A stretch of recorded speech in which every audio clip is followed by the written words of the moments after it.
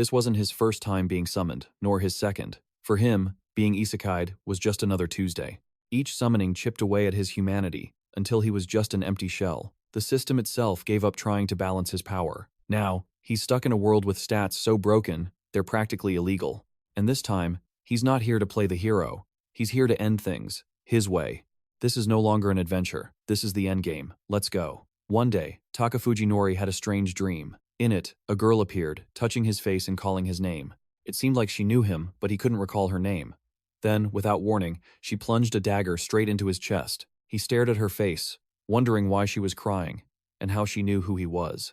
When he opened his eyes, he was back in his classroom, surrounded by the familiar chatter of his friends. He stared into space, questioning if it was all a dream.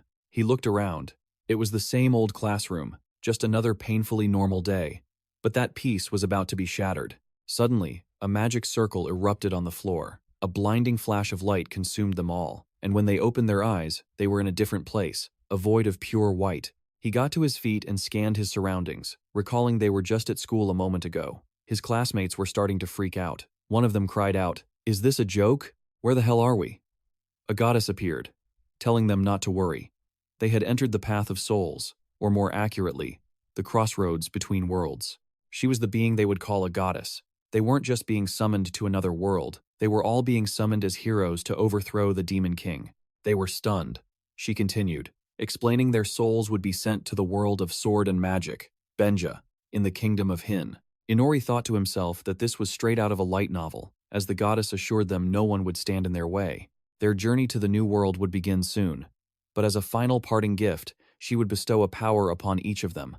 She reached out to each student, granting them an ability suited for the new world. She only hoped they wouldn't become drunk on their new power. She urged them to walk the path of righteousness and lead others. With a final good luck, she sent them on their way. Opening his eyes, he found himself in a throne room, surrounded by knights, nobles, a king, and the saintess responsible for the summoning. She breathed a sigh of relief that the ritual was a success, as nobles began praising her holiness. Now that the heroes had been summoned, the world would surely be saved. The king called for order in the throne room, then rose and approached the otherworldly visitors to introduce himself. He was Rysen Hagen, the king of the Hagen kingdom. He knelt before them, formally welcoming them and begging them to defeat the demon lord. Inori was impressed by his greeting, and a classmate turned to the king, telling him to raise his head.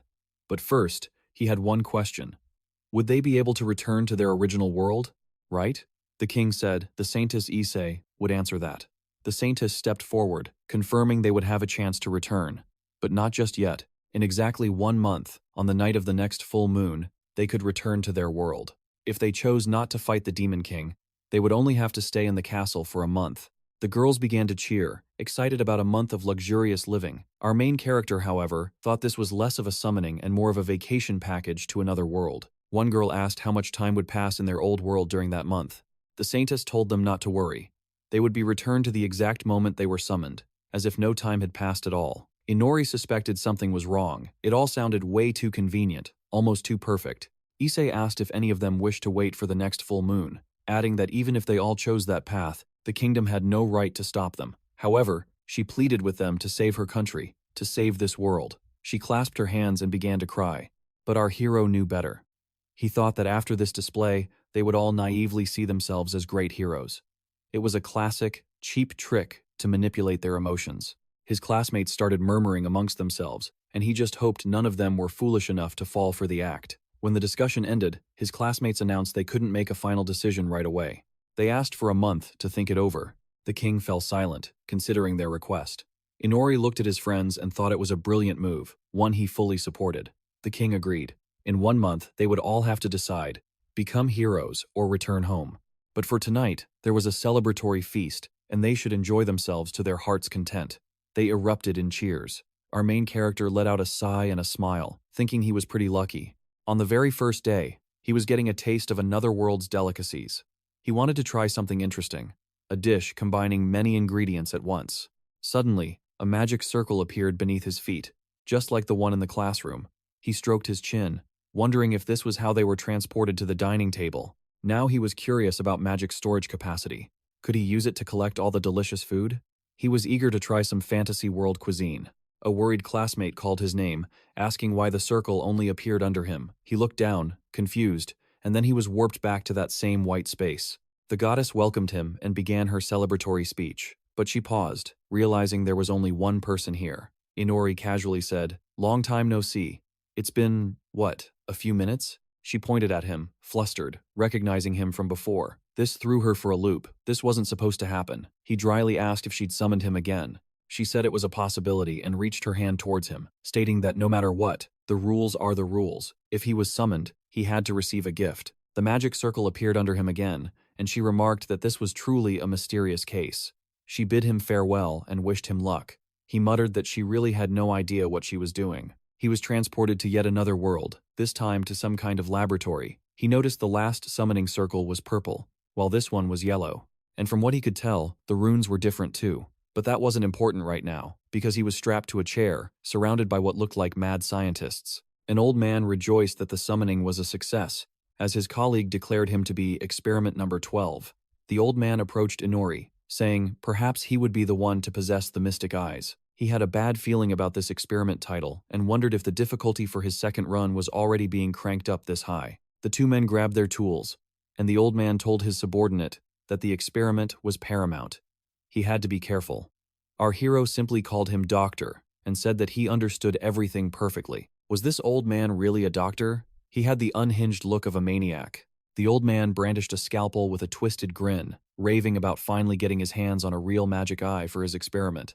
A legendary power gifted to those who cross over from another world. Revealing a terrifying array of tools hidden under his cloak, he called it their life's work. So, Inori thought, my reincarnation gift this time is a magic eye? The crazed doctor cast a spell on him. It would be a shame if the specimen struggled, so a little hypnosis was in order. Nothing would ruin this perfect experiment. His eyes were locked on the glowing magic circle, but no matter how much mana the old geezer poured into it, the hypnosis simply wasn't working. The failure left the old man baffled. High-level hypnosis should have been absolute. But just then, his assistant shouted in excitement. His right eye was clairvoyance, and his left, the eye of creation. Hearing this, the mad doctor's face lit up with pure ecstasy. This was a perfect specimen with heterochromia. They decided to scrap the hypnosis and just see what would happen, brandishing their surgical tools again. A cold dread washed over Inori as he realized they were serious. They were going to cut him open while he was awake? This wasn't an experiment. It was torture. He knew he had to act fast, deciding to gamble everything on the power of his new eyes. Just then, a brilliant green magic circle erupted beneath his feet. The two mad doctors stared in utter disbelief, but a smirk crossed Inori's face. The timing couldn't have been more perfect. He was transported back to that familiar space, where the goddess looked at him, completely stunned. To say she was surprised would be an understatement. She dryly noted that this was the third time. Was he really that obsessed with her? He demanded to know what was happening to him, but she confessed that this was a first for her too, so she had no real answers. However, she promised to look into it before his next visit. Inori mused that he'd already befriended a goddess. But what new trial awaited him this time? And why was she so certain there would be a next time? His thoughts were cut short as he was summoned once again, this time by a noble lady and an elf. The woman proudly announced to her master that she'd summoned a humanoid monster on her very first try. He didn't appreciate being called a monster one bit. Mistaken for a beast, he was about to be forced into a slave contract when the summoning circle flared to life again. He reappeared before the goddess, who let out a long sigh, asking if he ever got tired of this. He pleaded for an explanation. She told him she didn't have much time, so she'd be brief. The summoning ritual targets those with powerful souls to cross the veil between worlds, she explained. But his soul was simply too powerful. He stared back, dumbfounded, saying he was no saint, not even a good person. The goddess simply replied that none of that mattered. Simply put, it was about his raw, innate power. If his soul had been anchored by a hero's contract upon arrival, this endless loop would have been avoided. Reaching out her hand, she bestowed upon him another ability. This time, it was skill plunder. He was then summoned by a beautiful girl, and as a result, he received 4 gifts at once. He tried to form a contract before being pulled back, but the magic circle was always faster. For his 5th summoning, a girl skilled in black magic called him forth. It seemed his gift was tied to the summoner's nature. On the 6th try, he found himself resurrected as the Demon King, surrounded by loyal subjects. But his reign was cut short, as he returned to the goddess yet again. She noted with a wry smile that he was collecting quite the arsenal of her gifts. He had to agree, and she declared that the next jump would be his last. As a final parting gift, She would merge all his skills. The moment he was summoned, she warned, he should check his system status immediately. He would understand what she meant. And with that, he found himself once more in a world of swords and sorcery. Hearing a king's voice welcome the heroes, Inori felt a wave of relief. This time, it seemed like a proper summoning, but his relief turned to confusion as he saw 3 other Japanese high school students beside him. Shinzaki Ryuto gazed around the throne room, completely lost, while Karasawa Tamaki rushed over to people she recognized. A girl named Isobai Ai was also part of their group. The king looked at the 4 of them, puzzled, because the prophecy only spoke of 3 heroes. Hearing this, Inori's mind raced. 4 people, and the other 3, all know each other. A scowl crossed his face as he muttered, "Don't tell me I was just thrown in as an extra?" His voice cut through the silence, and all eyes snapped towards him. The king pointed a trembling finger at him and demanded to know the meaning of this. 3 heroes, and 1 commoner. Inori simply replied that he had it exactly right. The king looked bewildered. Just then, his daughter, Princess Amanda, stepped forward, turning to the heroes and asking if they were the ones from another world. She announced that she was the first princess who had personally summoned them, so they should be grateful. Inori sighed internally. It was another cliché, the arrogant princess trope. She raised her hand dramatically, declaring she had brought them to the glorious kingdom of the rising Sunday. She explained this world was home to humans, demi-humans, and demons. And they were to make no mistake, the demons were their enemy. Led by a powerful demon king, they had forged their own nation and were invading human lands. Therefore, the central power of the Makai Empire had ordered every nation under its banner to summon heroes. But only those of royal blood, like herself, could perform the summoning ritual. Each kingdom was to train their summoned heroes, to build an army and strike back at the demon king. She smiled smugly and asked what they thought of her grand plan. Inori stared at her, unimpressed, thinking that they were relying on numbers, not quality. Were they just hoping that at least one of the summoned heroes would be strong enough to succeed? Was that their master plan? The princess droned on, telling them that as representatives of the kingdom of the rising sun, they must stand proud and become strong. Inori bit his lip, silently praying she would just stop. He was struggling not to laugh at the ridiculous name of the kingdom. Ryuto, however, turned to the king with a serious question. Could they return to their own world? The princess's smile vanished. She told him bluntly that there was no way back.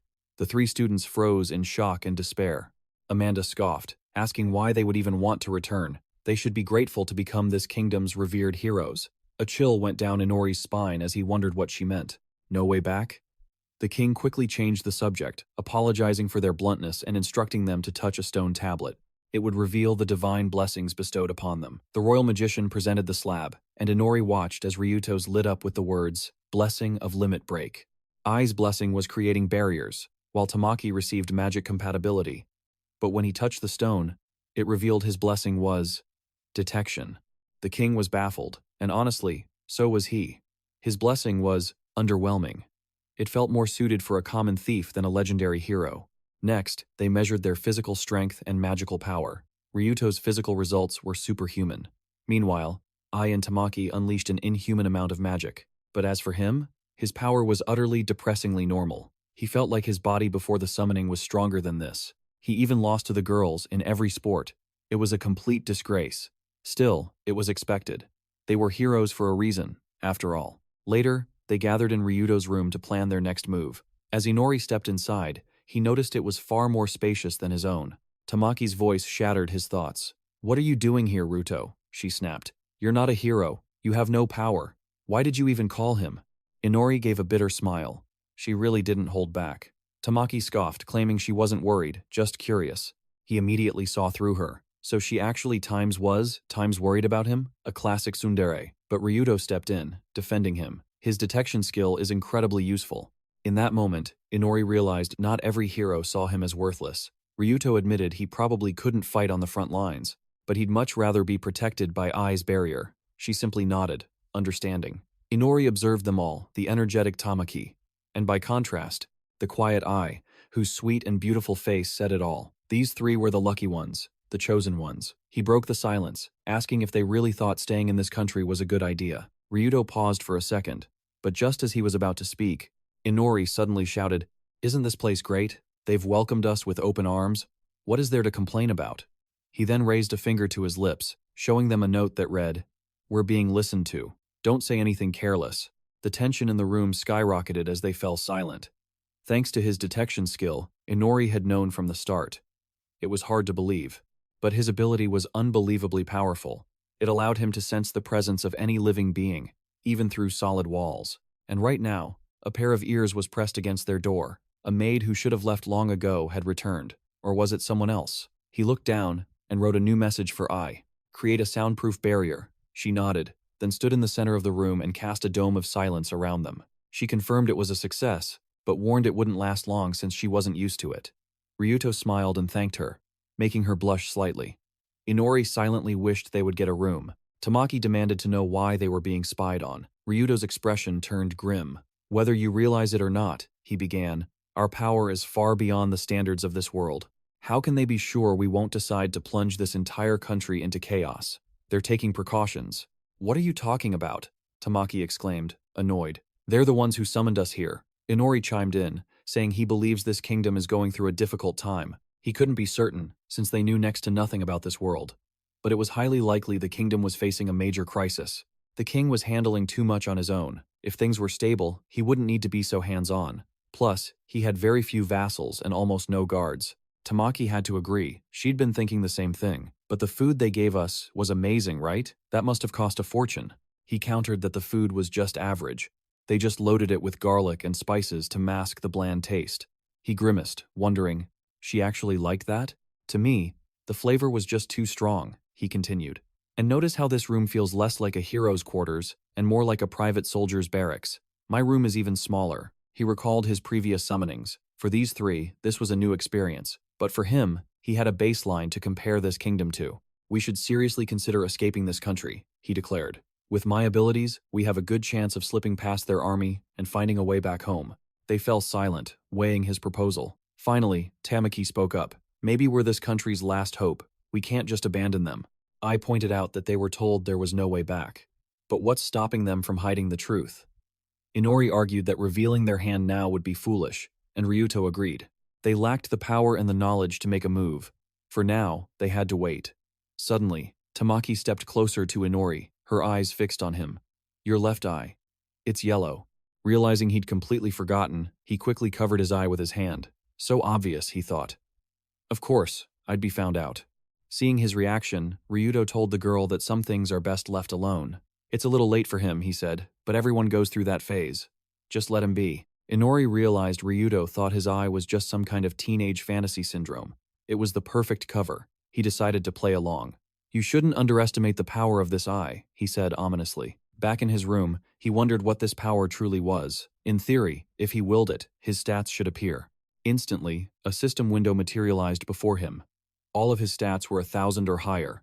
The numbers seemed massive, but without an average to compare them to, they were meaningless. He remembered sweating profusely during the physical test, while the other three chatted casually, and he wondered why his results had been so pathetic. He decided to check his skills first. He possessed a magic eye of insight on the right, and a creation eye on the left. On top of that, he had skill plunder, black magic, and detection. He had built up quite the arsenal from his endless cycle of being summoned. However, the third time he was branded a monster, he had become a vampire. Because of this, he was afflicted with a terrible debuff, the sun god's hatred. During the day, the stats of all night races rejected by the god are reduced to 1/10 of their normal power. That was the reason for his abysmal test results. He had been in the harsh sun for far too long. That also explained his splitting headache and why the garlic-heavy dinner was so repulsive to him. Even his fascination with the two girls, it wasn't just attraction, it was their blood. He had been so focused on using his detection skill that he'd ignored his own primal instincts. Still, he knew he could survive this. Having two different eye colors and being a vampire wasn't a death sentence. He would find a way to manage. But first things first, he needed to understand this new body and the skills that came with it. Recalling his countless summons to other worlds, he knew this place had to have its own vast skill system. His senses flared, detecting living creatures within his perception. That's it. Grabbing a candlestick, he decided to test his magic. Forging a weapon from mere scrap, he discarded the wax candles, needing only the iron stand.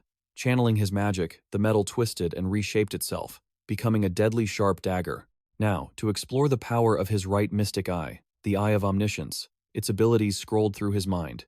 Pinpoint accuracy on moving targets, perfect distance calculation, microscopic sight, night vision, clairvoyance, illusion breaking, future prediction, eidetic memory, even a third-person viewpoint. It was the ultimate package. This single eye could do almost anything he could imagine, but since fully understanding it would take time, he decided to check the description of his left magic eye first. It could absorb any magic circle it saw directly, allowing him to activate it at any time. He didn't quite grasp the full implications of this insane ability, deciding he'd figure it out while practicing magic here. His skill list was stacked with other abilities like accelerated blood flow, dark arts, and weapon creation. But one skill stood out: blood sucking. If he drained a victim of nearly all their blood, they would rise again as a ghoul, and if he gave his own blood to a virgin, they would become his vampiric kin, a true subordinate. But if they weren't pure, they'd just degrade into a mindless ghoul. By anointing a ghoul with his blood, upon its second death, it would be reborn as his loyal servant. Even more terrifying, if he drained a victim completely, all of their memories would flow directly into him. A dark chuckle escaped his lips. Just what kind of monster had he become? And the final, most broken ability, by draining someone dry, he could absorb every single one of their skills. Even with a weakness to daylight, it was far too soon to count him out. But first, he had to acclimate to this new world, and this powerful new body. A new day dawned. As they gathered on the training grounds, a woman approached with an authoritative air. This was 𝑰𝑵𝑭, captain of the Knight Order of the Rising Sun, tasked with teaching them the art of physical mastery. Inori was a bit thrown off. A female knight captain? He mused that while this was a fantasy world, he wondered if this was due to some economic crisis, or maybe just a push for progressive social views. 𝑰𝑵𝑚𝑬 addressed the group, stating she understood the girls leaned towards magic, but that wouldn't excuse them from mastering the fundamentals of physical control. She mentioned normally starting with strength conditioning, but that it seemed unnecessary for them. Inori frowned slightly, thinking to himself, "Of course it is." A quick glance at the other three revealed their stats to him. Ryuto's were well-balanced. Tamaki boasted the highest mana pool. Aoi was similar, but significantly weaker overall. Still, from Inori's perspective, all three possessed stats that were completely inhuman. The Knight Captain explained that once they mastered the basics, the three heroes could choose their preferred specialization. But for Inori, it was different. He wouldn't get a choice until he reached the level of an average soldier. And so, his training began. As he struggled through push-ups, the captain loomed over him, never leaving his side, relentlessly pushing him to continue. Our main character was in hell. His vampiric nature made him utterly drowsy during the day, and the harsh sun felt like a hammer pounding against his skull. 𝑰𝑵𝑚𝑬 promised to encourage him with close supervision, but his head was already spinning. There was no escape. And then, a familiar voice cut through the air. Inori instantly recognized yesterday's tsundere princess. But she wasn't alone. A girl he'd never seen before stood beside her. He wondered, who's that? A handmaiden? Or maybe another princess? She was beautiful, but her expression sent a shiver down his spine, a plastic smile, as fake as a doll's. The Knight Captain addressed them both as princess and asked the reason for their visit. The second princess smiled sweetly, saying they'd simply come to observe the heroes' training. Amanda, however, declared they should be grateful she'd spent her precious free time to grace them with her presence. Our hero let out a small scoff. The second princess then walked right up to him. "It's a pleasure to finally meet you," she said with that same unnerving smile. "My name is Arya. I'll be spending the rest of the day with you." After the grueling training session ended, they moved to a room in the castle where Arya announced an afternoon of theory lessons. He looked at her, a bad feeling creeping in. So, this was it. He was being segregated for private lessons, while the three heroes were taught together by the first princess herself. The reason was simple. Amanda declared she wouldn't deign to teach a non-hero, calling it an insult. He let out a long sigh. Now wasn't the time for anger. One day, he'd make her pay for this. Arya decided to begin. She picked up a textbook, but before she could start, Inori raised his hand. She asked what he wanted, and he voiced his confusion. "Aren't you the first princess's younger sister?" She replied, "Unfortunately, no. I'm actually a year older, but for certain reasons, she is the heir to the throne." He immediately sensed a complicated political situation. Age wasn't always the deciding factor in succession. He decided it was best not to press the issue. With that, they returned to the lesson. He learned that the Kingdom of the Rising Sun was founded by a powerful female sorceress. She had been a member of the Heroes Party that defeated the last Demon King. Because their very founder was a sorceress, magic-wielding women were deeply revered, and women in general held a higher status in society. For generations, the throne has been passed down through a line of queens. The current ruler is no exception, and her husband holds the title of Prince Consort. This matriarchal system was the foundation of their government. The queen could strip the king of all authority with a single divorce decree. And so, The second princess lectured him on the kingdom's history and the fundamentals of its magic. Night fell quickly. Back in his room, he flipped through a book, his mind already on tomorrow's lessons about this world's magical principles. The day after that, he would finally begin practical magic training. He'd borrowed a grimoire on basic magic from the second princess. Of course, asking for it right after nodding off during her lesson was incredibly rude, but that unsettling doll-like smile never wavered. He was sure she was seething on the inside, though. He found a diagram of a magic circle in the book. Now was the perfect chance to test the skill that failed him yesterday. He activated his left eye, the magic forging eye, the one that was supposed to store any magic circle he saw and let him use it at will. But nothing happened. He felt no sensation of the circle being stored. He tried again with different magic circles from the book, but the result was the same. Absolute failure. Slamming the book shut, he seethed with frustration. A complete bust. But then, a thought struck him. He still had his other eye. Grabbing a pen and paper from the nightstand, he began to draw a magic circle from memory. This wasn't from the grimoire, it was from the world where he'd gained these eyes. It was the advanced hypnosis technique used by that twisted old doctor. Normally, recalling such a complex design would be impossible, but his right eye's eidetic memory captured it perfectly, allowing him to replicate it with flawless detail. R model. Gazing at the completed diagram, he activated his left eye, theorizing that the eye and the magic circle shared the same origin. In that instant, an entirely new sensation coursed through him. It seemed he had succeeded. Deciding to test his new power, he summoned the maid, Nala. When she entered, he told her he had a small favor to ask, then activated his hypnosis ability. She looked startled for a moment, but then her eyes slowly went blank. He waved a hand in front of her face, wondering if it had truly worked. To confirm, he decided to ask a few test questions. The first question, what color was her underwear? She gave her answer, and he used his other eye's clairvoyance to see for himself. It was the truth. The basic hypnosis had worked perfectly. Did this mean his left eye couldn't store magic circles from other worlds?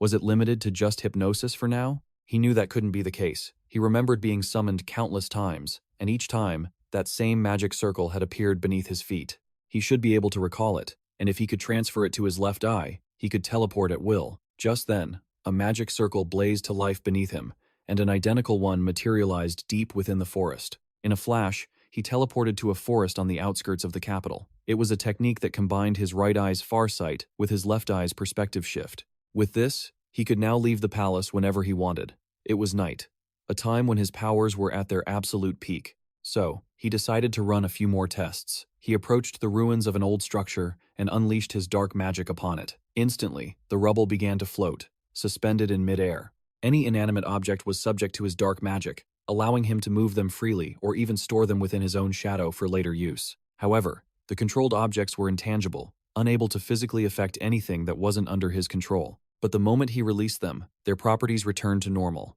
a power that was both incredibly convenient and completely inconvenient at the same time. And that wasn't all. He also had shadow magic. With a single skill, he could merge into the darkness and travel through it freely. He sank into the ground, re-emerging from a tree's shadow, thinking how unbelievably useful this was. Plus, it was quite spacious inside. Now it was time to master his weapon creation skill. He focused his energy, forming a sharp sword from the surrounding stone. During the hero's training, he had secretly used his clairvoyance to memorize every single one of their movements. At night, he would return to the same spot, practicing them over and over until he couldn't stand. He swung the stone sword a few times before he was already gasping for breath, but despite his exhaustion, he felt an overwhelming sense of accomplishment. And as he looked up, a system window materialized before him. He had acquired swordsmanship, level 1. Now he understood where that feeling of victory came from. Time passed. His training wasn't instantaneous, but he was making progress. Soon, it would be time to level up. Just as the thought crossed his mind, he heard a noise from the bushes behind him. Peeking through the leaves, he spotted a gigantic bird in a clearing, having just captured a rabbit. Suspecting it was a monster, he immediately used his appraisal skill. The system window identified it as a demon bird species called a K2. He wondered, were all the monsters in this world this powerful? He then realized that these birds were a common commodity. In fact, the bed in his room was stuffed with their feathers. The people of this kingdom actually hunt these giant demon birds. He had to rethink his strategy. Perhaps he should start with simpler monsters. He began appraising the other creatures in the forest. But apart from their intelligence, their other stats were all around 500 or 600. Some were even stronger than him. Either the monsters in this forest were overpowered, or he was just pathetically weak. Of course, in a one-on-one fight, he might stand a chance. But if they swarmed him, it would be game over. If he didn't level up, he wouldn't survive. Meanwhile, back at the castle, the second princess was walking the hallways alone. The knight captain blocked her path, saying, "Even in the castle, you shouldn't be out this late without an escort." Arya simply smiled and asked if they could speak for a moment. She had been told that the captain wasn't using magic tools in her training with Inori and the heroes. The captain confirmed this was true. The three heroes were practicing with training weapons. Inori, on the other hand, was stuck with physical conditioning. Giving them powerful artifacts before they mastered the basics was simply unacceptable. Arya cut her off. What was the issue? They would have to use magic tools eventually. So, why not explain them from the start? Irina stared at her, and after a moment of silence, she conceded. "You're right. If they mastered them, they would become stronger. But if they rely on that power from the very beginning, all discipline will be lost.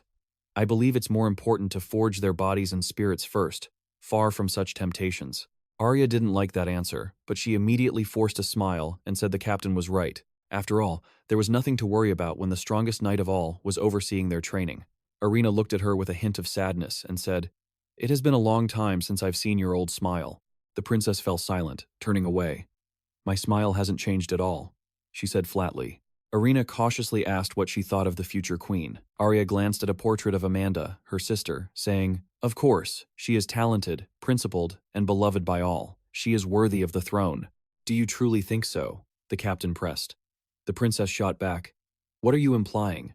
One never knows where they might fall. One day, the kingdom might see your words as an insult." Irina simply replied, "I understand." As the princess walked away, the captain thought to herself, "Don't worry about that." 2 weeks had passed since their summoning. The three heroes were progressing at a rapid pace. Ryuto had already bonded with his holy sword. Now, his training was focused entirely on swordsmanship. Tamaki chose a magic staff, which should have helped her focus her spellcasting. But in her case, the staff was little more than a common club. It seemed she was all muscle and no magic. The third hero, Aoi, was learning archery, a role completely defenseless while aiming. But with her barrier magic, that wasn't a problem. A melee master, a long-range powerhouse, and a support with defensive capabilities. It was a perfectly balanced team. 3 days ago, Inori also began his official training, not with swords but with daggers, throwing weapons, stealth, and occasionally, trap disarming. He understood their plan. They wanted to make him a scout. It made sense. Combined with his detection ability, it was a perfect combination. But what about his other, hidden abilities? He certainly didn't need a babysitter to help him develop those.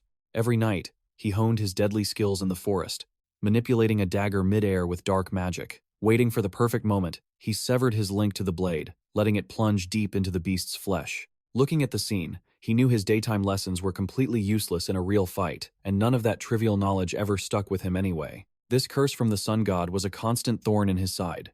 Could he ever escape it by leveling up enough? With his dagger training complete, it was time to master his shadow movement skill. He stalked a demonic bird, and the moment it was distracted by its meal, he exploded from his hiding spot, darting towards the creature through the long shadows on the ground. The bird noticed him far too late, so he quickly sprang his trap. Using a weapon artifact, he summoned a cord of pure dark magic, instantly binding the demonic beast. The creature shrieked, struggling to break free, as he stared directly into its eyes, activating his hypnosis skill. A golden glint of success flashed in the monster's eyes. Carefully, he reached a hand toward the bird and waited a few seconds. It didn't move. He then plunged his dagger into the beast, ending its life in an instant. Living creatures couldn't be controlled by his dark magic, but their dead bodies could easily be moved and stored within his shadow. Tossing the bird's corpse into his shadow space, he submerged himself as well, confident that he didn't have to worry about the other monsters in the area. He sank his fangs into the bird's neck, hoping that draining its blood would trigger his vampiric lineage, helping him level up or at least boost his stats. Afterwards, the hunt resumed. This time, his target was some kind of reptile. The beast didn't look appetizing, but he had no choice. As long as it made him stronger, the hunt would go on. Just as dawn broke, he teleported back to his room and collapsed into bed. Every night followed the same brutal pattern.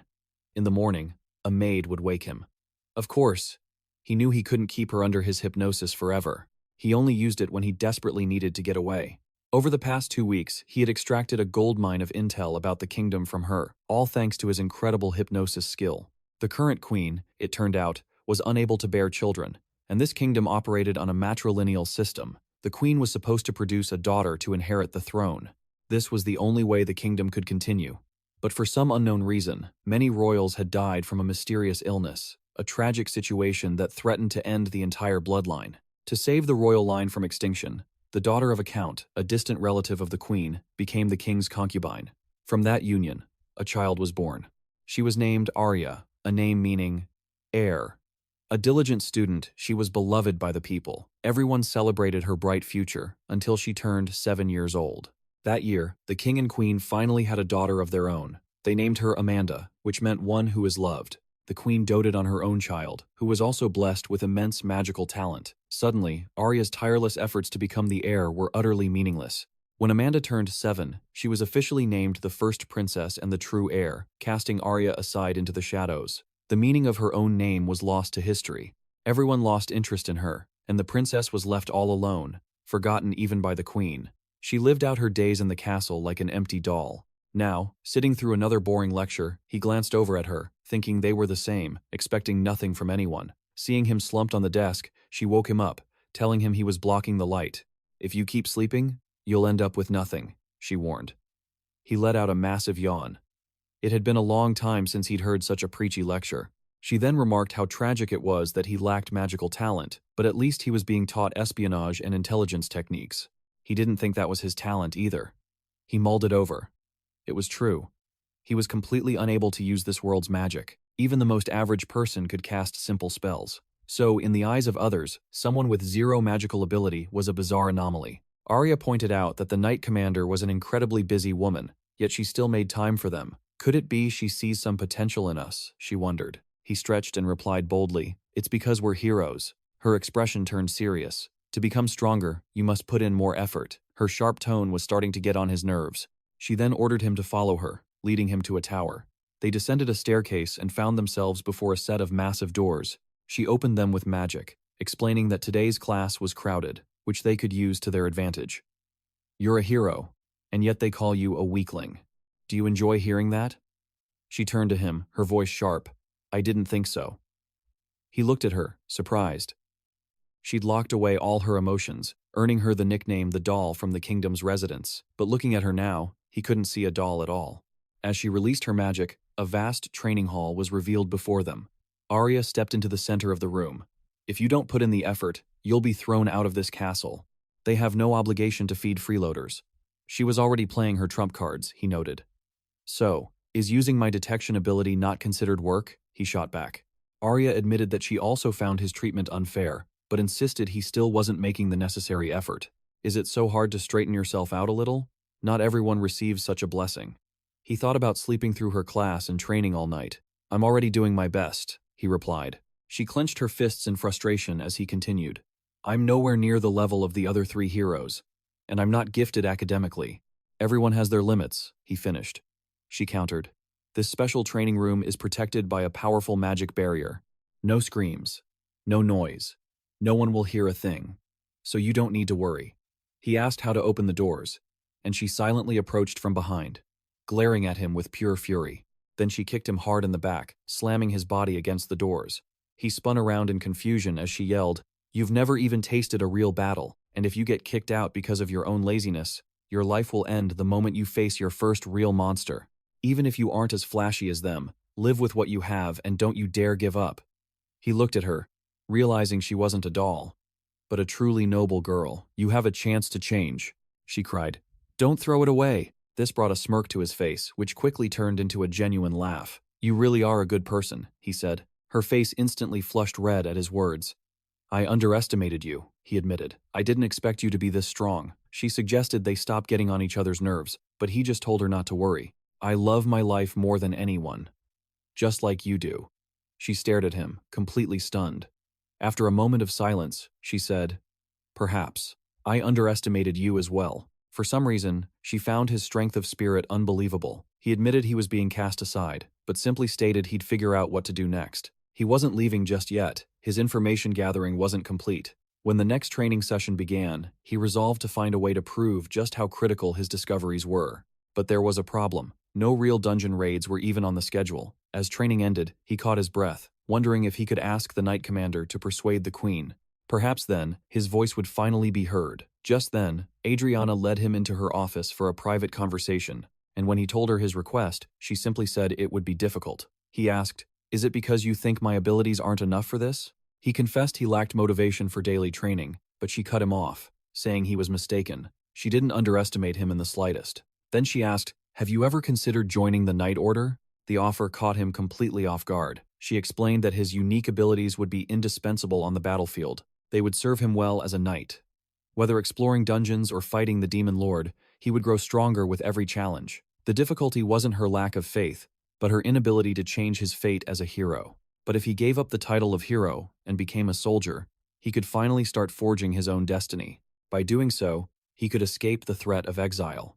He understood that agreeing meant shouldering a mountain of responsibility, something that didn't suit him at all. He told her he appreciated the offer, but needed time to think. She agreed, telling him to find her when he had nowhere else to turn. And with that, he had made his position clear. After he left, the Knight Commander walked to the window, her suspicions confirmed. A few days passed. Inori was half asleep in another lecture when a question arose. Will the heroes from the neighboring kingdom be visiting? What are they coming here for? The princess announced a meeting for the next day. Since she would be attending, all classes and training were cancelled. The news surprised him, but she just smiled and added that he wouldn't be present either. He wondered why he instantly understood. He was the disposable one, the outsider. The next day, the guests from the neighboring kingdom arrived to a grand and lavish welcome. Meanwhile, Inori watched the celebration from his window with a bitter thought. What happened to their so-called financial crisis? Was there truly no room to invite him? But honestly, who would want to explain to foreign dignitaries why a fourth hero suddenly appeared alongside the other three? It would only lead to investigations, and he didn't need any more trouble. With a heavy sigh, he got off his bed, hating the feeling of being sidelined while others celebrated. He activated his skill, the omniscient demon eyes, to see what was happening in the grand hall. He saw the princess in her formal attire and, with a pang of pity, noticed his favorite instructor was also dressed up. He could immediately spot the forced smile plastered on her face. His eyes then fell upon the rich appetizers on the tables, which only soured his mood. Through hypnosis, he'd learned from Nala that these welcome ceremonies were a primary cause of the kingdom's economic troubles. The queen loved showing off to other nations, completely ignoring the king's concerns about their dwindling treasury. And then, he noticed a few strangers standing beside Ryuto and the girls. These must be the visiting heroes. One guy in particular stood out. His long bangs fell over his eyes, giving him a gloomy aura. Inori thought they might actually get along. The blonde one next to him, was he Japanese too? To find out, he activated his appraisal skill. The name that appeared was Masayoshi, meaning justice. Wasn't that a bit too flashy for a guy like him? He then saw him start yelling at Ryuto, wondering what his problem was. He couldn't hear a thing. Maybe it was time to try lip reading. Masayoshi was furiously demanding, "Bring Inori here at once. I'll duel him myself." Later, after the banquet, Inori was summoned to meet the heroes. The moment Masayoshi saw him, he immediately issued a challenge, stunning everyone in the room. His own teammates looked slightly embarrassed. Inori asked for a reason, and he declared he wanted to prove to the goddess that Inori was unworthy. Inori feigned ignorance, asking which goddess he was talking about. Masa told him to stop playing dumb. "You were there too, weren't you? In that white space where we met her." Inori asked what that had to do with a duel. Masa proudly replied, "I proposed to her." He then grabbed Inori by the collar, yelling that the goddess said she'd consider it if he could defeat him first. Inori let out a long sigh, realizing he was starting to understand the whole picture. Simply put, that goddess had dumped all her problems right onto his shoulders. He swore he'd get his revenge the next time they met. Just then, a confused Ryuto asked, "What white space?" Masayoshi's teammates also had no idea what he was talking about. This was strange. Inori realized they must have been summoned through a different method. Deciding to end this farce, he told the guy that while he didn't quite get it, he would accept the challenge. Masa's face lit up. "Now we're talking," he boomed. Then Inori asked, "So, have you decided on the format of the duel?" Judging by his reaction, the thought hadn't even crossed his mind. Inori stated that his blessing was completely unsuited for conventional combat. Unlike the other heroes, he had the body of a normal person. A simple duel would be unfair. However, he added, "If you're the type of hero who enjoys tormenting the weak, that's a different story." Provoked, Masayoshi yelled that he accepted any condition. The other heroes were shocked he agreed so quickly. This played right into Inori's hands. He said there must be a dungeon near the capital where the knights train. The winner would be the one who defeated the first-floor boss first. Masayoshi grinned with absolute confidence and agreed. Meanwhile, Ryuto whispered to Inori, "Are you sure about this? This isn't just reconnaissance. How do you plan on beating a boss with your abilities?" Inori simply replied that it would be fine. He already had a plan. They agreed to hold the duel the next day. But after the match, the queen summoned him. He had suffered a crushing defeat, and she began to berate him. He had chosen the battlefield himself, only to lose in such a humiliating way. The queen was right. The guy was a monster. His sword skill allowed him to cut down anything in his path, rivaling even the knight commanders. The first floor boss stood no chance. Masayoshi dispatched it instantly. Inori, on the other hand, used his detection ability to slip past every monster, every trap, and even the boss itself.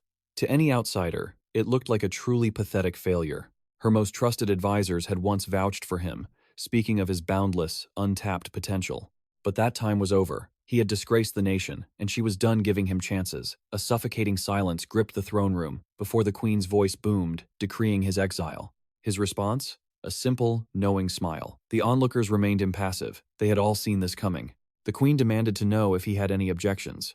He replied that something else had tarnished the nation's honor. What could that be? She reminded him that he lost the duel. He agreed, but said nothing more than dignity was at stake. She didn't understand, so he clarified, the dignity of being the goddess's chosen man. There was an agreement that this duel would remain a secret from everyone but them.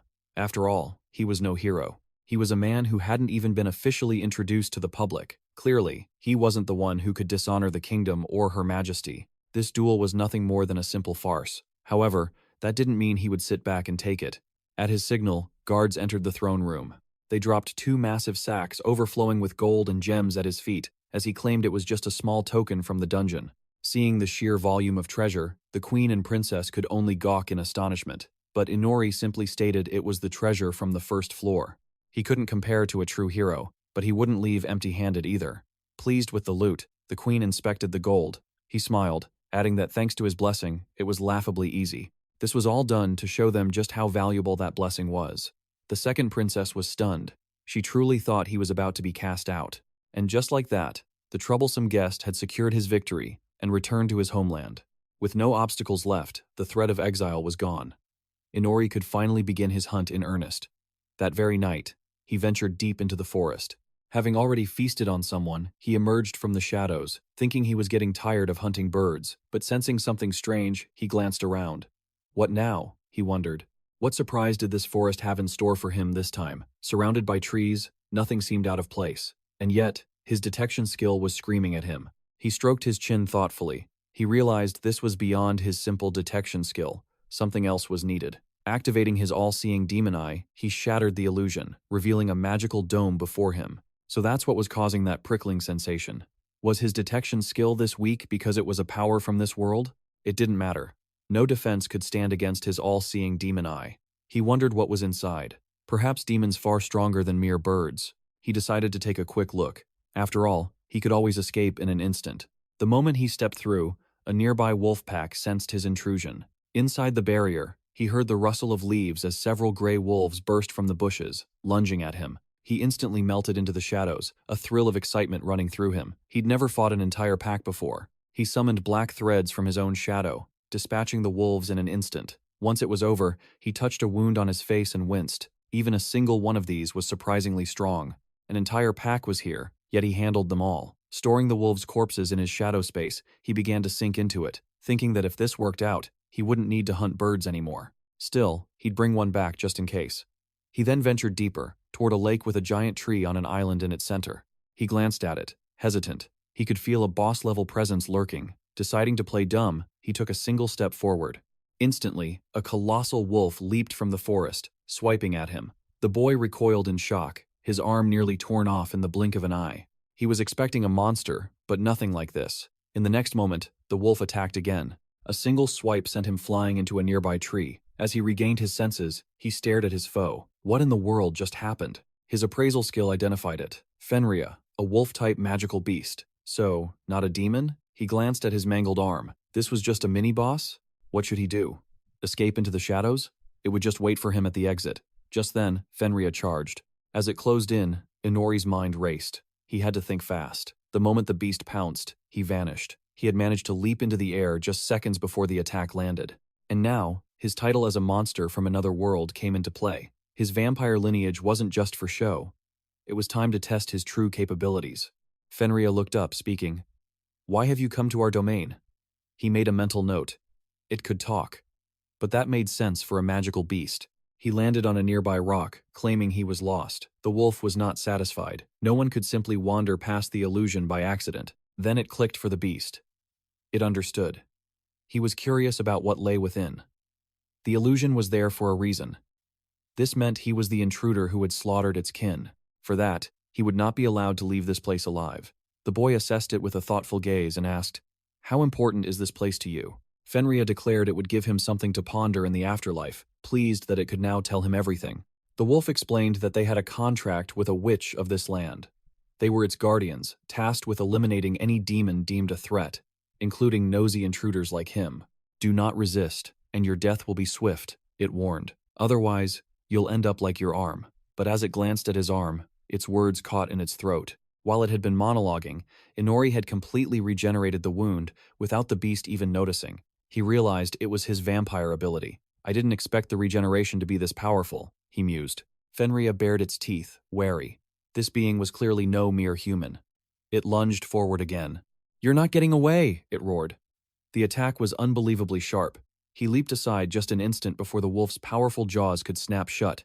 It was all thanks to his right eye. He could predict its attacks, but this was still going to be a tough fight. He flew higher, thinking that even with flight, getting over the cliffs would be hard. He needed to get to the forest's edge. Making a sudden dive, he watched as Fenrir repositioned itself on the clifftop, observing him. Suddenly, 𝑰𝑵𝑤𝑰 spotted something gleaming, hurtling towards him at incredible speed. He instinctively threw his hands up to shield his face.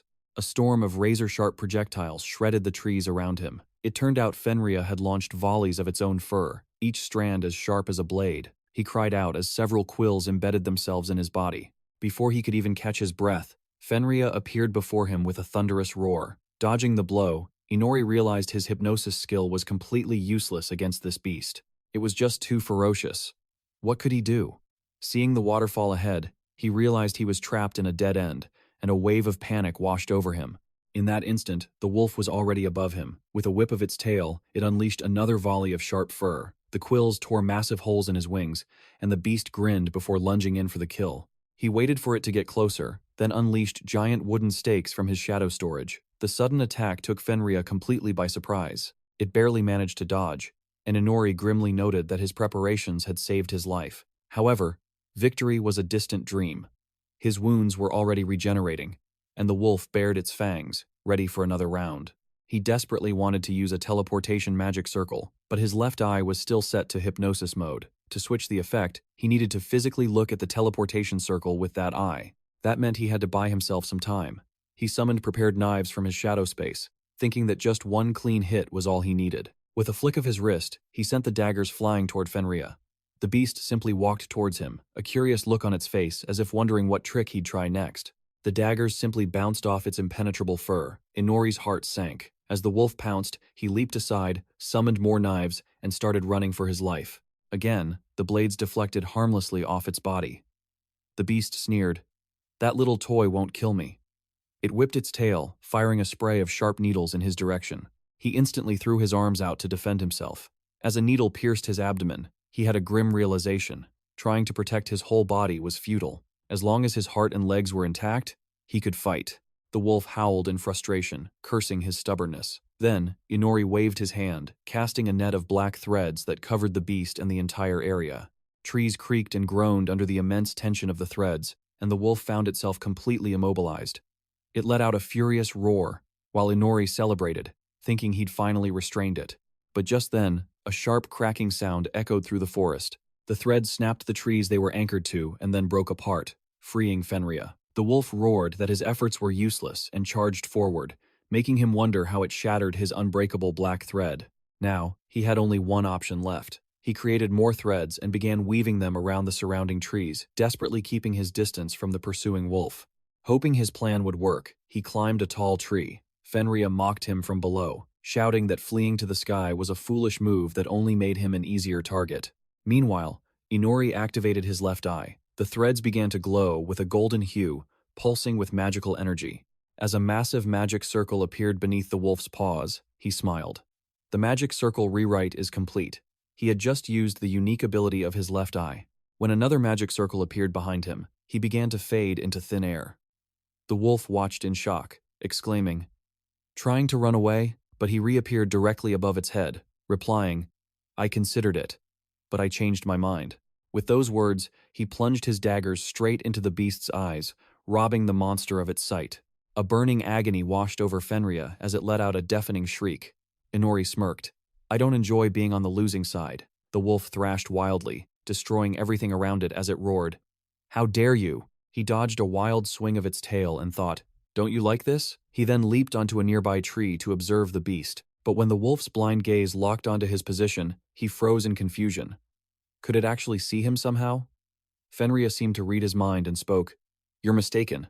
I can smell you. He gave a strained laugh, feeling the beast's intense killing intent. Suddenly, the wolf's massive jaws appeared right in front of him. He instantly jumped from the branch, thinking, now's my chance. He teleported just an instant before Fenrir could snap him in two. The beast roared that he could live for now, but next time, it would surely kill him. Meanwhile, Inori found himself back in his room. He gasped for air, realizing Fenrir had systematically crippled him, but chose not to kill him. Next time, he swore, he would have his revenge. From that day on, he worked tirelessly, crafting new equipment and sneaking into the fifth armory. He managed to acquire rare metals and a few other crucial materials. He also undertook the dangerous task of acquiring some of Fenrir's fur for research. It was incredibly difficult, but he finally placed a tuft on his desk and used his appraisal skill. Under the influence of magic, this object is granted extraordinary properties: crystal hardening, compression. He channeled his magic into the fur, and it transformed into several needles. Now he understood why he couldn't pierce its hide. The beast was completely covered in this nigh indestructible material. He decided to craft a weapon from it, and the image of his black threads appeared in his mind, but with a different effect. The legendary 𝑰𝑵𝑭𝑰𝑵𝑬, a material that crystallizes when it comes into contact with magic, unless that magic is strong enough to shatter it. He stared at the materials, realizing that according to legend, this was the very substance used to bind Fenrir. Could he truly get his revenge with this? An idea sparked in his mind. He would forge gloves from these threads. These gloves would activate special properties upon contact with magic: darkness enhancement, crystal hardening, and constriction. He tested them, and as parts of the glove crystallized, they formed a beautiful, glowing magic circle. This gave him an idea to craft even more items from the threads. And just like that, he had an entire suit of 𝑰𝑵𝑭𝑰𝑵𝑬 armor. Now, he was ready for vengeance. He immediately teleported back to the forest, and Fenrir turned its head at the sound. He greeted the beast, saying it had been a while, to which it growled, "Wasn't last time enough for you? I never thought you'd dare return." It lunged at him, but he just smiled and remarked, "Your eyes look quite beautiful now." Fenrir responded to the mockery with a vicious swipe, roaring at him to shut up. He dodged, surprised that even while blind, its attacks were perfectly accurate. Fenrir declared this was the second time he had trespassed on its territory, but this time he wouldn't leave alive. He realized that it wasn't being blinded that enraged the beast the most. It was the violation of its domain. It was a creature of principle, so much so that now it was absolutely determined to kill him. As the wolf charged, Inori summoned a pack of wolves from his own shadow. As they pounced on Fenrir and began tearing at its flesh, the great wolf froze in shock, unable to comprehend what was happening. Inori smirked and asked, "Can you feel it? Even without your eyes, you can see how warmly your own kind welcomes you." Fenrir raged. "What did you do to them?" He replied that he had done them a great favor, and just like that, they became his loyal new servants. But Fenrir suddenly roared, kicking the wolves off its body. The surprise attack forced Inori to leap aside, narrowly dodging the blow. This time, the damage he took was far less. His armor didn't negate the hit completely, but it certainly did its job. Enraged, Fenrir charged him once more. He parried the attack just as a pack of shadow wolves burst from the surrounding bushes. Seeing Inori distracted, Fenrir lunged, screaming that this was vengeance for its fallen brethren. Inori instantly teleported, leaving Fenrir to bite down on a useless log. It roared in frustration that he'd escaped again. Sensing a surge of magic from above, the wolf poured all its strength into its legs and shot into the air. But a calm voice echoed from above. "Who said I was running?" "You're mistaken." Fenrir sensed something was terribly wrong, and in that instant, a net of threads descended from the sky, slamming it back down. During the chaos, Inori had meticulously spread his threads throughout the area, and his new shadow wolves had been more than happy to assist. This was why Fenrir couldn't sense the trap, not even from its own kin, and panic began to set in. It demanded to know what this was, only to be told the threads were woven from its very own fur. Now, the beast was truly trapped. With a wave of his hand, Inori commanded his skill, Grepnar, to constrict. The threads immediately began to tighten, slowly wrapping around the great wolf's body. In the end, it couldn't resist Grepnar's overwhelming power, and was pinned to the ground. It snarled and thrashed, but all its struggles were in vain. Inori landed nearby and said, "It must be hard to smell something made from your own fur, isn't it?"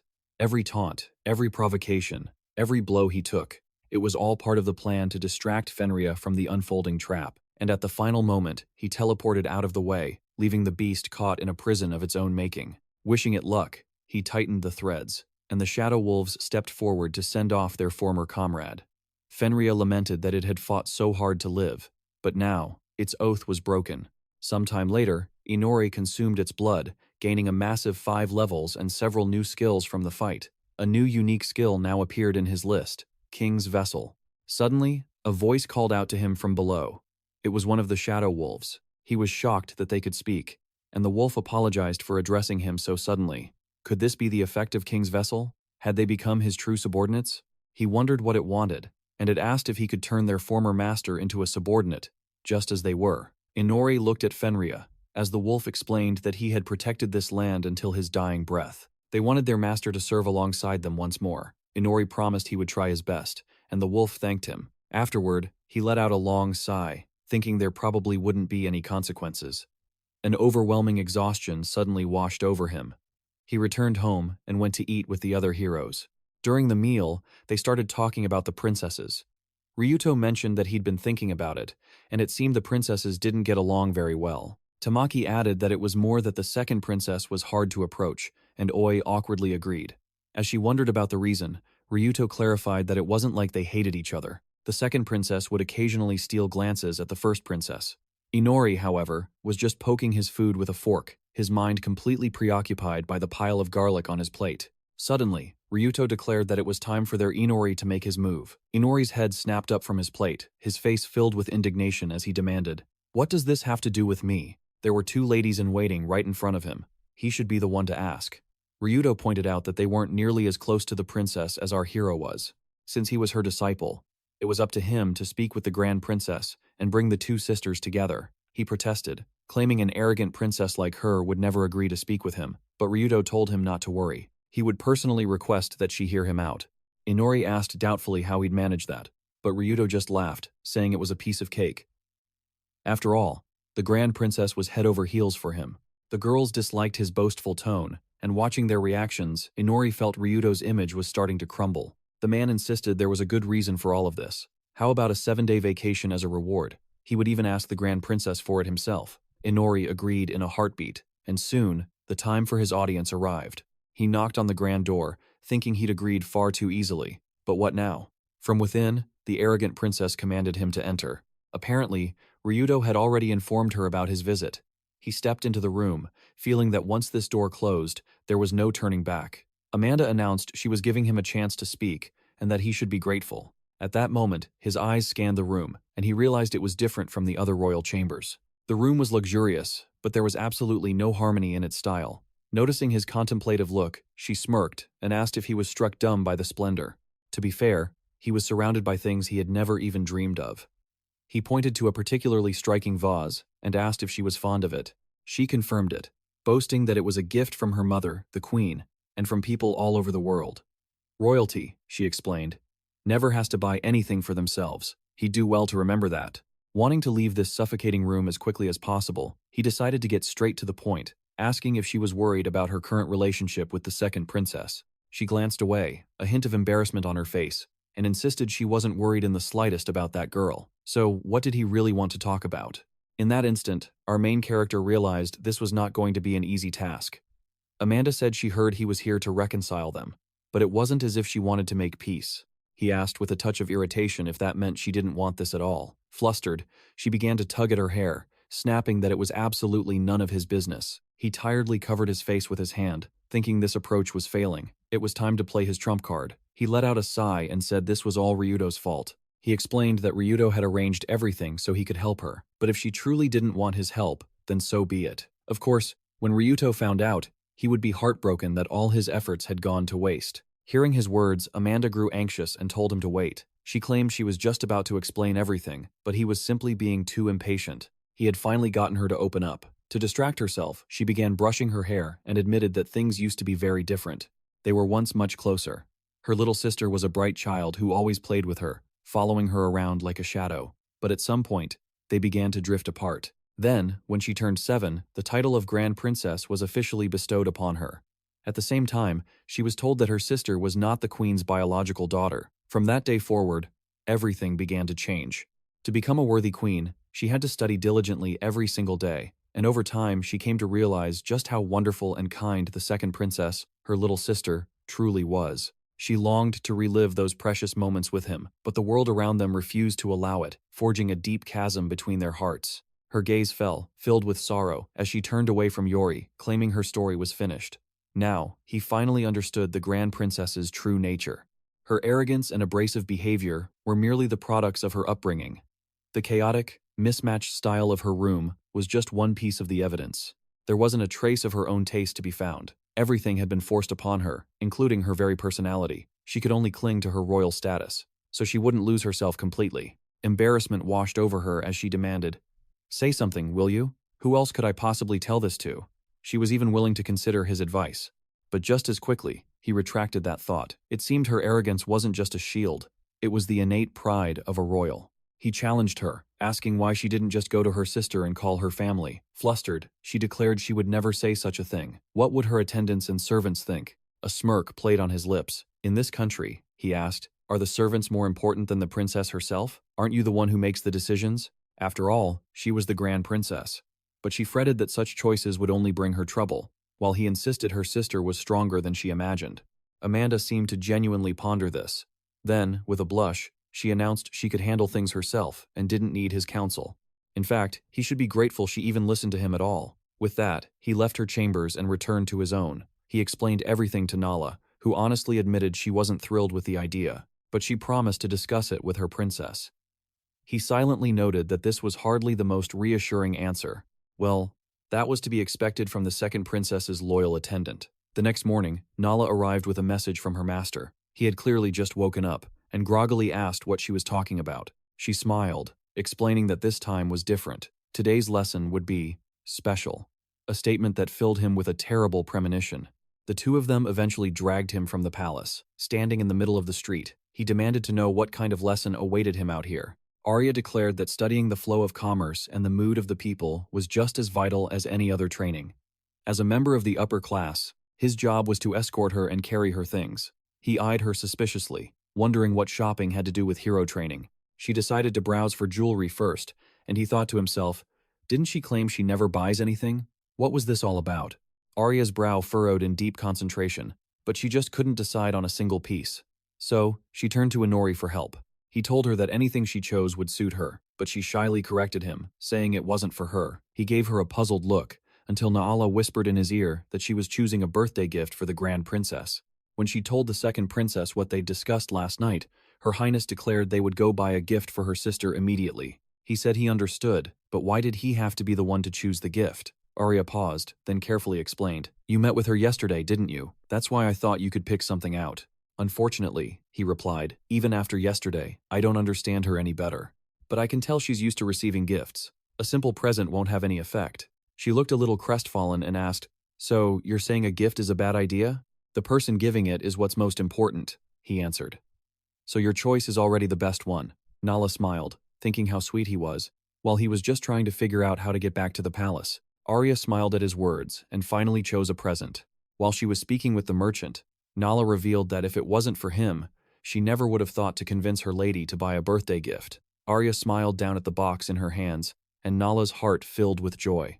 She was finally seeing her master's true smile. Just then, Arya approached, asking what they were whispering about. Nala panicked and quickly changed the subject, suggesting they get a snack. 5 days later, Inori received an invitation to the Grand Princess's birthday celebration. He dressed for the occasion and made his way to the Grand Hall. Standing in a corner, he scanned the room, thinking the party was as extravagant as ever, and it was filled with the usual preening fools. A wave of applause suddenly echoed through the hall. The crowd was welcoming the star of the party. Amanda entered, basking in the attention. Her parents watched her with proud smiles on their faces. Ryudo gave the princess a slight bow, and she lit up seeing him. He wished her a happy birthday, adding that she was even more beautiful today than yesterday. Yesterday? She laughed, delighted by the flattery.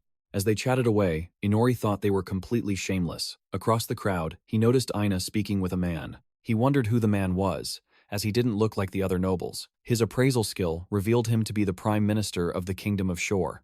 They were likely discussing national security, but this wasn't the time or place. His eyes searched the hall for Arya, finding her hiding behind a pillar. She was watching her sister, too afraid to approach. He found the sight pathetic. Was it really so hard to call out to her own sister, or was it too difficult to cut in? He decided to give her a little push, all for the sake of his weekend. When he got close, she asked him for advice on how to approach her. He just said, "I'm about to do something, so try not to hold it against me. Remember how powerful 𝑰𝑵𝑭𝑰𝑵𝑬𝑴 was? Where has all that energy gone?" Before she could react, he shoved her directly into the center of the hall, her feet carrying her towards her sister on pure instinct. She stopped just in time, realizing she was standing right in front of Amanda. Panic set in.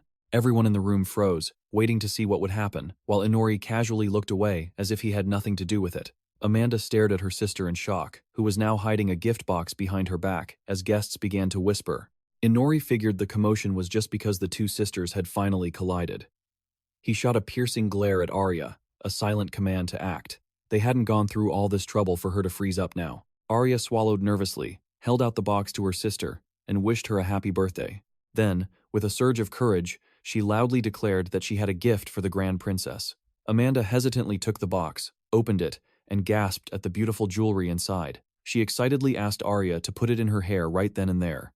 This request initially stunned Arya, but when Amanda added a please, she began to work with a smile. The gift she'd chosen was a pair of matching hairpins.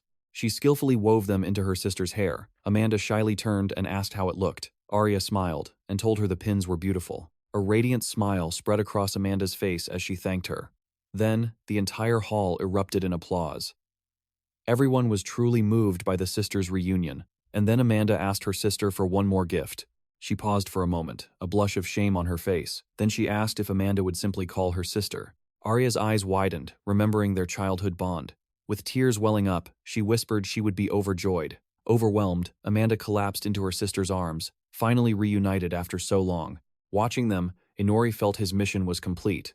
But then, his senses detected something deeply wrong. The king and queen were also weeping with joy for their daughters. Ryudo approached Inori, apologizing for leaving everything to him, but grateful for his help. Inori brushed it off, saying he was already calculating his hefty compensation. Ryuto just laughed, promising to consider it and expressing his sincere gratitude. Ryuto hated seeing them struggle, relieved they had finally reconciled. He smiled, whispering how happy he was, and wondered if he was just too soft-hearted. He was about to boast about his heroic deeds, but Inori had already vanished, muttering about needing some fresh air on the balcony. As he watched the sunset, Arya approached, saying she needed to speak with him. Realizing they might be overheard, she corrected herself, politely asking for a private word. He told her to speak freely. With not another soul in sight, she smiled wryly. "A gift from your detection skills, I presume? A rather practical blessing," he mused, looking at her intently. "You should listen to your own heart more often." She immediately scoffed, declaring he was the last person she'd ever take that advice from. At that exact moment, a chilling sound echoed from the hall. The flick of blood from a blade. And in an instant, everything went silent. Inori thought to himself, if only she'd trust her instincts, no one would dare call her a puppet. Suddenly, horrific screams erupted, and they both spun towards the chaos. Arya rushed back inside to see what had happened, but Inori grabbed her, holding her back. Before them, the princess stood frozen in horror, as the queen's head rolled across the floor. The prime minister had murdered them both. The hall filled with the shrieks of horrified guests, but he roared for silence, damning them all as a cursed rot on the kingdom. The royal guards didn't move an inch. This was a coup. The assassins shouted that the royals did nothing to stop the nation's collapse. A queen who bled the treasury for her own whims, and a king who turned a blind eye to the chaos. Their reign had finally ended. The next ruler would be none other than the true heir. As Agena stepped to his side, he proclaimed that she would be his new queen. Inori gritted his teeth as he saw Amanda, standing paralyzed beside her mother's severed head. Her shock turned to pure rage as she unleashed her full magical power, screaming, "You're insane!" She raised her hand to cast a devastating spell, but in a flash, 𝑰𝑵𝑦𝑻𝑬 appeared before her, swinging her sword with lightning speed. Her chance for revenge was stolen. The blade sliced through her arm and hair. Her hairpin clattered to the floor as the heroes cried her name in despair. Ryuto tried to rush to her aid, but the knight captain blocked his path, warning that if they moved, they would all share her fate. The minister roared that they were all children of the Witch Queen, blindly following her whims and allowing the summoning of heroes. They had committed a sin so great, only death could atone for it. Amanda looked at her fallen hairpin, tears streaming as she thought of her little sister. And then, 𝑰𝑵𝑦𝑻𝑬 executed her. The minister screamed that she would see her witch mother in the afterlife. As her head fell, Arya's face twisted in a silent, horrified scream. Inori saw she was about to shriek her sister's name and instantly clamped a hand over her mouth, muffling the sound. "Be silent," he hissed, "or they'll discover us." He glanced at 𝑰𝑵𝑦𝑻𝑬, his mind racing. This was a full-blown coup d'état. The knights surrounded the remaining nobles. The minister gave the order, "Send them all to their beloved witch to pay for their sins." As terrified nobles fled, they were cut down without mercy. Reveling in the massacre, the minister spread his arms wide, letting the blood rain down as he listed every one of their crimes. Embezzlement, bribery, apathy. With their power, they have destroyed this nation. Therefore, they all deserve to die. Arya watched the horrifying scene, trembling. "Calm down," Inori whispered. "If we move now, they'll kill us instantly. You have two choices: die here for nothing, or escape and survive." As the slaughter continued, Ryuto knelt by Amanda's body, shouting that no one deserved this fate. The minister sneered that every noble there deserved death for their neglect. Ryuto roared back, "That's no reason for a massacre." After a moment, the minister replied, "If you had seen what we've seen, you would not say that. One day, this kingdom will show you its true, ugly face." He ordered 𝑰𝑵𝑦𝑻𝑬 to arrest the heroes. She approached Ryuto, her voice like ice. "Do not resist, unless you wish to experience hell." Ryuto instantly activated his gift, summoning a sword of pure light and launching a powerful attack against his former mentor. But even that mighty blow didn't scratch her. A barrier from her blade absorbed the entire impact. "Not bad," she commented coolly. He gritted his teeth, pouring more power into a second furious assault. She parried his every blow with ease, the force of their clash causing the grand hall to crumble. As a pillar began to topple, another hero quickly erected a barrier to protect herself. "We have to help Ryuto," one hero yelled, but the other replied, "It's useless. There are too many soldiers." Tamaki swore under his breath. They didn't even have their weapons. Meanwhile, 𝑰𝑵𝑦𝑻𝑬 stared at the panting hero. "So, you've chosen to fight back after all. What a pity, because now there is no escape." She swung her sword. Ryuto barely managed to block the attack. "What will you do now?" she mocked. "You can fight until you collapse, but you will never defeat me. Surrender. We will capture you, and then we will find the second princess." Tears streamed down Arya's face, and Inori knew it was time to act. "I'm sorry to interrupt your grief," he said softly. "But if we stay here, we share their fate. It's your choice. Surrender and die, or escape and live." He saw her fists clench. "Are you going to give up again, like you did back then?" Arya's eyes flashed, remembering her sister. Her gaze hardened with resolve. "I will not give up," she declared. "I will live on for Amanda. Until my last breath. No one has the right to command my fate." Inori looked at her, a surprised smile on his lips. "Arya," he said, "in that case, we need to get out of here." Meanwhile, the battle raged on. Ryuto's sword couldn't handle the pressure from 𝑰𝑵𝑦𝑻𝑬 and shattered into pieces, leaving him in shock. Declaring it was over, she landed a vicious kick to his gut, launching him into the air. The impact was so powerful, he was knocked unconscious instantly. Seeing this, a worried Tamaki screamed his name. When he didn't move, she knew the situation was critical. They had to run, or they'd be next. But their first priority was to save him. Just then, Irina materialized beside them. With a single slash, she shattered their protective barrier, leaving them utterly defenseless. Then, her cold voice rang out, ordering her knights to capture them immediately. Her men brutally threw the girls to the ground, causing Aoi to cry out in pain. Tamaki instantly moved to shield his friend. Irina ordered them all to be thrown into the dungeon, then glanced at Ryuto with a flicker of concern, wondering if she had dragged the fight on for too long. Meanwhile, the princess and Inori had begun their escape. A fact Irina considered utterly irrelevant. The outcome, she believed, was already set in stone. There was no way the princess could escape on her own. But as Inori led the princess through the corridors, he was constantly activating his unique talent, and the strain was starting to take its toll. He gasped for breath, telling her they couldn't go right. Their only path was to the left. They slipped past knights with an ease that astonished her. She thought he was pinpointing the guards' locations as if he'd had special training for this very scenario. He suddenly called out to her, asking if she could use magic. She told him she only knew the most basic spells. He grabbed her hand, his voice urgent. 3 guards will appear around that corner in about 10 seconds. You need to deal with them somehow. She looked at him, bewildered, and asked, "Isn't running an option?" He replied that it would be far too troublesome. They were completely cornered with nowhere left to run. Swallowing her anxiety, she began her chant and asked, "Are you sure there are only 3? He warned her that she only had 2 seconds left, and the very instant the knight's shadows appeared on the floor, she unleashed her spell. Powerful gusts of wind slammed into their faces, knocking them unconscious immediately. 𝑰𝑵𝑤𝑰 emerged from their hiding spot, remarking that she took down all 3 with a single spell. She explained that she had time to prepare, and they never saw the attack coming. It was a stroke of luck that everything worked out. Noticing him panting heavily, she commented that he didn't look well and asked if he was all right. He told her he was exhausted, but their enemies wouldn't care about his condition. There were almost no guards up ahead. Their first priority was to reach that area. The main character frowned, pushing forward while thinking they could handle regular soldiers, but they stood no chance against the Knight Commander. He himself was not in any condition to fight. He said they just had to get past her, thinking to himself that she was a special case, on a completely different level. He stopped gasping for air, peeked around the corner and said, "This area has almost no guards, and that room is empty. We'll set up an ambush there and plan our escape, all right?"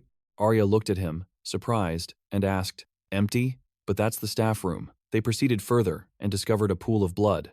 They looked inside the room, which was filled with countless bodies. The main character turned away and thought, of course there are no guards. They're no longer needed. They killed everyone, even the servants.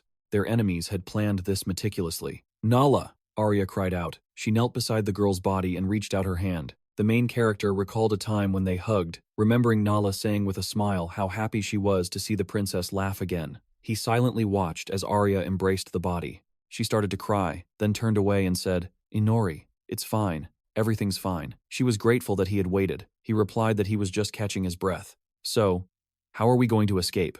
Meanwhile, Irina touched the prison bars, creating a magical seal. "This is the royal dungeon," she announced, "created to seal away the most dangerous criminals. Without a magical item, you will never escape. You will remain silent and motionless." Tamaki spat that it was cruel, asking if they would even remove their cuffs. Ryuto replied, "It's useless, Tamaki. If the hero summoning was the trigger for this coup, the Hero Alliance won't just sit by and watch." He frowned and added, "They've cuffed our hands to buy time, and bound our feet so we don't accidentally commit suicide, right?"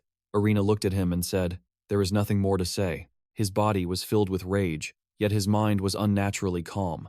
He glared at her, radiating a frightening aura, and Irina thought she had seen that look somewhere before. She remembered standing amidst corpses, thinking about her own foolishness, her powerlessness, her lack of preparation for this nightmare. It was the exact same look she once had.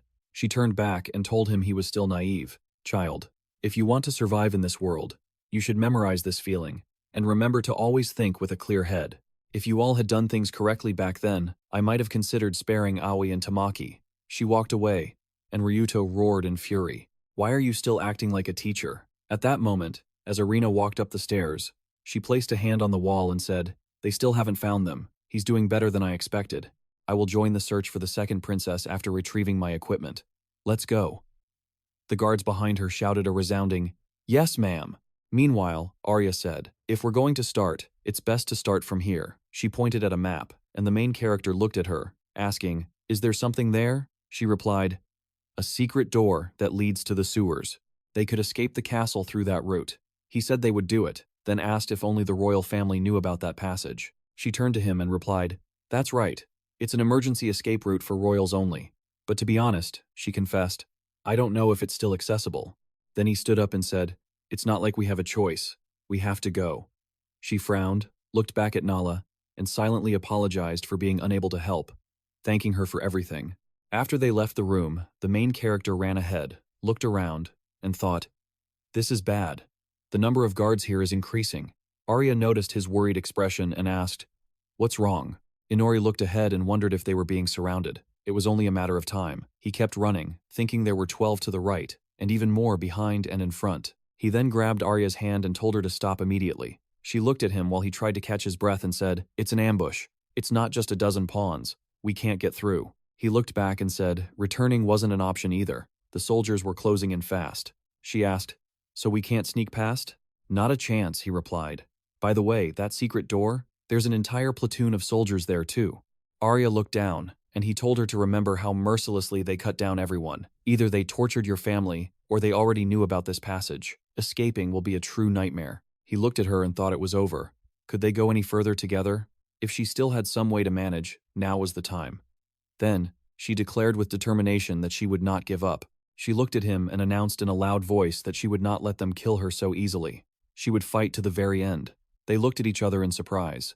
The main character smiled and thought he could still rely on her. Then he said, "My detection skill shows that a part of another country's army seems to be heading this way." She cried out in shock. "The army?" He just spread his hands.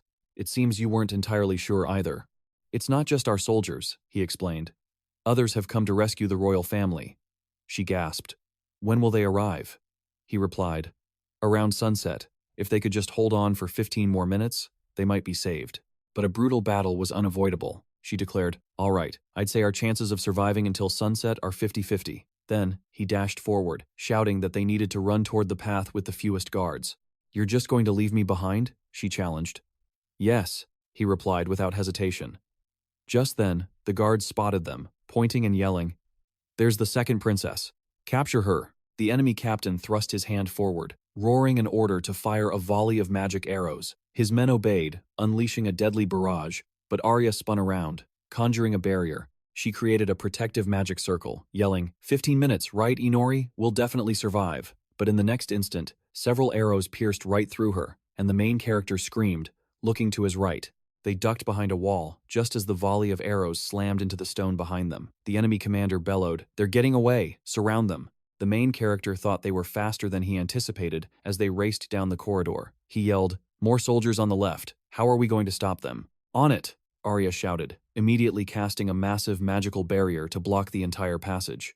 The guards skidded to a halt in shock, crying out, "What is that? A barrier?"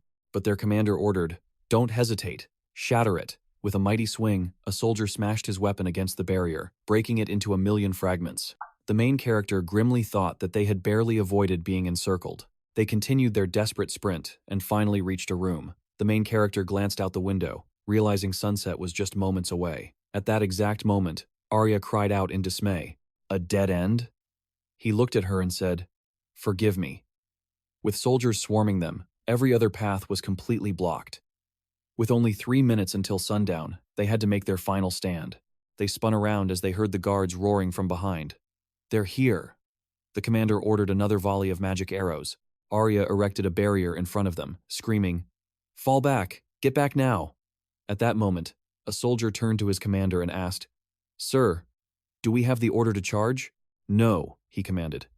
"Don't get any closer. They've already killed several of our men.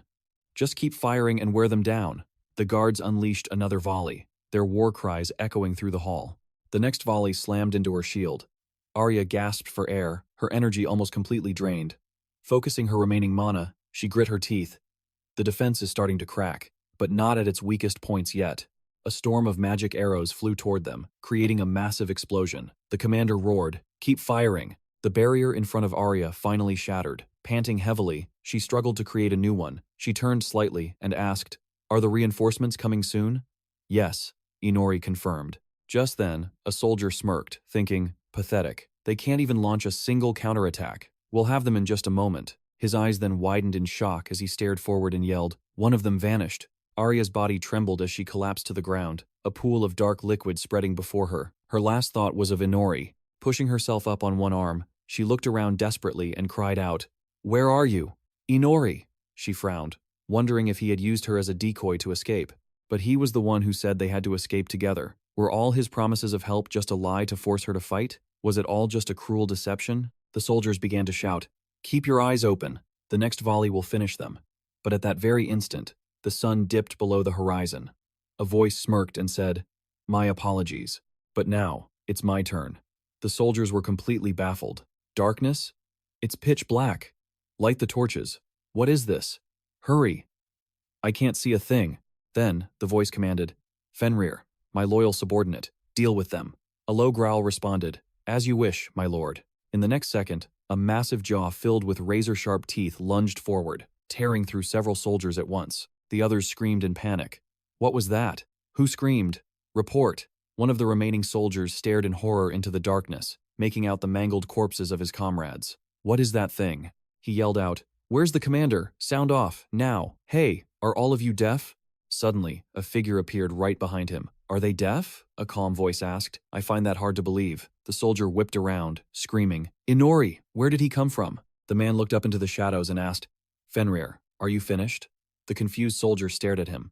Then, Fenrir appeared behind the soldier, its voice a low rumble. Only this one remains. They were a pathetic bunch of fools, not soldiers. He told his familiar not to compare them to himself. The terrified soldier pressed himself against the wall, shrieking, Why is he saving him? You've slaughtered countless people, haven't you? The man mused. Well, you shouldn't be surprised when someone decides to return the favor. Am I wrong? The terrified soldier screamed. Are you really Inori? Who knows, he replied. In the next moment, Fenrir's jaws closed around the soldier's head. Meanwhile, Arya lay on the floor, weakly calling Inori's name. He looked down at her, noticing the faint magic symbols around her wounds, secretly healing yourself with what little strength you have left. A clever move, but you've lost too much blood. It's too late. She used the last of her energy to look at him and ask, Is this your true power? You've been this strong all along? Don't look at me like that, he said. This power only manifests when the sun sets. That's why I told you to hold on until dark. It's the reason I had to lie. He himself had no need for salvation, but he had to see how desperately she would fight for it. He thought about her eyes, those eyes filled with absolute trust. She kept fighting, even in her broken state. So why not? He then said, I don't have time to waste. So I'll be direct. Have you ever been intimate with a man? She stared in surprise. What? He replied. If you haven't, then you'll live. She frowned at him, and he added, But in return, you must obey my every command. It means becoming my slave. You can either accept death with your humanity intact, or live on by abandoning it. The choice is yours. But she spoke with the last shred of her human dignity. She remembered Nala and declared, By any means necessary, I'm willing to sell my soul to the devil himself, as long as I can live. He smiled. A wise answer. Indeed. I am far closer to a devil than a god. With those words, his fangs extended, and he leaned down to her neck. In the next second, his venom seeped into her body. A moment later, he turned to his subordinates and said, You as well. After you dispose of the bodies, take care of the remaining soldiers, and protect her until she awakens. Arya's eyes were closed as she sat slumped against the wall. He glanced out the window and said, I'm going to have a little more fun. Shortly after, the royal guards kneeled before their king, one shouting, Long live the king. Another knight stepped forward to report, The second princess has been cornered. The ruler simply declared, I understand. The dawn of our revival is near. Do not let them escape. They replied, Yes, your majesty. The king continued, Poverty has swept this land like a plague. He saw himself in the abandoned orphans, a king just as lost and powerless. Lifting his gaze, he declared that a long road lay ahead, but together, they would forge this kingdom into a place worth living. But in that very instant, a shadow materialized behind the throne, its weapon aimed at the king's neck. The royal guards could only scream in chaos and confusion. Standing in a distant corridor, Irina heard the screams and frowned. A deep, chilling unease settled in her heart. At that exact moment, the king's head was severed from his shoulders. The main character held the head aloft for all to see, and the knights cried out in horror, His Majesty? What is this? He raised the king's head higher, announcing that their grand plan was now nothing but dust. With their king gone, they had no reason to fight. What were they supposed to do now? But rage quickly took over as they screamed, You monster! Kill him! For their fallen king, the main character simply gathered his energy, creating several daggers of pure darkness. Excellent, he said. If you've decided to kill someone, you must be prepared to face the consequences. With a single thought, he aimed countless weapons at the knights, adding that he'd be overjoyed if they fought to their last breath. Agonizing screams soon echoed through the halls. Elsewhere, Miranda grabbed her comrade, shouting, Did you hear that? Alice met her gaze and yelled, Yes, someone's screaming. All units, advance. She pointed toward the chaos. It's coming from the grand hall. Move out. Just then, Maria skidded to a halt, her breath catching in her throat. She saw the main character standing in the center of the carnage, radiating an oppressive dark energy. He slowly turned his gaze to meet hers. And you, he began. If I'm not mistaken, you're the elite combat squad under Captain Irina's direct command, correct? Maria's brow furrowed in fury. Inori, is all of this you're doing? He chuckled. If I answer that, will you promise to fight me with everything you've got? But that was the last straw. Elf gritted her teeth in pure rage, gripped her weapon, and lunged forward. Maria saw it and screamed, "Elf!" In the next second, her blade sank deep into the main character's chest. Tears streamed down her face, and the sheer intensity of her raw emotion caught him completely by surprise. Had he accidentally killed her lover? In that moment, through Elf's tear-filled eyes, the man standing before her was not the main character, but someone else entirely. He simply muttered, "How rude." And with that, several dark blades erupted from his own shadow, impaling the girl. Maria screamed in disbelief. "What? You think that makes you even?" Her eyes blazed. "No?" She then yelled to her squad. "Miranda, get ready. He's dangerous. Take him down now." The entire squad began channeling their aura. Maria glared at the main character, her mind racing. Elf had stabbed him, but he didn't even blink. She didn't know what kind of monster he was, but even he couldn't survive without a head. Just then, the main character activated his appraisal skill. His eyes landed on Maria's weapon, and he thought, "A magic artifact? That's not standard issue for a common soldier." He then glanced down to see his feet already encased in ice. Miranda unleashed a wave of frost, shouting, "Take this!" At the same time, Alice gathered power in her fists, yelling, "He's all mine!" She launched a devastating beam of energy, but he managed to deflect it with a wave of his hand. "Another magic artifact?" he thought.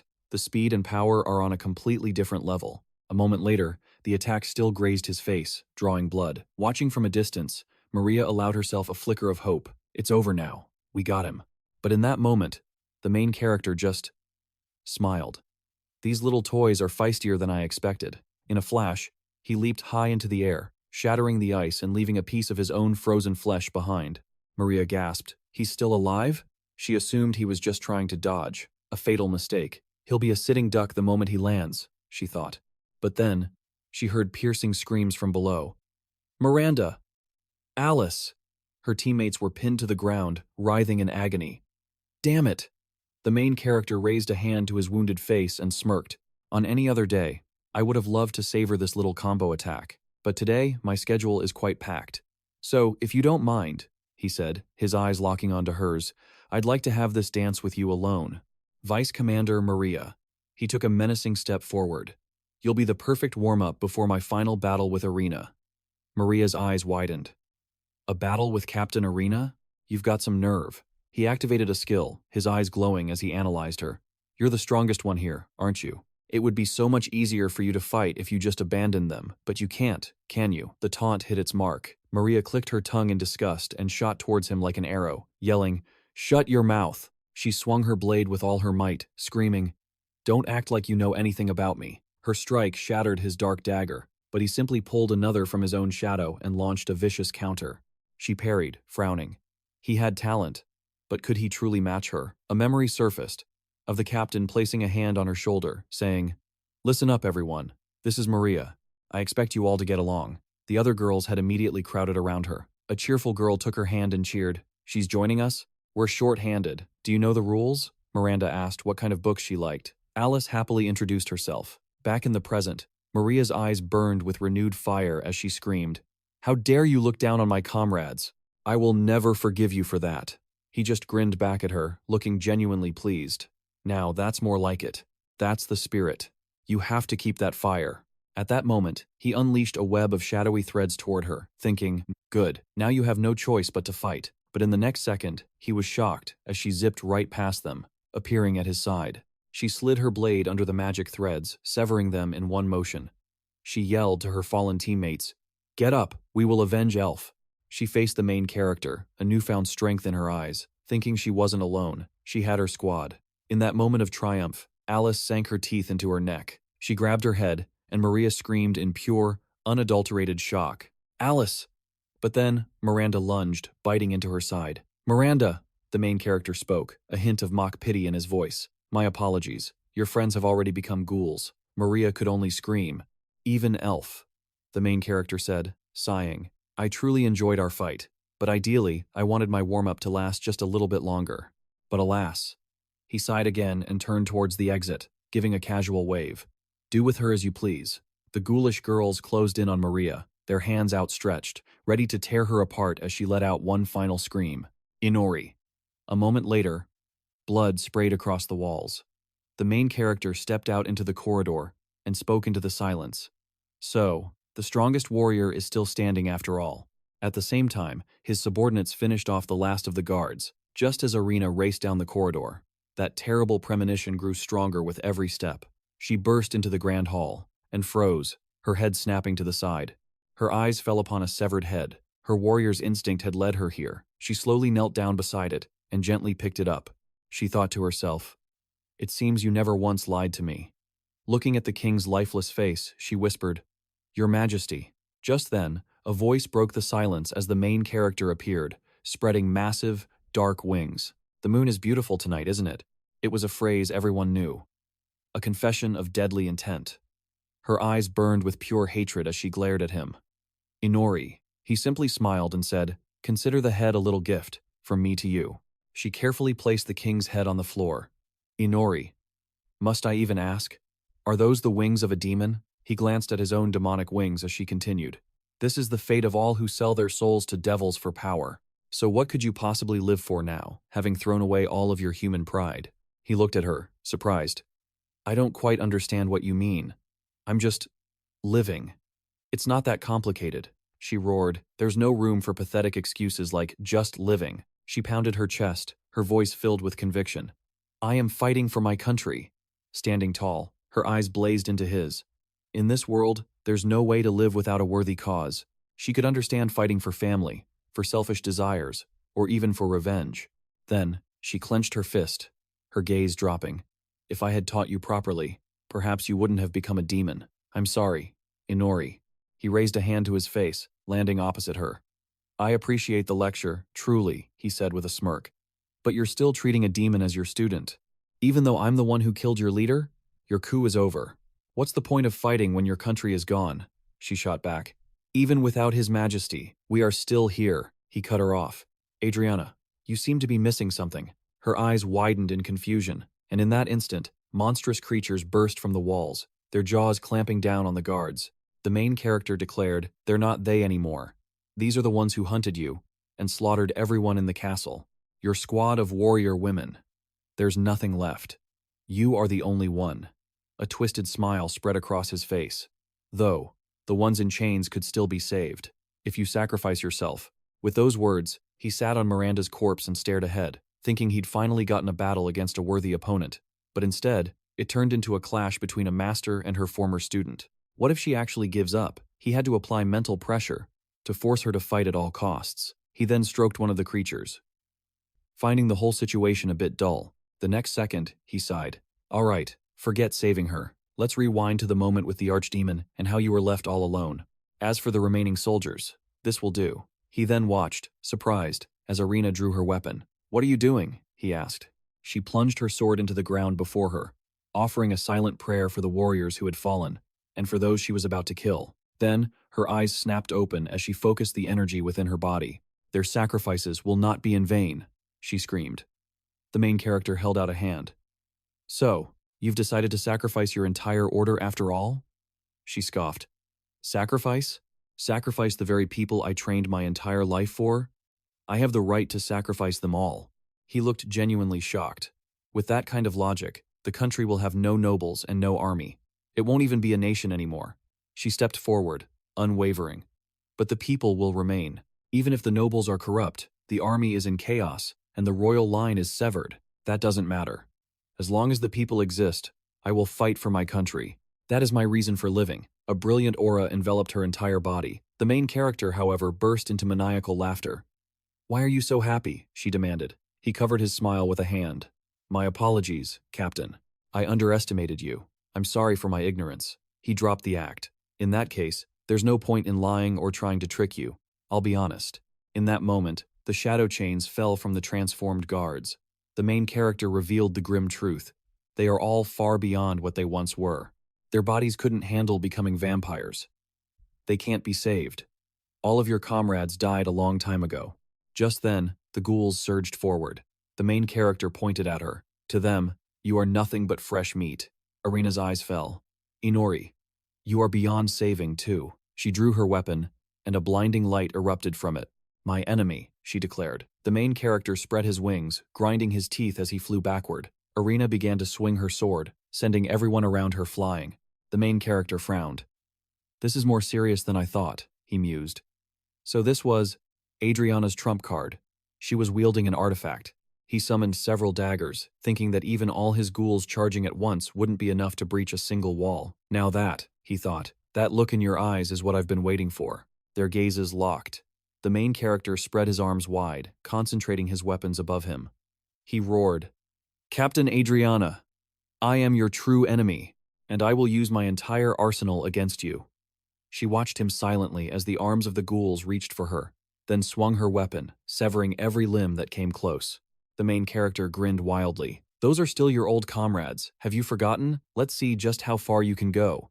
In that moment, her former squad advanced on her. She turned, remembering their smiles, and then unleashed a powerful strike, cutting down all who stood in her path.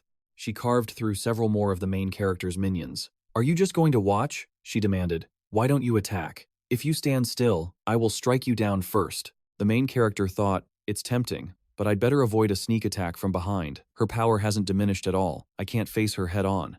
Not long ago, Arya had asked in amazement, "Why is Captain Arena so strong?" She turned from the chessboard, her expression thoughtful. She was never a coward, but when she was appointed captain and given an ancient weapon by the queen, her resolve became absolute. "An ancient weapon?" the main character had asked. She replied, "If I'm not mistaken, it's a blade whose sharpness is enhanced by any type of magic." Back in the present, Arena continued her onslaught, slicing the guards into tiny pieces. The main character launched his weapons at her, but she shattered his daggers with ease. The main character gritted his teeth. Even daggers infused with dark magic crumble to dust. Is there no limit to this sword's sharpness? In that moment, he stared at the blade in her hand and realized it could truly cut through anything. He then looked forward and saw a compressed magic circle forming, unleashing a powerful blow that slammed into the wall. "What?" he thought in shock as the attack slammed into his wing. She suddenly switched to magic? Arena stared up at him. "You won't be flying anymore. Now what?" He began to slide down the wall, trying to slow his descent by digging his dagger into the stone. At this rate, he thought, she'll close the distance in an instant. He hurled his weapons at her, but she continued her relentless advance, deflecting every single attack. "Stop," he thought, just as she lunged upward. At the last second, he kicked off the wall, launching himself over her to attack from above. He thought he had her, but to his shock, he had to leap aside. Even so, she managed to slice off his arm. He dropped to one knee, looking up at her. "I thought that would work. I can't even get close." She turned to him. "You're quite agile. You could be a circus performer." He laughed. "Too bad. I have no interest in that kind of entertainment." Just then, a system window appeared over her sword. It read, "A sword made of pure mrin. Ancient weapon. Lost technology. A sword made of 100% pure mithril. Oster enchanted to activate without a single magic circle." So that's the secret to her blinding speed. As he realized the weapon was crafted from mithril, a bane to all demons, she smirked. "You catch on quick. Did the second princess tell you that? How surprising. You're quite the diligent one." He simply replied, "I'm honored." She advanced. In that very instant, our hero commanded a dagger to erupt from the ground, aimed straight for her heart, but with a casual flick of her wrist, she effortlessly parried the attack. She continued her approach, a mocking tone in her voice. "You seem to have quite a few tricks up your sleeve. But what good will they do?" He looked up, his gaze unwavering. "Could I ask you one thing?" She paused. "What is it?" "Your answer," he said, his voice low. "It's about your reaction speed, the power that lets you instantly react to any attack, even those from your blind spots. You're blanketing the area around you in a thin veil of magic," he deduced. "A sensory field to detect anyone who gets close. Am I right?" She smiled faintly. "Detection? Ah, yes. You're not wrong." "Inori," the main character sighed. "Compared to that, my own detection ability is a complete joke." "That's where you're mistaken," she corrected. "My ability constantly radiates mana, making it incredibly easy to spot. Because of that," she explained, "it's useless for reconnaissance or stealth, but in pure combat, it raises my reaction speed to unbelievable levels." Then she took another step.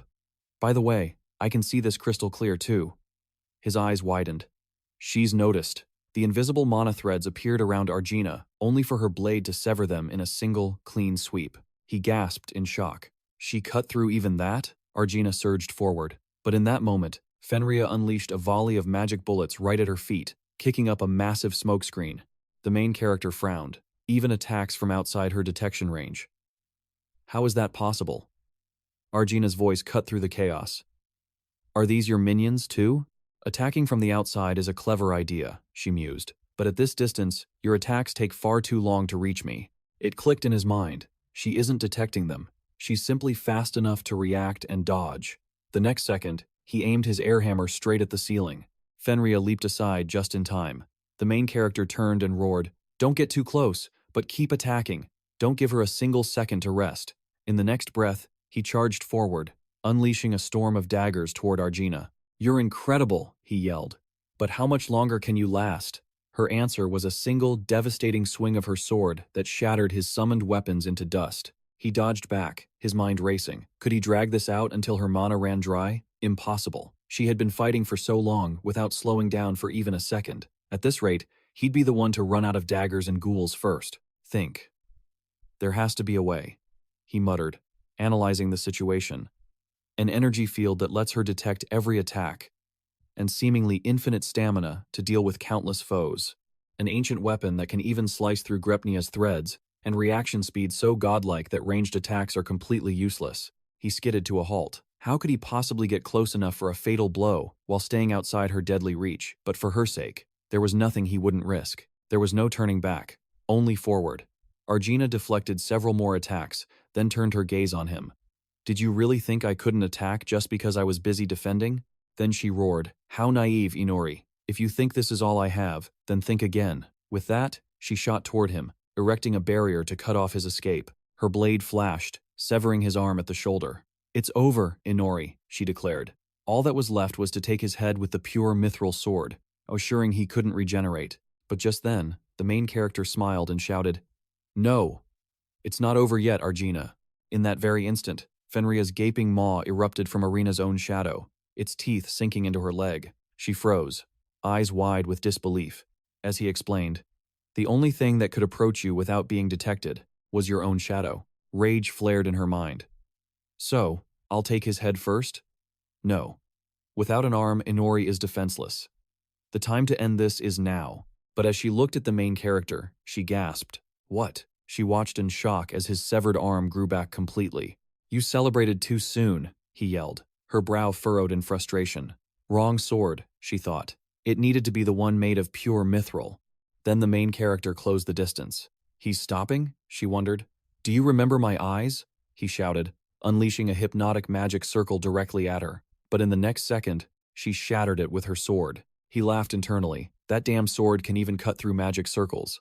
He thought, "Grebnar, fall back." They paused, facing each other. Fenrir began to emerge from the shadows again, its jaws aimed at her leg, but she just swung her weapon and asked, "What now?" The main character replied, "Who knows?" She demanded, "Why are you so happy?" He grinned.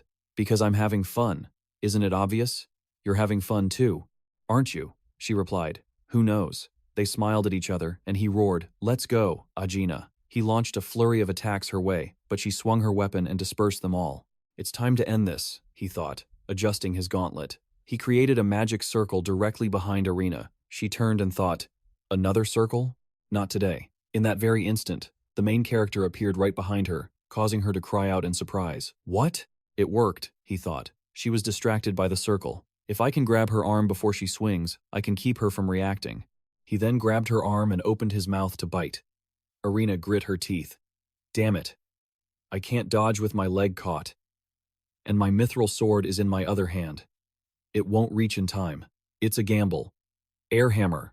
She focused a powerful energy into her hand and pointed her weapon at the main character. He stared in shock at her sword and thought, "Is she going to use air hammer on her own arm?" In that instant, the blade sliced through his shoulder and neck, sending his head flying. "Arjuna," he thought, as she grit her teeth, and thought, "𝑰𝑵𝑤𝑰." The main character's body and head fell to the ground in two different places. In the next second, Fenrir lunged at Arina, jaws open wide, but she spun around and cut it down with a single swing. She knelt beside the main character's head, panting heavily, and said, "Farewell, 𝑰𝑵𝑤𝑰." Sometime later, as night fell, all the knights had been slain, their bodies lying in pools of blood on the ground. Arina stood amidst the corpses, covered in blood from head to toe, and looked up at the sky. "I can't remember the last time I fought to my last breath," she thought. "But it's too soon to retreat. This is no time to relax. There's still the second princess." Suddenly, she was attacked. Blood splattered everywhere as she was stunned by the sudden agony.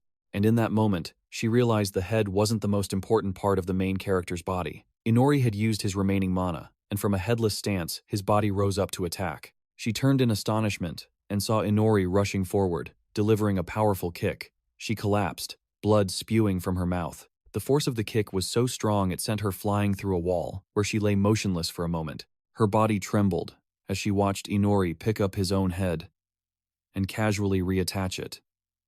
The pain was real, but now it was gone. Irina scoffed that even her ultimate skill, Midrin, was useless. But Inori simply explained, "You use that to deal with demons of this world. I, however, am an existence from another." Irina was speechless at this revelation. Inori added that he confirmed Midrin's ineffectiveness the moment she severed his arm. Realization dawned on her face. "So you didn't heal it intentionally, you cunning bastard?" Inori watched her silently, reflecting that the head was never a vampire's true vital point. In his battle with Fenra, his spine was struck multiple times, yet his body never went numb, fighting on as if nothing happened. Now, he finally understood.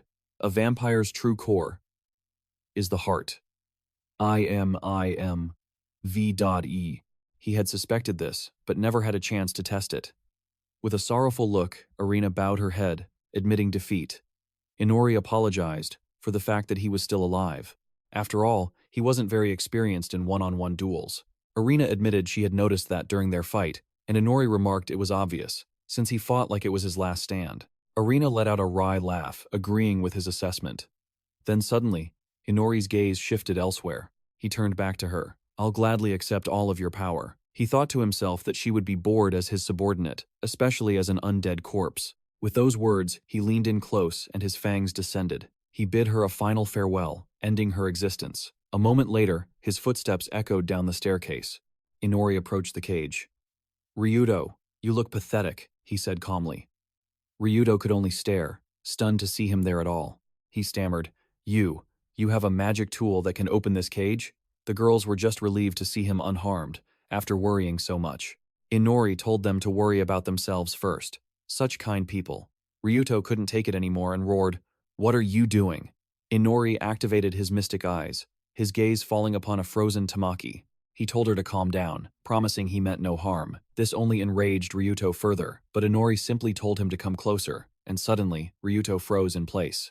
His body trembled as he screamed, "What is this? I can't move." Inori was surprised. Ryuto was still conscious, making him analyze the situation. His magic should have completely taken hold. Could it be that this technique's effectiveness depends on the victim's mental fortitude? He placed a hand on Tamaki's head. "I have a small favor to ask. Could you all clean this place up for me? I need you to deliver something to the people of this country, so listen carefully." Ryuto was stunned. "Clean up? You want us to clean up?" Inori continued, explaining that too much had happened in the castle, and he wanted to be considered dead. He handed his staff to Tamaki.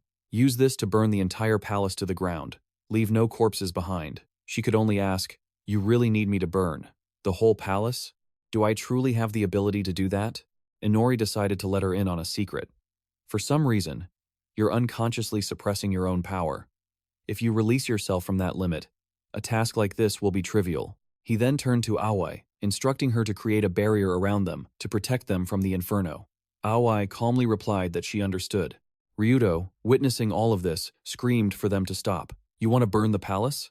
As Tamaki channeled the staff's magic, she admitted Inori was right. She could feel it would be easy, and she wouldn't leave a single piece of the palace standing. Ryuto desperately yelled that if she burned the castle, all the survivors inside would be annihilated. But before he could finish, Tamaki, under Inori's control, said that everything would be all right. She would try. Ryuto screamed for her to stop, but he was powerless to change anything. Tamaki was teleported deep inside the palace walls. Once there, she truly blew the palace apart from the inside out, and every inch of the building erupted in a violent inferno. Inori watched from a distance, contemplating the scene. Of course, he'd told her to remove her limits, but with this much power, they could feel the heat even from inside the barrier. What a blessing. Suddenly, the main character glanced at the terrified Ryuto and asked if he could appoint him as the one to tell everyone the truth. A moment later, the palace was completely incinerated, as onlookers stared at the blazing fire. Arya walked through the flames, observing the inferno. She looked sorrowfully at the ghosts of the fallen princesses of the kingdom, and all the members of her own family. Closing her eyes, she remembered her former self, before opening a new pair of crimson eyes she received after her transformation. Her very hairstyle had changed as she emerged from the fire. The main character appeared beside her and asked, "Is it over?" Arya asked. "Have you finished your cleanup?" Inori asked. "How did you know about that?" She replied that his knowledge and thoughts had invaded this body along with his blood. She never thought even her hair color would change. Inori stepped closer and said that she had become his subordinate. But the only thing she cared about was this hair color, not what it meant to be his subordinate. Arya noted that she also reacted strangely to his thoughts and words, as if she were connected to them. If she understood correctly, it would be very difficult for her to disobey his orders or harm him. As Inori reached for her hand, she suddenly slapped him across the face and retreated in anger. Inori asked, "But it's not that bad, is it?" Arya turned back and stared at him, bewildered. The main character pushed himself up from the ground, holding a reddened cheek from the blow, and said he thought black hair suited her much better. She watched him quietly with a sad expression as he struggled to stand up. Then a smile appeared on her face as she returned to her destination. She said that she hadn't lost everything. She had kept her life and gained a little freedom, and she was grateful for that. But she also had a goal. She wasn't sure, but she could stop being his subordinate if she became stronger than him, right? The main character looked at her in surprise as Arya continued to shout with a confident expression that one day she would become stronger than him and win her freedom. He silently watched her silhouette, smiled, and said, "That would be fine. Let her have that freedom, if she could earn it." As he stood up, he said the former princess had decided on her goal, and now they could go to his domain. Arya asked fearfully where he had gotten a domain. He replied that he hadn't been idle, and it would be safer for them there than anywhere in the city. A moment later, a brilliant pink light appeared in the sky above them, and Arya stared at it in awe. This place was once Fenrir's home, protected by a barrier that hid it from prying eyes. Here, they would finally have time to explore the depths of their abilities. Inori led her to his domain, and she immediately questioned him about the house. Where did it come from? He explained that it was just a dilapidated shack at first, but as an experiment, he tried creating his own tools and rebuilt it from the ground up. Arya asked in disbelief, "You created the tools yourself?" He told her he'd explain the details later, but for now, she could consider this their base of operations or their fortress, whatever she preferred. Arya noted that he was getting very good at dodging her questions. As they stepped inside, Arya remarked that the space was far too small for two people. He admitted that compared to a palace, it was certainly cramped. But alas, they had to get used to a different lifestyle now, especially since there was only one bed. Instantly, Arya's face turned beet red in embarrassment. She was silent for a moment, before suddenly sitting down next to our main character. She declared she never considered herself royalty and wouldn't mind sharing a bed with him. After all, she only survived because of him and refused to remain forever in his debt. As Inori stared at her silently, Arya added that this was the only way she could repay him right now. Inori turned away, thinking, "I can't believe she acted before I even gave a command." Arya said she was ready, and Inori ordered her to take off her clothes. Blushing furiously, she bowed her head and immediately began to disrobe in front of him, crying out, "Are you satisfied now?" Inori, however, was lost in thought, contemplating his clairvoyant skill combined with his weapon creation and magic. He crafted something special just for her and told her to catch.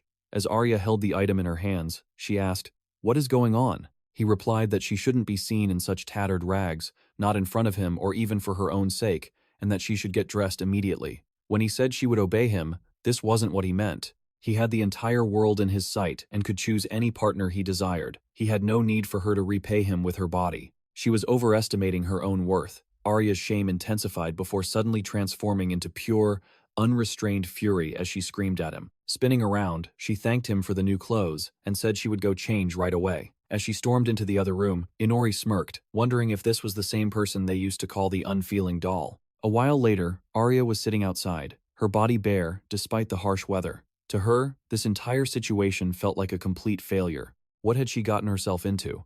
She simply wanted to show she was ready for anything. She stared intently at the flames rising from the nearby palace. Lost in her thoughts, she murmured that she must be the only survivor, having abandoned her entire country. Perhaps, deep down, she just wanted to be punished for it. Just then, Inori approached, having heard her thoughts. He asked, "So, being by my side is a punishment for you?" Startled, she whipped around and yelled his name. Inori casually remarked that he never expected her to be so rude. Arya shot back that she just couldn't process everything yet, but she was grateful that he saved her. "Is that so?" he questioned. "Yes," she screamed. She hadn't even had a moment to calm down. Even if she was no longer human for choosing to live, she had no regrets. Inori told her it was all right. He just had one thing he needed to check and required her help. Delighted by this, Arya yelled that she would help in any way she could. Inori opened his system window, revealing several new skills he'd acquired from the soldiers in the castle. Some of them, he couldn't level up on his own. Arya wondered if he needed help with those specific skills. Inori confirmed it, adding that he needed her assistance with his romance techniques. A terrified Arya asked what on earth he was talking about. Inori replied that he wanted to see if touching someone's chest would help him level up. "Stop it right there," Arya shrieked in anger. Inori pressed. "So, just touching you is worse than being together in a romantic setting?" She screamed back that just touching was completely abnormal, that it wasn't right. "Then why," Inori asked, "did you say you would do anything to help?" Arya pointed a trembling finger at him and yelled that he was a demon. He then checked his own stats. Archery level 1, halberd proficiency also level 1. Spear proficiency and shield proficiency were both at level 1 as well. Cooking, cleaning, and laundry were at level 3, while sewing and mental arithmetic were level 2. Sleight of hand, pen spinning, poison resistance, and charm resistance were all at level 1. Poker face proficiency, fake smile proficiency, and so on. From all level 1. Inori carefully studied the stats in the system window, thinking he still didn't know how all these abilities would be useful, but he needed to level each of them up, at least a little. He turned to Arya and told her to come down for a moment. She flew over and said, "All right, thanks to my genius, I can do this with ease." Inori was amazed at how quickly she had mastered the ability of flight. "Do you like your clothes? I can change them if needed." Arya smiled and said everything was fine. The clothes were light and comfortable. Inori watched her silently, wondering how she could float so easily in the bright sunlight while he had to cower in the shadows. Had the sun god's wrath decided to spare her? "Try to draw that sword," he told her. He handed it over, and Arya looked at it inquisitively before agreeing. Taking it, she held it high and exclaimed that it was beautiful. As magical sparks radiated from it, she asked if he made it himself. Inori replied that it was the sword of An, once known as the invincible longsword. He had reinforced it with his dark magic. Arya was stunned, speechless, letting out a huge scream. Inori continued, saying the sword was now called the Absolute Dark Longsword, or something along those lines. Or to put it simply, it was a dark sword. Arya examined the weapon carefully and had a realization. "So, this is what the captain used to fight with. Where did you get it?" He replied that he'd recovered it at some point, but when he tried to use the sword himself, nothing happened. He believed it was because he didn't possess a single drop of this world's magic. That's why the sword wouldn't activate for him. Arya asked, "Does that mean you can't use magical tools?" Inori said that was likely the case, which is why he gave the sword to her. It had resonated with her the moment she picked it up. Somehow, she had already learned how to use this legendary weapon. With a smirk, Arya asked him, "Are you sure about what you're doing? What if I become stronger than you now?" Inori calmly explained that she had nothing to worry about, because he didn't need to rely on toys like that to become stronger. Besides, for a true test of strength, they wouldn't be using weapons, would they? Arya mused. But who could really know? Inori stood up, touching a tree. "All right, let's take stock of our current abilities." Unlike him, she could use this world's magic and artifacts, but she couldn't level up her skills like he could. Arya added that the reverse was also true. He couldn't use magic or their tools, but he could level up his skills and raise his stats. "So, who's ultimately stronger?" Inori asked. "In the end, it's probably me, since my power grows indefinitely over time." Arya simply smiled and asked, "Then what does this mean?" Inori was confused. "What are you talking about?" She pointed to the fangs in her mouth, and realization dawned on him. "I see. So, she could grow stronger by drinking blood, and it wasn't just the wings she possessed." Arya was thrilled, explaining she'd recently tried it and felt an undeniable surge of power. Inori teased her. "So, who was your precious first kiss with? Some kind of demon?" Her answer, "It was a big bird." Arya fell silent, flustered, as they continued on their journey. Inori figured they had the situation under control and could now move forward. Just as Arya asked if he'd truly waited for her to free herself, a voice appeared behind her. That's exactly what our protagonist was waiting for. It was Fenry, who claimed that if he'd been revived sooner, he could have finished them both. Inori shot back. "Don't worry, I chose to sacrifice my own body parts to distract Arya. I just didn't expect the damage to be this severe." Arya's gaze softened as she looked at Fenry. "Who is this little ball of fluff?" Inori explained that this was Fenry, the guardian of the forest. Arya found him absolutely adorable and scooped him into a tight hug, but the creature suddenly screeched, demanding she let him go. Inori explained this was just his current form. Before, he was a ferocious magical beast. At that, Fenry instantly vanished, burrowing deep underground. "He's just running away from you," Inori stated. Fenrir's voice echoed from below, saying he didn't recall ever being called a fluffball. Arya was saddened. Will he ever appear again? Seeing her face, Inori quietly asked if she liked animals. She said she wasn't sure, but she often had to take care of the beasts that pestered her sister. Inori seemed to understand, and suggested they leave that night. Arya asked if he had decided on a destination. Inori admitted he hadn't yet, and wanted to learn more about this world, by traveling to neighboring lands, perhaps starting with countries that didn't summon heroes. Arya's answer sent a chill down his spine. No such countries exist. At those words, the main character turned around in utter disbelief, staring at her in shock. Arya continued the conversation, explaining that there wasn't a single nation here that didn't summon heroes. The main character was stunned. There are really no countries at all? She replied, yes, not a single one. According to a pact, all 12 nations were required to summon 3 heroes each. Inori tried to process this. Wasn't that an absurd number? Arya didn't answer. Somewhere in this world, 33 other heroes were present in 11 other countries. He recalled the appearances of various heroes from the neighboring country, and had a startling realization. Looking up at the sky, he knew they were mages, beastmen, elves, dwarves, and dragonkin. Sometime later, a terrible battle unfolded, recorded in the eyes of a dying creature. Chris, along with a few of her allies, had joined the fray. She was fighting the current demon lord 𝑰𝑵𝑬𝑴. He closed his eyes as someone screamed out, "Our demon lord, Lord Noah." Time passed. On a bright and sunny day, Arya walked through a crowded public space. One of the vendors she knew approached her, offering some bread. He wanted to thank her for helping him so much and insisted she take it. Arya asked, "Are you sure? The guild has already paid you for your work." He told her to just eat, not to be shy, and to take some vegetables as well. Arya thanked him for his kindness and accepted the enormous bag. One of the men laughed, asking if she could even carry all of that. Arya looked up at the sky, realizing some time had passed since they moved to this provincial town in the theocracy of Lyn. It was a small trading town, distinguished by its large, paved road. She was surprised by how much more lively it was compared to their home country. And because this nation was a theocracy, the clergy played a significant role, and even this small town had a massive church. They had registered with a local guild to earn some money. Inori was also using an alias, Kiri. However, he slept during the day, so she had to do all the work. Thanks to that, she had met many interesting people. When Arya returned home, she approached and announced her arrival. But he suddenly gave her a heart attack by jumping out right in front of her, crashing onto the steps, shattering them and covering himself in blood. He begged her for help, and Arya was horrified, unable to understand what was happening. It turned out to be related to a strange girl. She giggled, saying it was surprising he was still conscious after her attack. Arya stood frozen, bag in hand, not knowing what to do. The girl kept laughing and said, "He has such talent, even for a terrible person. He's actually made me curious. I am 𝑰𝑵𝑭𝑰𝑵𝑦𝑚, a holy knight of the theocracy of Lyn. I shall take him as my disciple and guide him back to the righteous path." Fana grabbed his tie and pulled him towards her, causing a confused Inori to ask, "What is going on now?" Arya looked on at the scene, bewildered. This was her first city, her first job, her first encounters. Her life outside her kingdom had begun just like this. After the main character joined the guild under the name Kiri, he drank in a bar as everyone around turned to stare. He began to drink heavily. The waitress approached and asked when he would pay his bill. He replied that she should just put it on Arya's tab, as usual.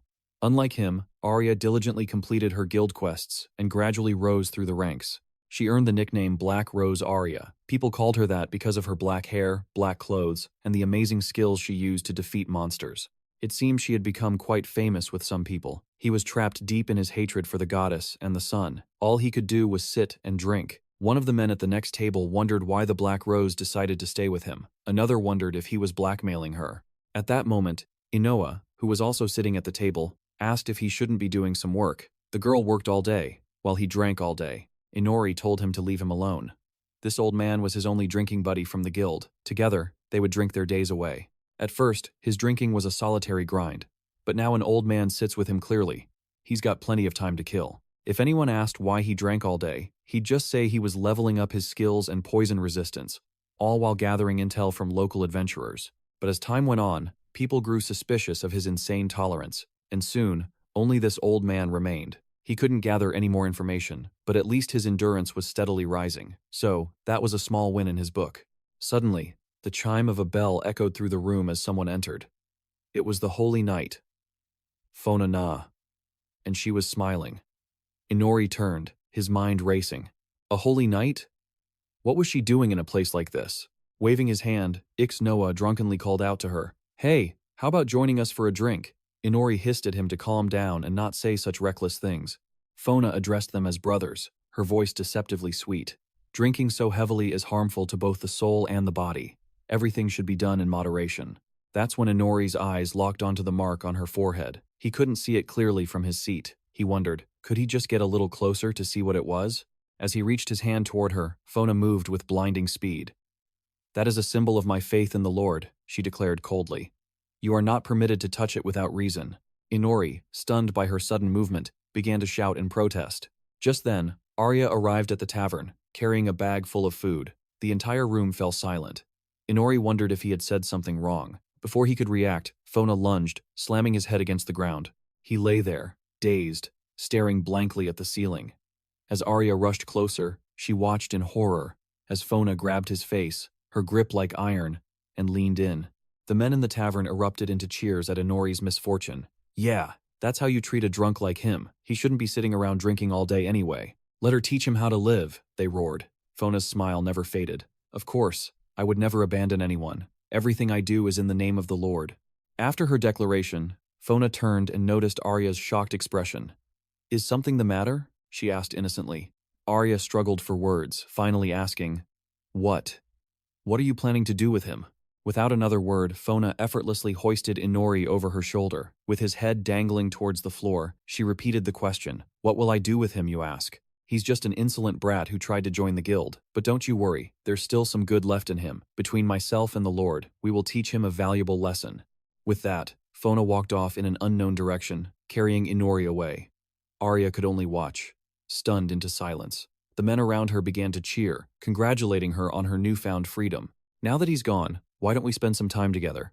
Arya completely ignored their disgusting remarks. She snatched her bag from the ground and yelled out in frustration. With her resolve set, she broke into a sprint, chasing after Inori. The men watched her go, completely bewildered. "Why is she still chasing after that guy? It seems he's really blackmailing her," one of them muttered. A short while later, the holy knight Fona dragged Inori to the palace, dumping him unceremoniously on an outdoor bench. At that moment, he finally regained consciousness, groaning, "What's happening?" Fona simply extended a hand toward him and said, "I will heal you now." Waves of vibrant magic washed over Inori's face, the light shifting from a calm blue to a healing green. He stared at his body, surprised and curious. Fona then asked, "Did it work properly? You shouldn't get so drunk again." Inori apologized to her and asked who she was. She replied that she was a holy knight. "A real one?" he asked, still dazed. Fona replied that he could call her master, or by her name, whichever he preferred. But that will have to wait. She grabbed his hand, leading him away. "First, we must offer our prayers." Arya, who had followed them from the shadows, watched from around a corner. She wondered if they were holding hands. The sight stirred an unsettling memory within her. She frowned, her anger growing. Was this sort of behavior even normal? That woman. She radiated an aura of pure danger. Arya called out to Fenrir, her companion, who confirmed her suspicions. "I don't know if Master has noticed, but I can sense a divine blessing coming from her." Arya demanded. "What are you talking about?" Fenrir explained. "I sensed it as well, and decided to follow my master." "Just as I thought," Arya replied confidently. Meanwhile, Fona was still leading Inori by the hand, explaining, "This is the largest church in the entire region. You are incredibly lucky today. Truly, extremely lucky." She smiled quietly at him, then asked for his name. "My name is Kiri," he said.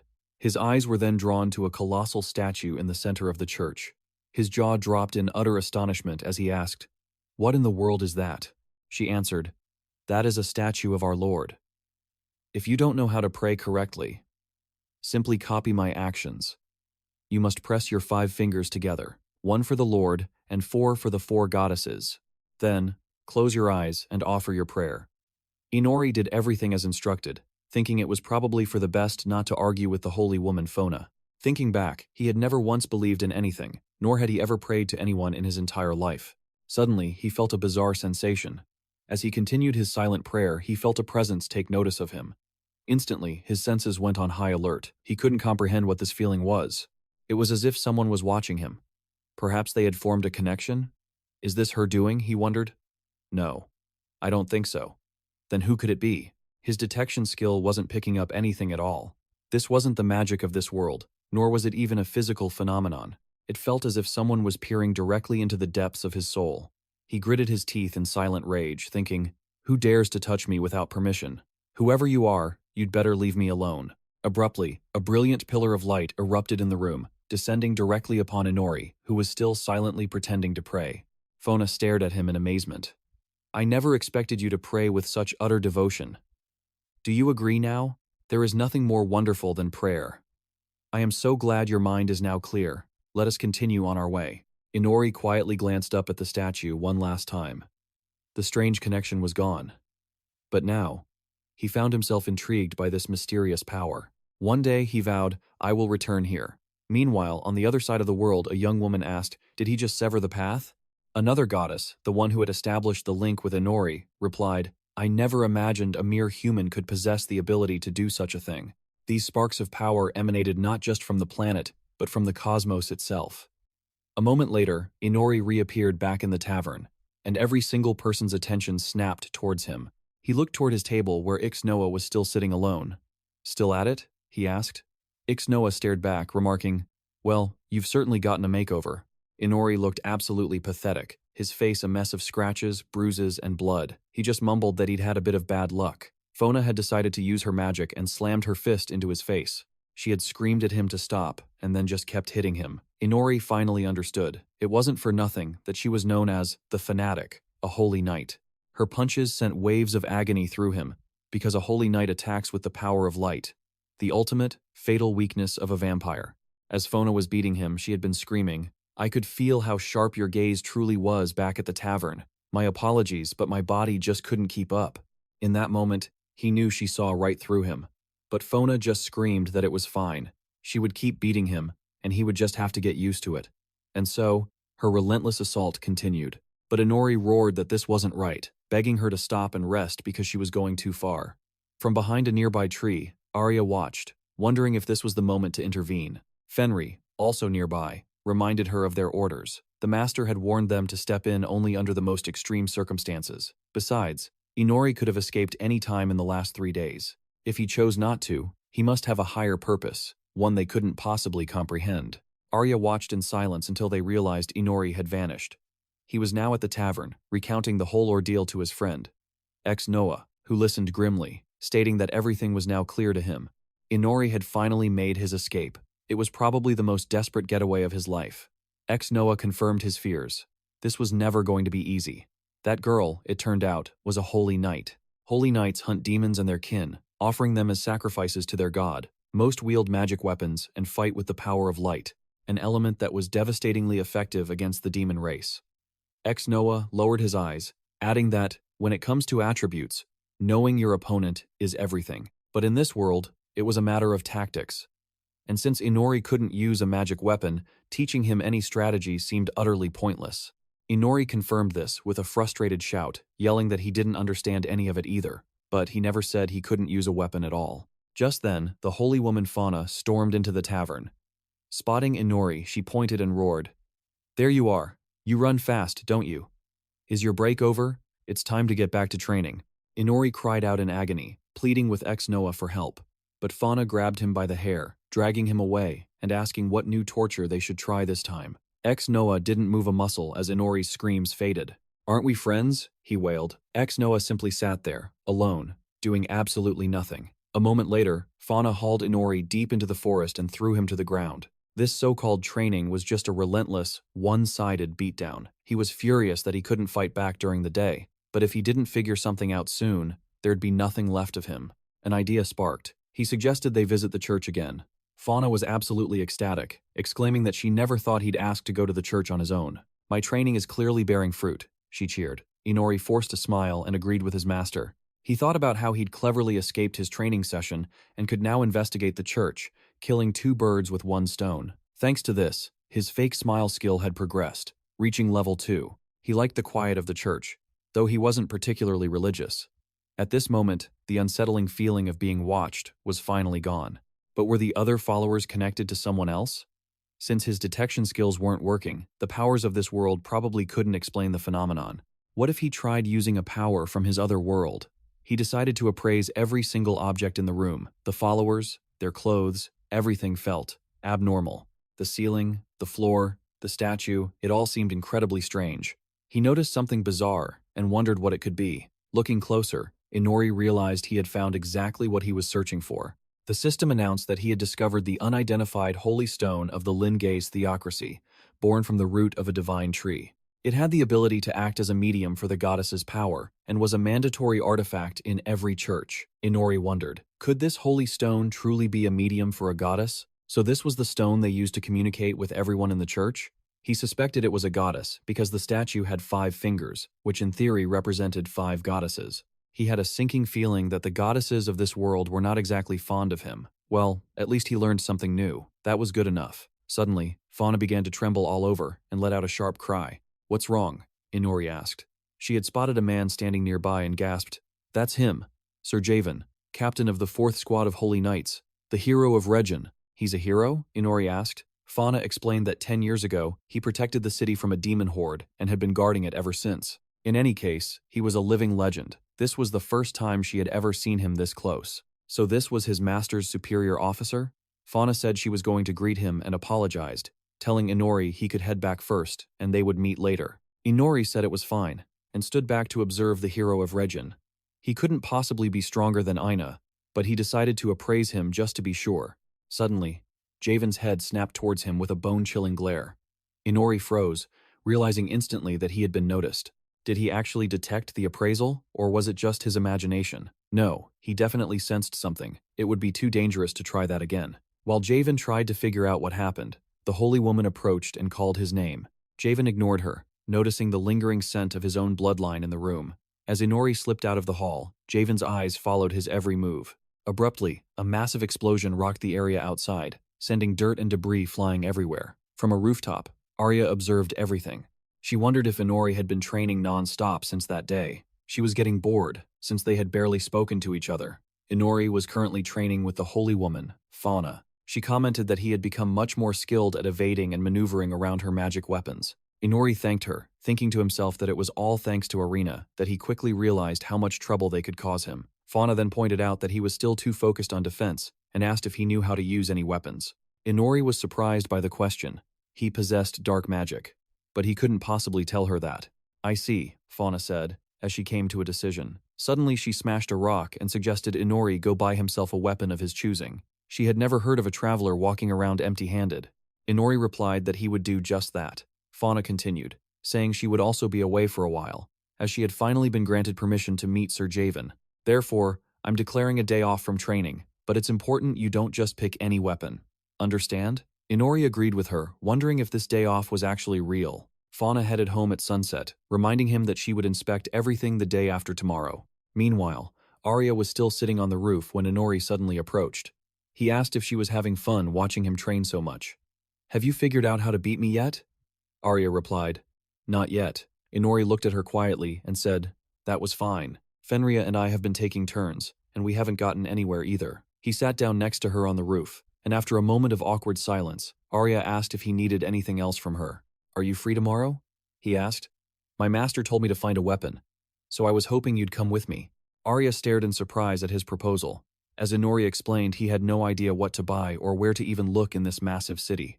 As a local, she knew the lay of the land, but if she was busy, he assured her he could manage on his own. Arya's face lit up at the offer and she shouted, insisting she would go with him.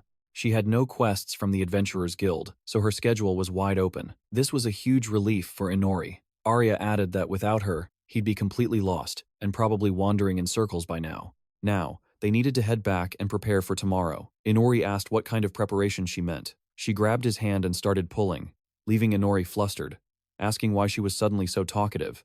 Arya just replied that they needed to get a move on. The next day, they ventured into the bustling streets together. Arya turned to 𝑰𝑵𝑤𝑰, pointing at a food stall, exclaiming that this looked absolutely delicious. He sighed, saying he understood, but that wasn't their mission objective today. Arya looked at him, surprised, then yelled that everything was fine and that the weapon shop was their next stop. When they finally arrived and began browsing the weapons, 𝑰𝑵𝑤𝑰 was impressed. It was a surprisingly high-quality establishment.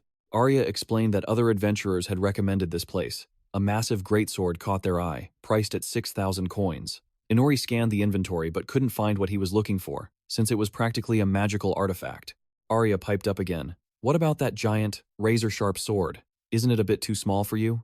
Inori shot back that he would never choose a weapon like that. With a disappointed look, Arya mumbled that it would have suited him perfectly. In that case, he should buy her a weapon too. She mentioned her occasional fondness for a black sword, right? And this particular one really stood out. Besides, they needed another blade for regular use. Arya was searching for something simple and comfortable when their eyes locked onto a beautifully crafted blue sword.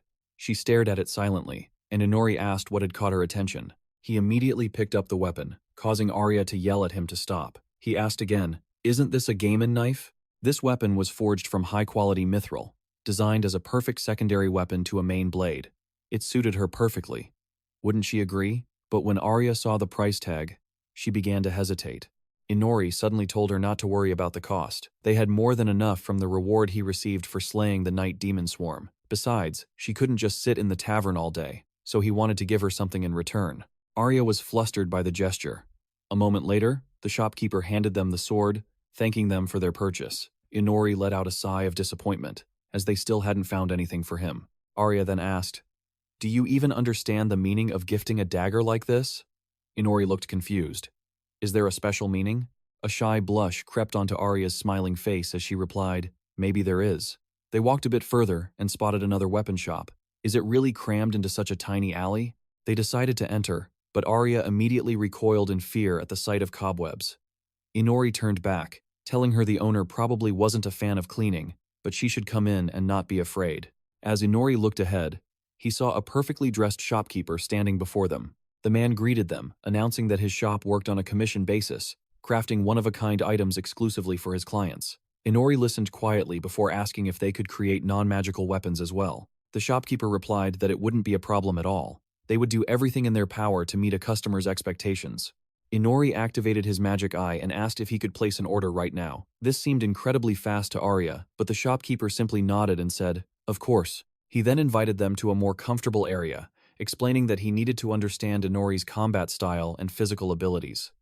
Inori asked if his companion could join, and the shopkeeper agreed. Then Inori added, "By the way, don't you think a cleaner entrance would attract more customers? The place is crawling with spiders." The man replied that he was well aware. The owner explained that much like a spider hiding in its web, old men like him prefer a quiet corner of the world. Inori thought the man was bizarre and apologized for the inconvenience. Arya muttered that she was right to be wary of that place, and that the spiders would probably be happy to hear his comment. A while later, they were sitting at a cafe table for lunch. Inori cautiously said, "I thought they could have finished faster." Arya replied, "Well, at least we don't have to scout any more weapon shops. Everything worked out, didn't it?" Just then, Arya took a sip of her tea. "This is delicious." Inori commented that he thought it was the same kind of tea they served in the royal palace. Arya replied that even if that were true, nothing else here was like the palace. The atmosphere and the mood were completely different. And every time she comes here, she just wants to sit down and quietly enjoy her tea. Inori suddenly asked, "You have desires? You have money? So why do you need me?" Arya flared up, shouting that she needed someone to talk to, because that's what truly matters. They had a hearty lunch, and Arya asked why he chose that shop so suddenly. He replied that he had appraised both the shop and its owner. All the merchandise was of the highest quality, so he decided the old man was trustworthy. Although, he still had a lot to learn as a merchant, given the spider-infested entrance. That's not a sight you see every day. Just then, Fauna appeared, exclaiming in surprise, "You actually went weapon shopping?" She approached their table, having overheard their conversation while looking for him. Inori asked her, "What about your meeting?" Fauna explained it had just ended, and she was heading home when she spotted him.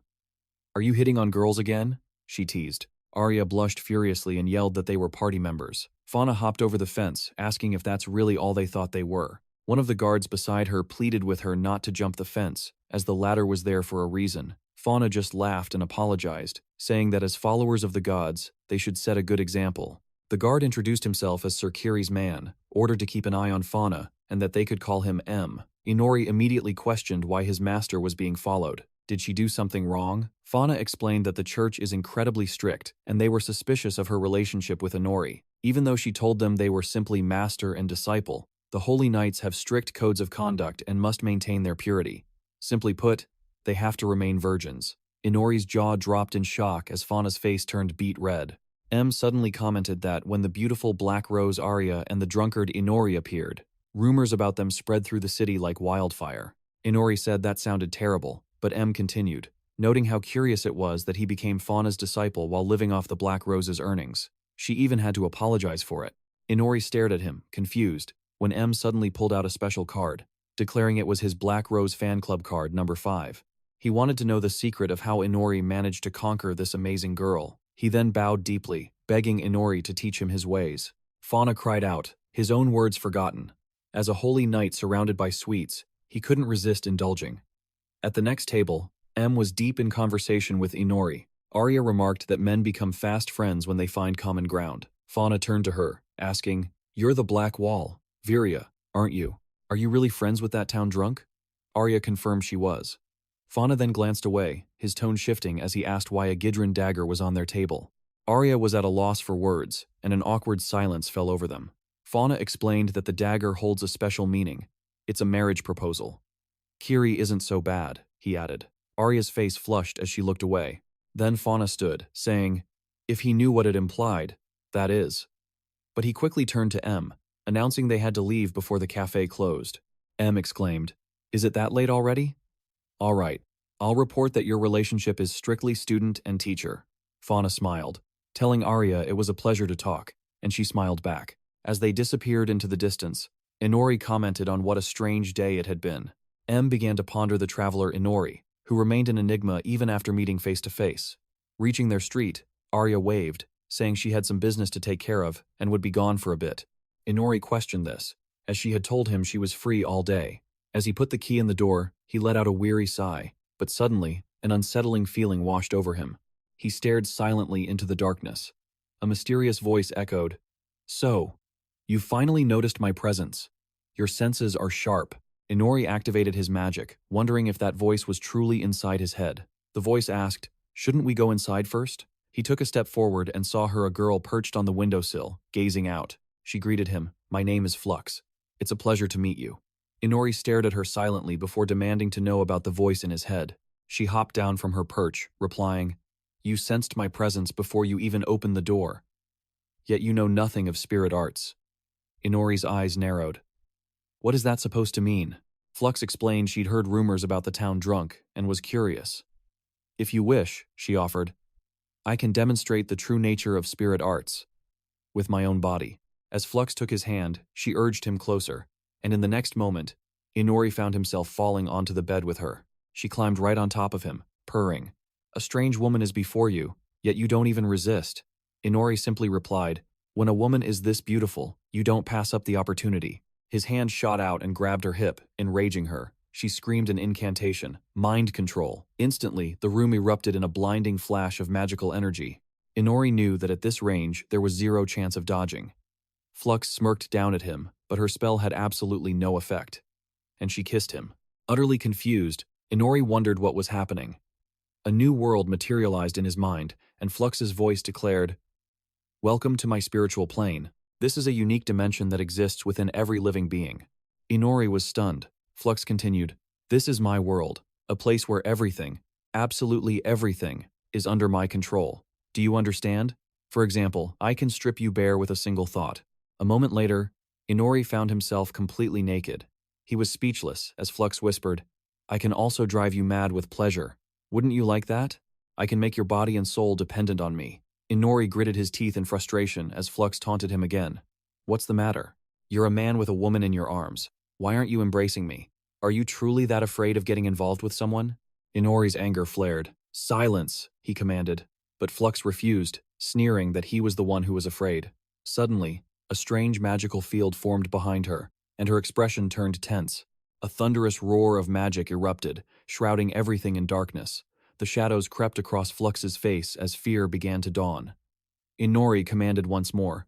I said, "Be silent." Flux panicked, wondering what was happening to her own world. Why was it crumbling before her very eyes? How could a single soul possess such power? Inori reminded her, "You said you control everything in this world, didn't you? What a coincidence. I'm pretty good at controlling things too." Just then, Arya arrived home, noticing the door was unlocked. As she opened it, she yawned, announcing her return and thinking how careless it was to leave the door open. But her words died in her throat. She saw a strange girl sitting on top of Inori. They were kissing. As he realized Arya was back, she became instantly alert, remembering the dagger's curse. If betrayed, she could end his life.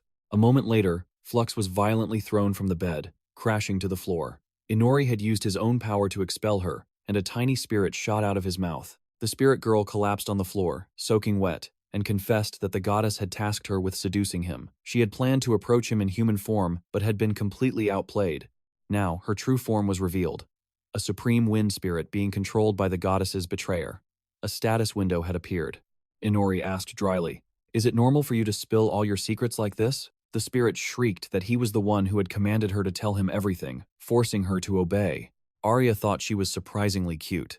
Inori grabbed the tiny spirit, demanding, "Were you the one who contacted me at the church?" The spirit replied that it was possible, but she wasn't sure since she had acted faster than he anticipated.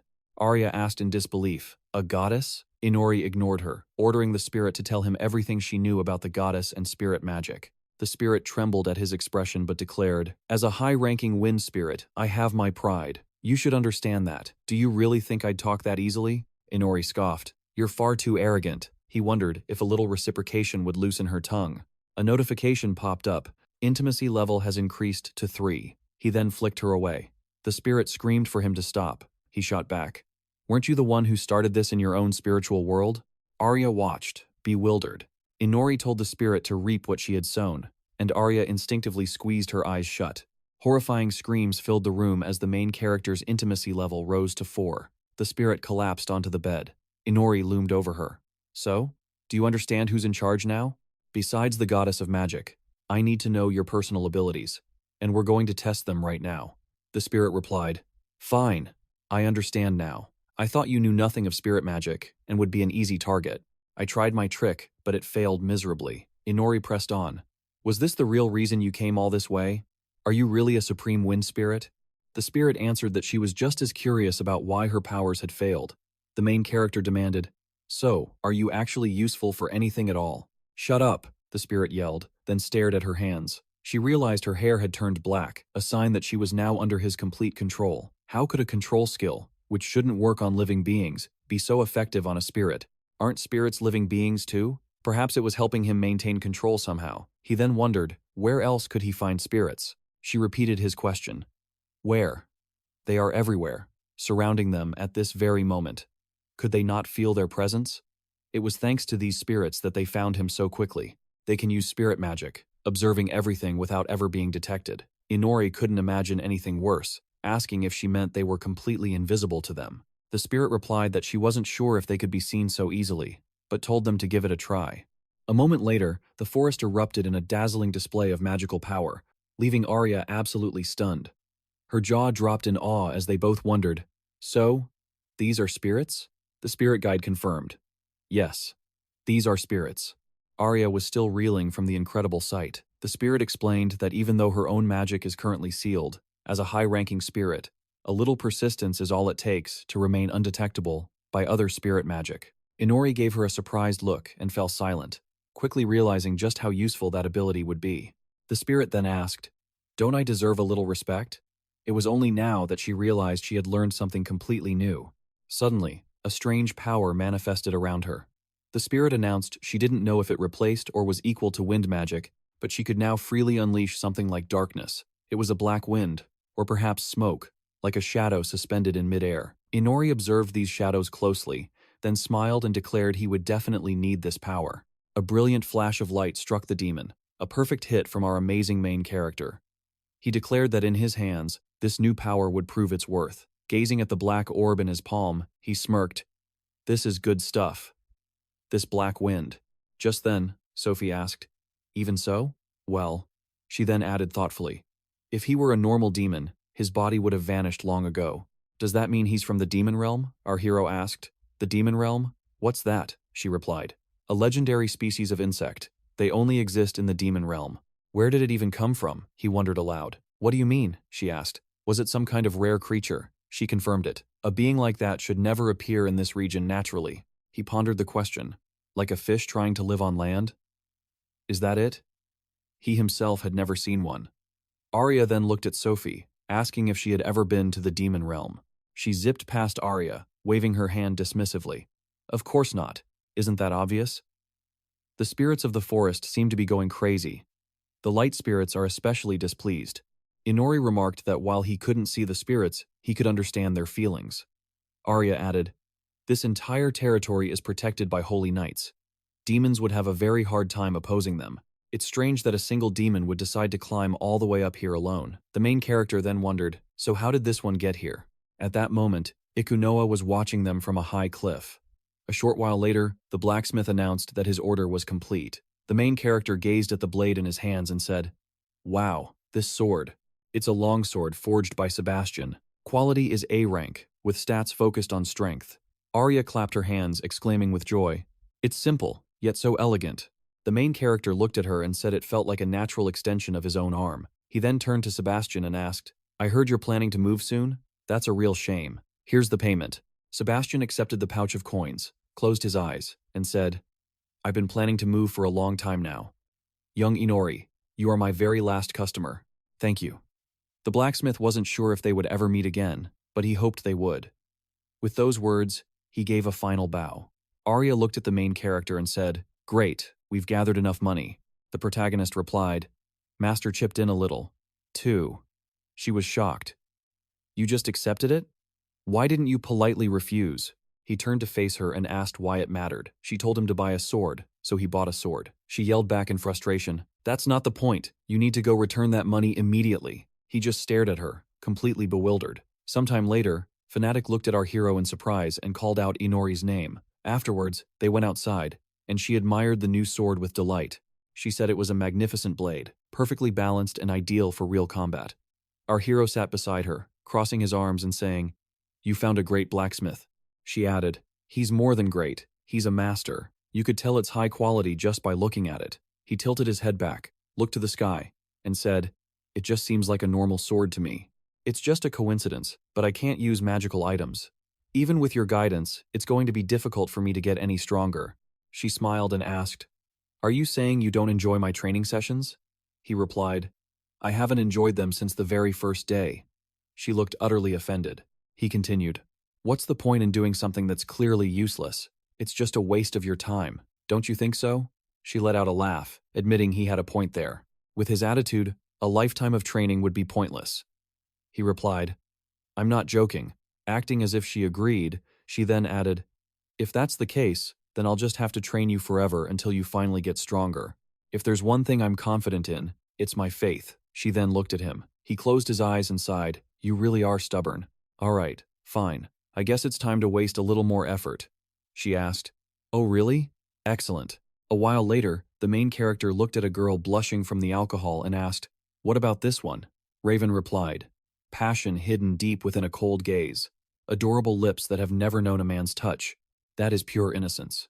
Then, our hero glanced at another girl and asked, "And what about her over there?" He answered, "A powerful body, like an impenetrable fortress against men." Without a doubt, that too is innocence. The main character then burst out laughing and yelled, "You can see right through them. Brilliant." Raven adjusted his mask and replied, "But of course, members of the church must be able to judge the purity of a person." The main character then thought to himself, "A mask. Lately, he started spending time with me at the bar. If he drinks too much, he might let something unnecessary slip." He hoped they hadn't had too much to drink yet. Still, as long as his companion was paying, he wasn't going to worry about it too much. He then pointed forward and asked, "What about her?"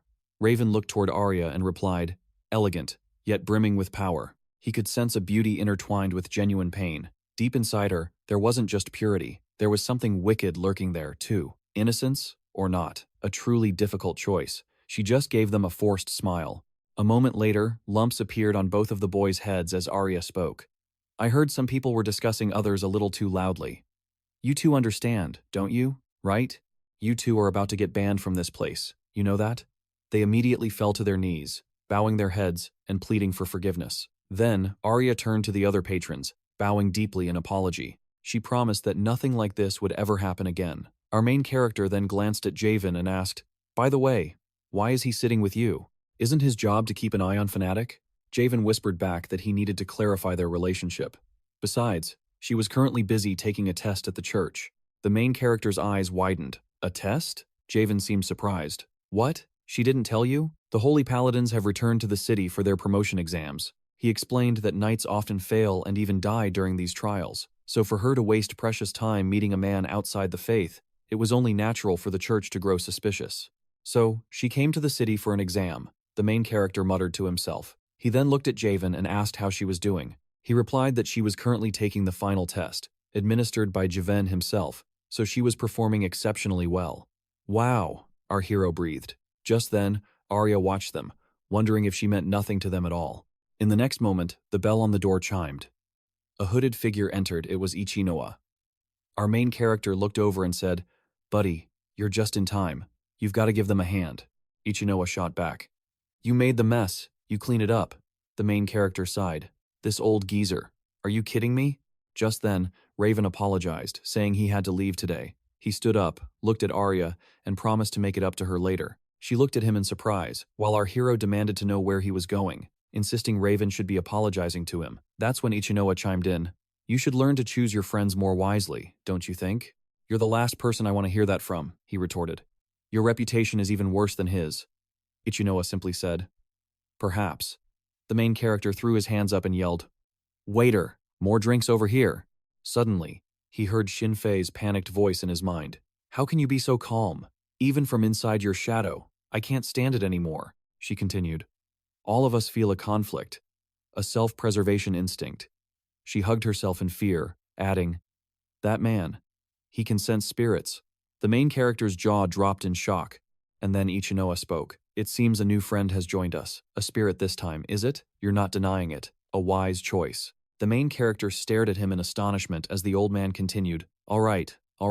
Don't give me that look. I know you can see the abilities of others." In that instant, our hero activated his skill on the old man. A flood of information filled his vision. Name, Ichinoa. Race, Chimera homunculus. Composition, demon, dragonkin, dwarf, elf, beastkin, and human at 16.66%. Talents, Demon King, Punishment of the Six Gods. Status, the current Demon King. A former Demon King reincarnated from an ordinary office worker, subject to absolute divine punishment, and more. The current Demon King. Ichinoa. The main character's mind reeled in disbelief. Arya stared at the old man in shock as Ichinoa suggested they leave. "It's too crowded here. Shall we, Inori?" Arya looked at the main character, confused. He lowered his gaze and said, "Fine. Lead the way." Arya cried out, "Inori, I'll come with you." But he shut her down with a single command. "You're not coming," she gasped, and he added, "I'm going alone." "How about the forest?" Ichinoa asked. "Outside the city." Our hero simply replied, "Anywhere is fine." As Arya watched them leave, they soon stopped deep within the woods. Ichinoa remarked, "This is a good spot. All right, you can relax now." After speaking, he looked at the main character, who was staring back at him in complete silence. The current Demon King added, "Although, relaxing in this situation is a bit absurd." The next second, he unleashed a powerful wave of energy, and Shinfei was violently expelled from the main character's shadow. She screamed in terror as Ichinoa explained, "I didn't want any evil spirits eavesdropping. I almost forgot it was inside you, so I had to force it out. Well, we're finally alone." With those words, he removed his hood and asked, "What do you think? Beastkin ears?" "No, those are horns. Long ears, long hair. It's a complete mess, isn't it?" Ichinoa said, looking back. "I understand. I'm sick of this form myself. And there's even a tail. I'm a chimera homunculus now." "Something like that, yes. I feel the same. I was originally a demon, but I was reincarnated into this body." The main character stared at him, utterly bewildered. The old man then asked, "You're the same, aren't you?" "Personally, I've lived through 2 worlds. This will be my 3rd life. In my first world, I was born a demon, a former demon king. I had overwhelming power and could do anything I pleased. Anyone who stood in my way, I killed them, and killed them, and killed them. I became the reigning king. I had everything. Fine wine, women, treasure. I laughed in the face of that world. After the demon race, I began slaughtering every other race, one by one. The humans sent heroes to stop me, but they all failed. I crushed the dwarves and stole their wealth. I burned the forests of the annoying elves, devoured the beastkin's kin, and poured poison into the lakes of the dragon race. I was free, and I was happy. My smile knew no bounds. It seemed I would continue pursuing that happiness until my final moment. The main character asked, "You died?" The Demon King looked at him and replied that he'd realized no one existed who could actually kill him. He had lived for an eternity, and when he finally died, he found himself in a blank, white space, where he met God. The main character froze. A white space? With God? Could he be talking about the very same goddess who brought him here? The Demon King continued that this god proclaimed to be the god of that world. No, our hero thought. It's not her. 𝑰𝑵𝑭𝑰𝑵𝑬𝑴 added. She said I had gone too far. My memories, my magic, my power, my talents. She took everything and forced me to reincarnate into an abandoned world. The main character flinched. An abandoned world? I'm sorry, the old man said, pointing a finger at our hero. That's what they call the world you came from, and for good reason. Because it's a world that God has abandoned. I lost everything. Nothing special ever happened to me. I was born with the most ordinary appearance into the most ordinary family. I had no special traits or merits, so I was rarely praised. But I kept trying my best. I was determined to work. I started earning a living and learned to bow my head when necessary. I married a coworker, a very plain-looking girl. But our son, who had my face, was a little luckier. Sometimes we didn't have enough money, and my wife and I would argue. But overall, it was a completely normal life. And in that life, I was truly happy. Sitting on the Demon King's throne, I thought I had it all. I lived with pleasure, sneering at the world. But in reality, I didn't even know what happiness was. It took me 2 lifetimes to find it. And so, now, I want to make someone else happy. Our hero had to ask, who? It's not that I want to make everyone happy, 𝑰𝑵𝑭𝑰𝑵𝑬𝑴 replied, but I will continue for as long as this body allows. With that, he flexed the muscles on his arm as the main character asked, so, you're going to continue the slaughter? He replied, of course not. He revealed his race was the Chimera, an artificial being.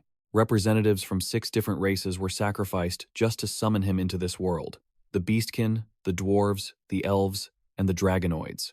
This very body combines the blood of 6 dominant races. Races that have carved the world into 6 warring factions, trapped in an endless cycle of conflict. The main character could only ask, this world has so many different races? The man crossed his arms and replied, and you, it seems, still know very little about this world. Surely you've noticed how everyone avoids you. It was true, he was despised even more than the Demon King himself. It was as if the gods deliberately created this world so that different races could never find peace. The main character stared at him, confused. The man explained that for someone from another world, mere words could never paint the full picture. But once he journeyed across the land, he would see it everywhere, war erupting in every corner. The discrimination against mixed bloods, the oppression between races. He asked, and you? Want to help them? The Demon King took a long drag from his cigar, exhaling smoke. I want to destroy this twisted world, he declared. And to do that, I need your help. The main character was stunned. The king admitted he originally planned to do it alone, but meeting him changed everything. The boy shot back. So you decided to threaten me into helping you? My apologies, the king replied. That was not my intention. Rather, I am offering you complete freedom. But in exchange for your cooperation, I'm willing to provide an advance payment. The knowledge of this world. The main character was taken aback. An advance? He replied. I would have destroyed everything anyway, even if it wasn't part of your plan. After all, any action I take will inevitably help you achieve your goal of trampling on the lives and fates of others. That's just how you operate. The main character sighed. You're incredibly selfish, but I'll agree anyway. The Demon King smirked. Is that so? Excellent. Our hero smiled, adding, but only if you provide much, much more knowledge.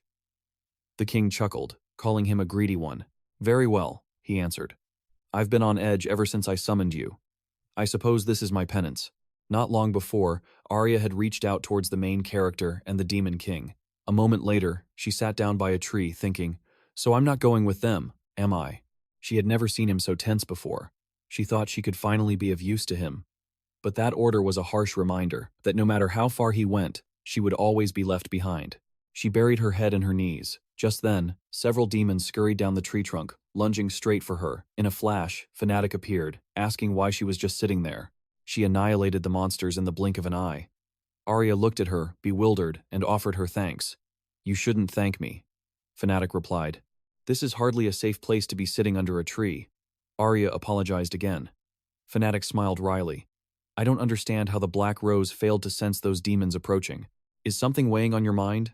Is it about Inori again? Arya quickly denied it, saying it was nothing. Fnatic sighed. Both you and Inori. In the next instant, she pointed her warhammer at Arya and smashed the tree behind her into splinters. Arya leaped back, shouting, Why? What was that for? I wanted to see your true abilities now that we're acquainted, Fnatic declared. Besides, you looked depressed. This should liven things up a bit. Arya screamed back that it was none of her business. Immediately, Fnatic lunged forward again. Arya ducked and dodged the attack. Her opponent smiled. Nice reflexes. Arya yelled in fury. Are you trying to kill me? You should listen to my story first, Fnatic said. When I was young, I used to wonder if gods truly existed. Arya looked surprised as Fnatic continued. I didn't believe in them. My mother was a devout believer who never missed her prayers, but she never forced me to pray with her. One day, a horde of demons attacked our village. Her mother fled with her in her arms, but died protecting her. The demons closed in, and as she prepared to die, she prayed with all her heart to join her mother in heaven. To this day, she still doesn't know who saved her, but after that incident, even she came to believe in the gods. She smiled and added, Now I don't just pray. I can help people like my past self. I am strong. Arya, you have to believe in Inori. You must help him. Arya insisted that she already believed she could help him. Then you need to be by his side, Fnatic roared. Arya shouted back as if it wasn't her choice, that she had no choice but to obey his orders. With that, she punched Fnatic squarely in the face. She immediately recoiled in fear, asking if she was okay. A single drop of blood trickled down Fnatic's cheek. That was a pretty good punch, she said with a grin. But I finally understand your true feelings now. She let out a long sigh and began to collapse. A moment later, Fnatic said, There's still time to make it to training with Inori. Arya thought, Why is she so foolish? Fnatic replied, I don't know. The written exams were always easy for me. Arya sighed, All right, you're just that stubborn. Then Fnatic added, This might sound presumptuous, but you don't understand Inori as well as I do. Arya smiled, looking at the girl now resting on her lap. I was right to think a clumsy girl like you would only solve problems with brute force, but I'm truly grateful to you, Fnatic. I sense a few thorns in the Black Rose's words, she teased. Oh, do you now? Arya replied. And they both broke into laughter. Later that night, Arya sat on her bed, gazing at the rising moon. Suddenly, the main character materialized from the shadows behind her, making her scream in terror. She told him not to scare her like that. He approached her, explaining they'd been so caught up in their discussion that he'd lost all track of time. The fastest way back was through the shadows. But I learned a great deal, he said, and when the time is right, I'll tell you everything. She watched him silently, then sighed and asked, Did you talk that much? He didn't attack you? He answered that he hadn't. Were you worried? He asked. She scoffed. Well, yes. If you died somewhere out there, my story of liberation would become a tragedy, not a fairy tale. And I don't even know if you'd free me in that case, he mused thoughtfully. He then turned to look at her, and she asked, Why so quiet all of a sudden? He closed his eyes and replied, No, it's nothing. Then he smiled at her and said, I can see you're forcing yourself to be cheerful. Next time, you'll accompany me on my little experiment. I want to see what you're truly capable of. She looked at him, surprised. I don't mind. But what's with that smile? You'll understand soon enough, he replied ominously. I have a bad feeling about this, she muttered. Elsewhere, a few girls were sitting near a wall. Raven looked toward a slightly open door and asked, Has the person arrived? The man apologized for the urgent summons. Raven stepped forward. Is there something you require? The figure replied, No, it is nothing.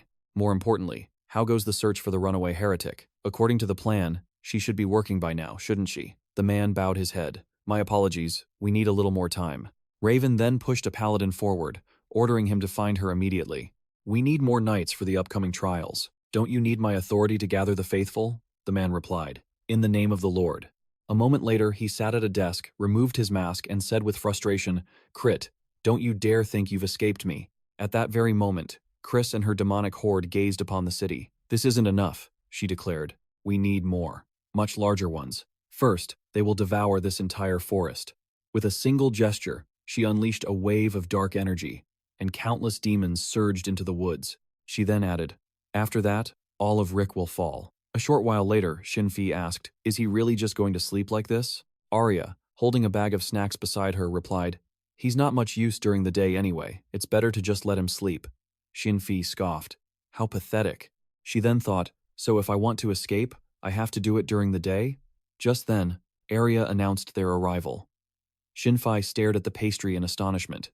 What is this? Arya smiled warmly. It's cake. I absolutely love the sweets here. Shin-Fi retorted. I know what it is, but what do I need it for? Arya was taken aback. What do you mean why? Don't you like sweets?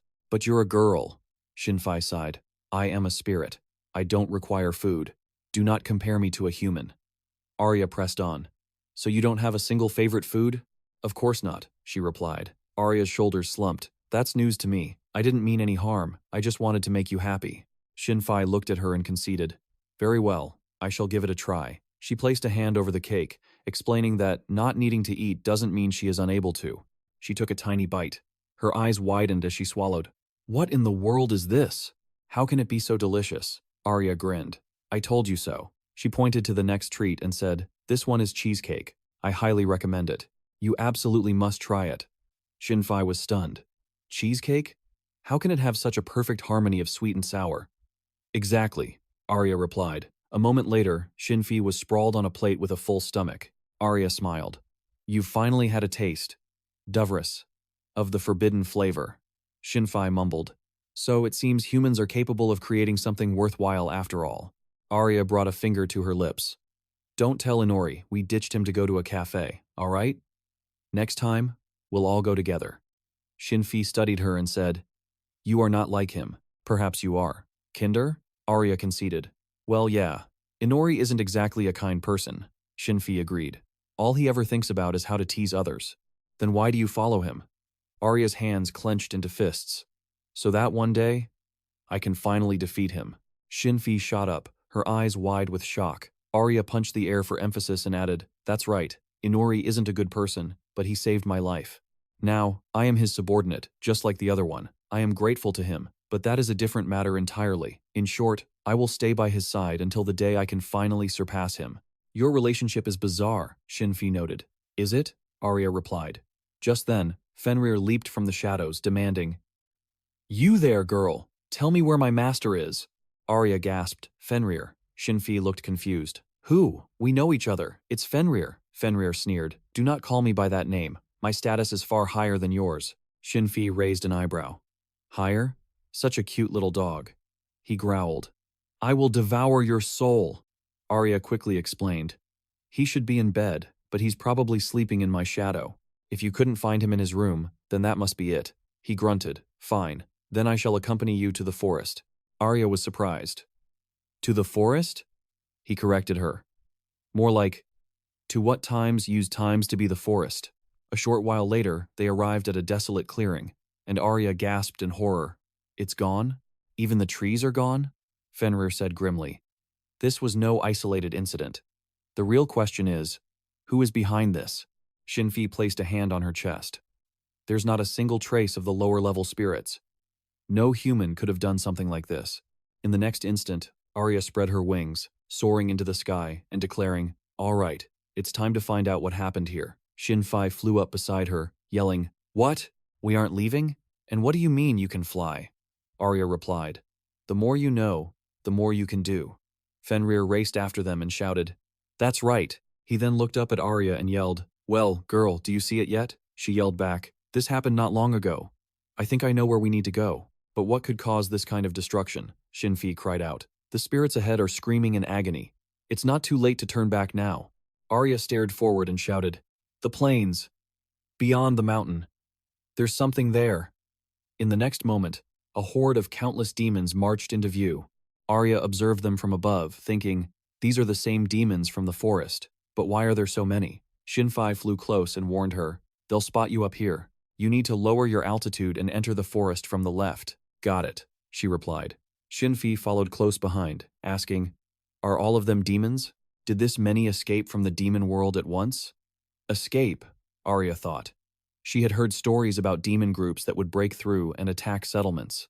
So they're on the move. Her eyes shifted as she remembered Regin. She gritted her teeth in frustration, thinking, Regin has dealt with demons calmly for years. But right now, neither the church nor the guild is prepared. They attacked at the worst possible time. Xin-Fi asked, Shouldn't we wake him up first? This situation is not looking good. Arya asked if they could even make it back to Inori in time. Fenrir shouted that he could, but asked what her plan was. She clenched her jaw, thinking, I doubt Inori would help Regin. He's not ready to reveal his hand yet. If I report this in time, will the guild even help? If I contact Fanatic, the church will intervene. But no, I won't make it in time. She turned back and shouted, I will handle this myself. Xin-Fi was stunned. You intend to fight them? Fenrir added, I can sense their power. These are no ordinary demons. You cannot defeat them. But she charged forward, reaching for her weapon. She thought, I am not the person I used to be. I will fight. Just then, one of the demons stopped and looked up at them. 𝑰𝑵𝑭𝑰𝑵𝑻𝑬 shrieked in terror. They've spotted us. In the next second, the demon opened its massive maw and lunged toward Arya. She narrowed her eyes, thinking, I'm sick of just standing by and watching. A moment later, a blast of energy ripped the demon's head apart. Fenrir noted. She revealed her magic before even drawing her sword, losing the element of surprise. He then tore the demon in two and added, her technique is far from perfect, but fighting to protect something. That is something I can respect. I am weakened and cannot maintain this form for long, but I will help you. I, too, once had a land and comrades to protect. Arya stared at him and said, Fenrir, you got bigger. He simply replied, this is my true form. He then charged toward the next demon and yelled, over there! In the next instant, Arya's blade flashed, carving a path straight through the demon. Fenrir grunted, not bad. You can actually do something. She smiled back at him, shouting that she was more than happy to accept his help. You'd better keep up with me then, Fenrir. With a war cry, the head of the next monster went flying. Fenrir carved his own path of destruction, declaring that they would thin out the horde. His orders were simple, don't stop fighting, and don't let them surround you. Arya's eyes narrowed with focus as she yelled back, crystal clear, that's the spirit. A second later, Fenrir's jaws snapped shut, biting off a demon's head while Arya's sword cleaved it in two. At that moment, 𝑰𝑵𝑤𝑰𝑵𝑻𝑬 cried out in shock, Arya the beast? Where were they getting all this power? Fenrir explained grimly, we have to finish them completely. Just splitting them in two won't stop their assault. Arya nodded in understanding. Right. She swung her sword again, slicing through the demon before her. She focused her energy into her hands, wincing at the strain. She knew this sword consumed a colossal amount of mana, but she never imagined it would be this much. She had to pace herself. With a grunt, she launched an orb of energy forward, but it simply bounced off the demon's hide. It was deflected, she thought in disbelief. Fenrir's warning not to waste mana echoed in her mind. Their armor was resistant to magic. She had been far too reckless. She had to place her trust in the sword and fight on. After all, it belonged to times her asterisk. It was difficult to even think about that fierce woman from her past. But that woman, she wielded this blade like no one else. Her mana control was precise, focused only at the exact moment of impact. Not a single drop was wasted. She was a world away from the sword's current, clumsy user. Arya stared at the blade in her hand and thought, so this sword belonged to. Fenrir knew how to use it. She raised the sword high, a new strategy forming in her mind. Just as Fenrir stayed in his smaller form to conserve energy, the sword shouldn't be activated during the swing, but only at the very instant of collision. With a sharp breath, she swung her sword and thought, now! A gasp escaped her as she unleashed a devastating blow. But how many more of those could she manage? 30? 20? Or even fewer? They both knew the answer, but the horde was endless. She continued to carve through the demons until, gritting her teeth, she felt her strength failing her. Fenrir growled, is that all you've got? In the next second, Arya let out a primal scream that made the others stare in shock. She leaped onto a demon and tore off a chunk of its flesh with her teeth. What in the world was she doing? 𝑰𝑵𝑤𝑰𝑵𝑚𝑬 screamed in absolute horror. Is she eating it? But Fenrir just let out a booming laugh. Vampires recover their strength through blood. She's exactly like her master. The battle raged on. Arya attacked with her blade, while Fenrir followed up with blasts of raw energy. At that moment, Chris raised her hands forward and clasped them together. The demons surged with newfound vigor. Arya felt her body being bound by tiny centipedes, realizing in panic that smaller ones had appeared and were swarming her. Fenrir roared for her to keep fighting. 𝑰𝑵𝑤𝑰𝑵𝑚𝑬 screamed desperately, Arya, you have to get into the air! But it was too late. A demon lunged past her guard, grabbing her arm, and tore both it and her sword away. Girl! Fenrir howled in panic. Arya stared in stunned silence at her mangled shoulder, and before she could react, another demon struck, sending them both flying. As Arya hurtled backwards, 𝑰𝑵𝑤𝑰𝑵𝑚𝑬 thrust her hand forward, thinking frantically, what was that spell called? Black wind. Instantly, a void of darkness erupted before the demon, followed by powerful streams of energy that pierced its body. Fenrir delivered the final, hateful bite. As Arya crashed to the ground, a voice asked her how she was still alive. His own strength was fading. They had to fall back. 𝑰𝑵𝑤𝑰𝑵𝑚𝑬 realized she had saved Arya purely on instinct, and cried out her name.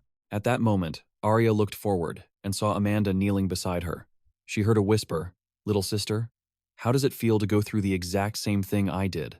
It's pathetic. You decided to abandon me to save yourself, didn't you? You left me, and I lost my head for good." To the illusion's shock, Arya simply smiled. Arya pushed herself to her feet and said, "The real Amanda would never say such things. You're just an illusion born from my own weakness. But I'm still happy to see a familiar face." With that, she raised her sword again and added, "Back then, I was too weak to save you. I'm sorry, but I will change. I'll become stronger, so please, watch over me from above." Shin-Fi stared, completely baffled, as Fenrir urged Arya to jump on his back. They had to retreat before they were surrounded. But Arya dashed forward again, slicing another enemy to pieces. Panting heavily, she yelled for him to go on ahead. "I can still fight." Just then, a new voice cut through the chaos. "Stubbornness can be a virtue, but it's meaningless if it leads to your death."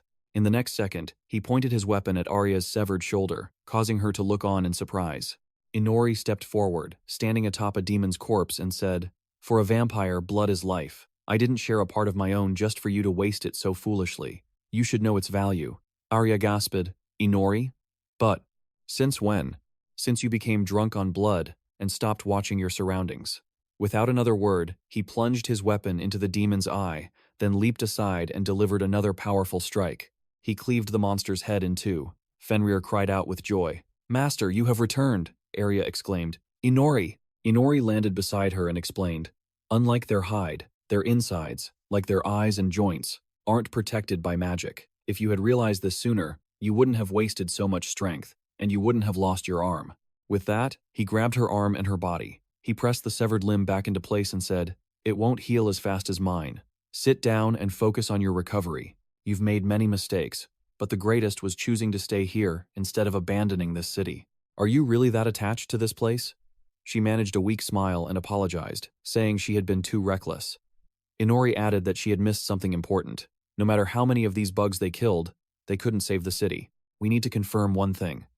As Arya stared at him in confusion, several more demons charged straight for them. Meanwhile, Chris watched with a cunning smile, clasping her hands once more. But in that instant, Inori appeared with Arya in his arms, directly behind Chris. He pointed forward and declared, "There, the one responsible for this demonic assault." The woman spun around, her face a mask of pure shock. "Don't move," Inori commanded. "You will answer some questions." He bound her body with his Grepnia skill, causing her to cry out in surprise. From the cliffs below, Shin-Fi looked up in awe, thinking, "Inori, he appeared out of nowhere, and now he's all the way up there?" Fenrir asked, "Where did Master go?" Shin-Fi thought that almost no spirits remained, and she couldn't be sure, but it looked like they were capturing someone. The main character locked eyes with the hostage. "You're Chris of the Cam family, aren't you?" She gritted her teeth in rage, but he just added, "Your powers gave you away." Ar was stunned. Her? But how could a girl like this possibly control them? He smirked.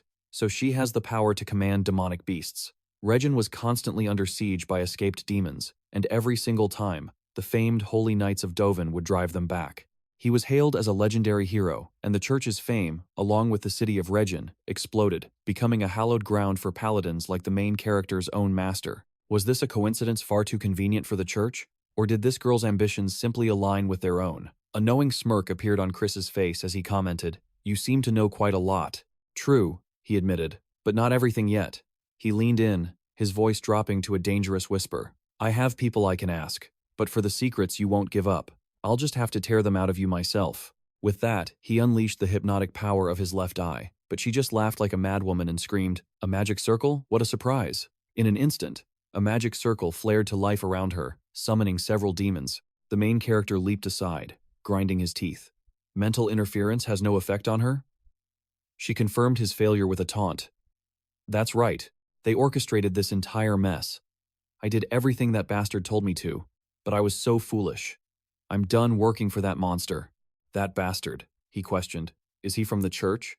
In the next second, a demon lunged toward them. Arya screamed, "Attack!" The main character fired Gladnar into the horde, impaling one of the beasts on his weapon before cleaving it into pieces. He laughed, shouting, "Is a mindless assault all you've got? How boring." But Arya screamed, "Inori, above you."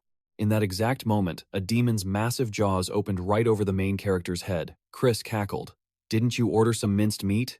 But in the next second, a blade pierced straight through the demon's skull, followed by our hero's entire body as he split the monster in two. He casually licked his finger and said, "The blood's not great. Tastes a bit like iron." Chris gritted her teeth in pure fury. What in the world is he doing? Stop getting in our way, she seethed. I don't have time to play games with some wannabe hero. He wiped his mouth. She'd rather tear off her own arm than break my binding threads. Just then, 𝑰𝑵𝑦𝑻𝑬 stared ahead in shock, thinking, all the demons are moving at once? Arya, the demons are heading for the city. At that moment, a smirk played on our hero's lips as he thought, so she's calling her pets for backup? Looks like she's finally starting to understand who's in charge here. She screamed at him, shut up, I'm talking to Arya. The knightess looked on, horrified. Towards the city? She turned on Chris and yelled, you'd sacrifice your own guards just to send them toward the city? Chris laughed like a maniac and replied, what a shame. Because now, even if I die, you can't stop them. Our hero had hoped that taking out the leader would end this fight, but seeing her resist his hypnosis, he realized with a start that he had seriously underestimated her. Just then, the demons continued their advance as Chris screamed like a woman possessed. Go forth, my family, do as you please. In the next instant, the girl clutched her face and spoke, my dear Chris, destroy those who called us, the children of demons, along with their pathetic city.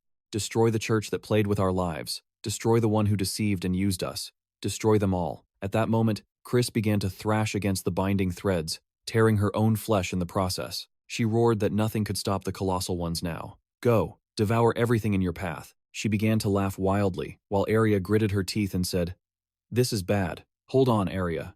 Personally, I don't care what happens to that city, but I will take responsibility for underestimating her. Arya looked forward, completely bewildered. In the next second, through the pouring rain, rays of light began to break through the clouds. Our hero began to speak. Hey Arya, do you know why raindrops falling from the sky don't tear us to shreds? It's because of the atmosphere and its resistance. He pointed forward and added that the dense layer of air slows down all the energy that a raindrop absorbs. But, he continued, the objects under my control are not affected by the atmosphere, and of course, they feel no resistance. The air doesn't hinder this, and unlike a raindrop, it can accelerate to impossible speeds. And then, at some point, I realized my black wind leads to the same space as my shadow, but it has the unique ability to float in mid-air.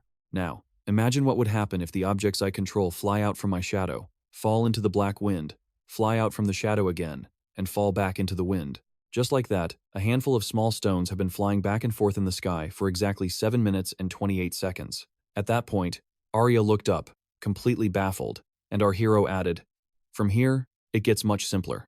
I just have to cut off the black wind at the right moment. And boom. In the next instant, a blazing meteor tore through the sky, slamming into the demonic horde and causing a terrifying explosion. Arya shielded her face with her hands, letting out a terrified scream. But our hero just smiled and said, something like that.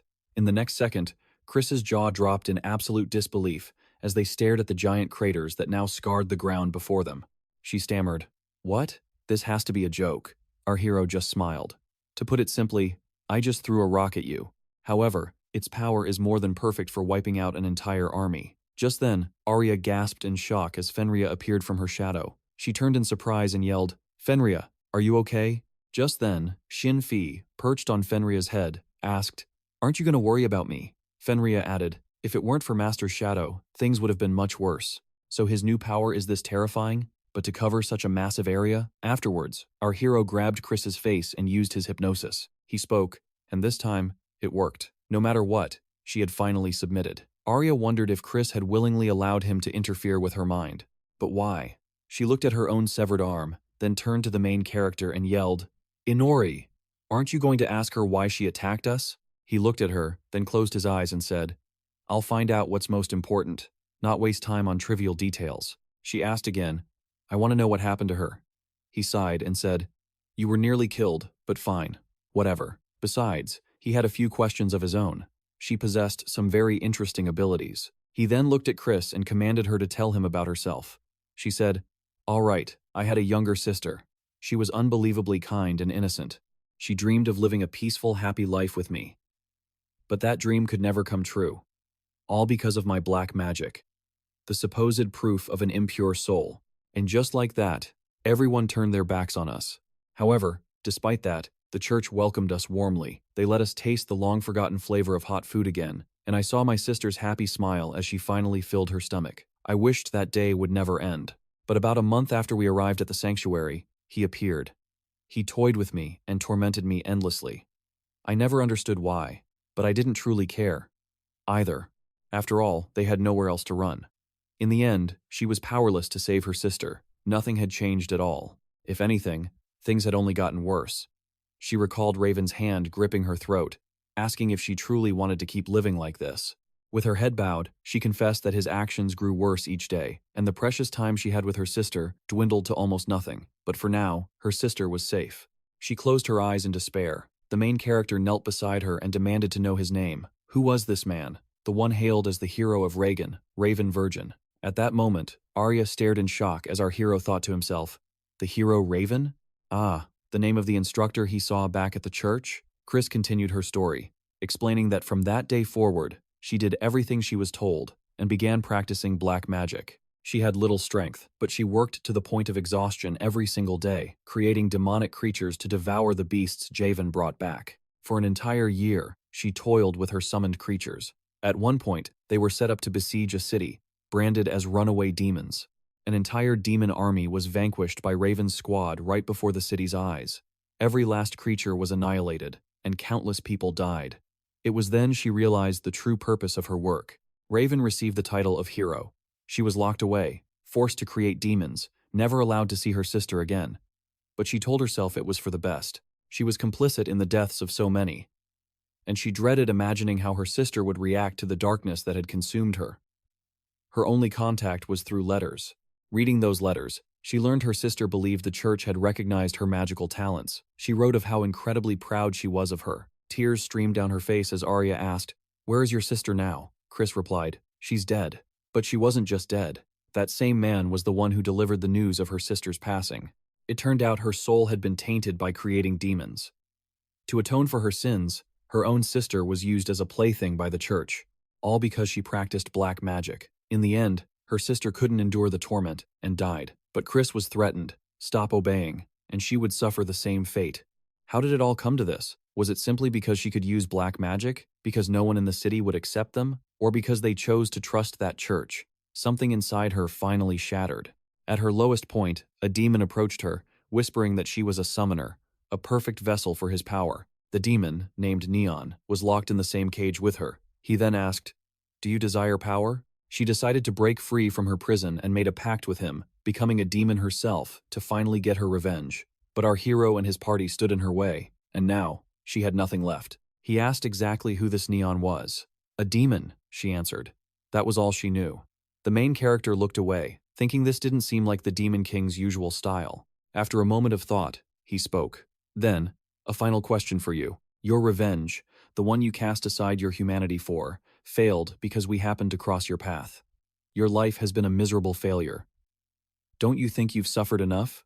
In that instant, he grasped his sword, rising to his feet and approaching Chris. Arya screamed, "Inori," begging him to stop. He stated coldly that he wasn't talking to her. "I'll say it again. Your quest for vengeance is over. Don't you think you've suffered enough?" Arya bit her lip and cried out, "Inori, the church just used her. Does she really deserve to die?" She held out her hand, pleading, "She can't do anything to you anymore." He closed his eyes and replied, "It's useless. You saw it yourself. My hypnosis doesn't work on her, and she no longer responds to questions. She's lost all will to live. No matter how much you try to understand her, her fate is already sealed." In the next second, he swung his sword. Just then, a voice echoed in our hero's mind. "You have reached level 15. He was stunned. The voice continued, "Your demonic title has been promoted from Baron to Viscount."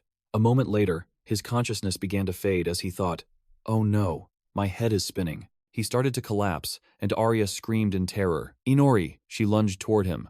A short while later, a goddess looked down upon the main character with a smile. "Are you awake?" It had been a long time since they last met.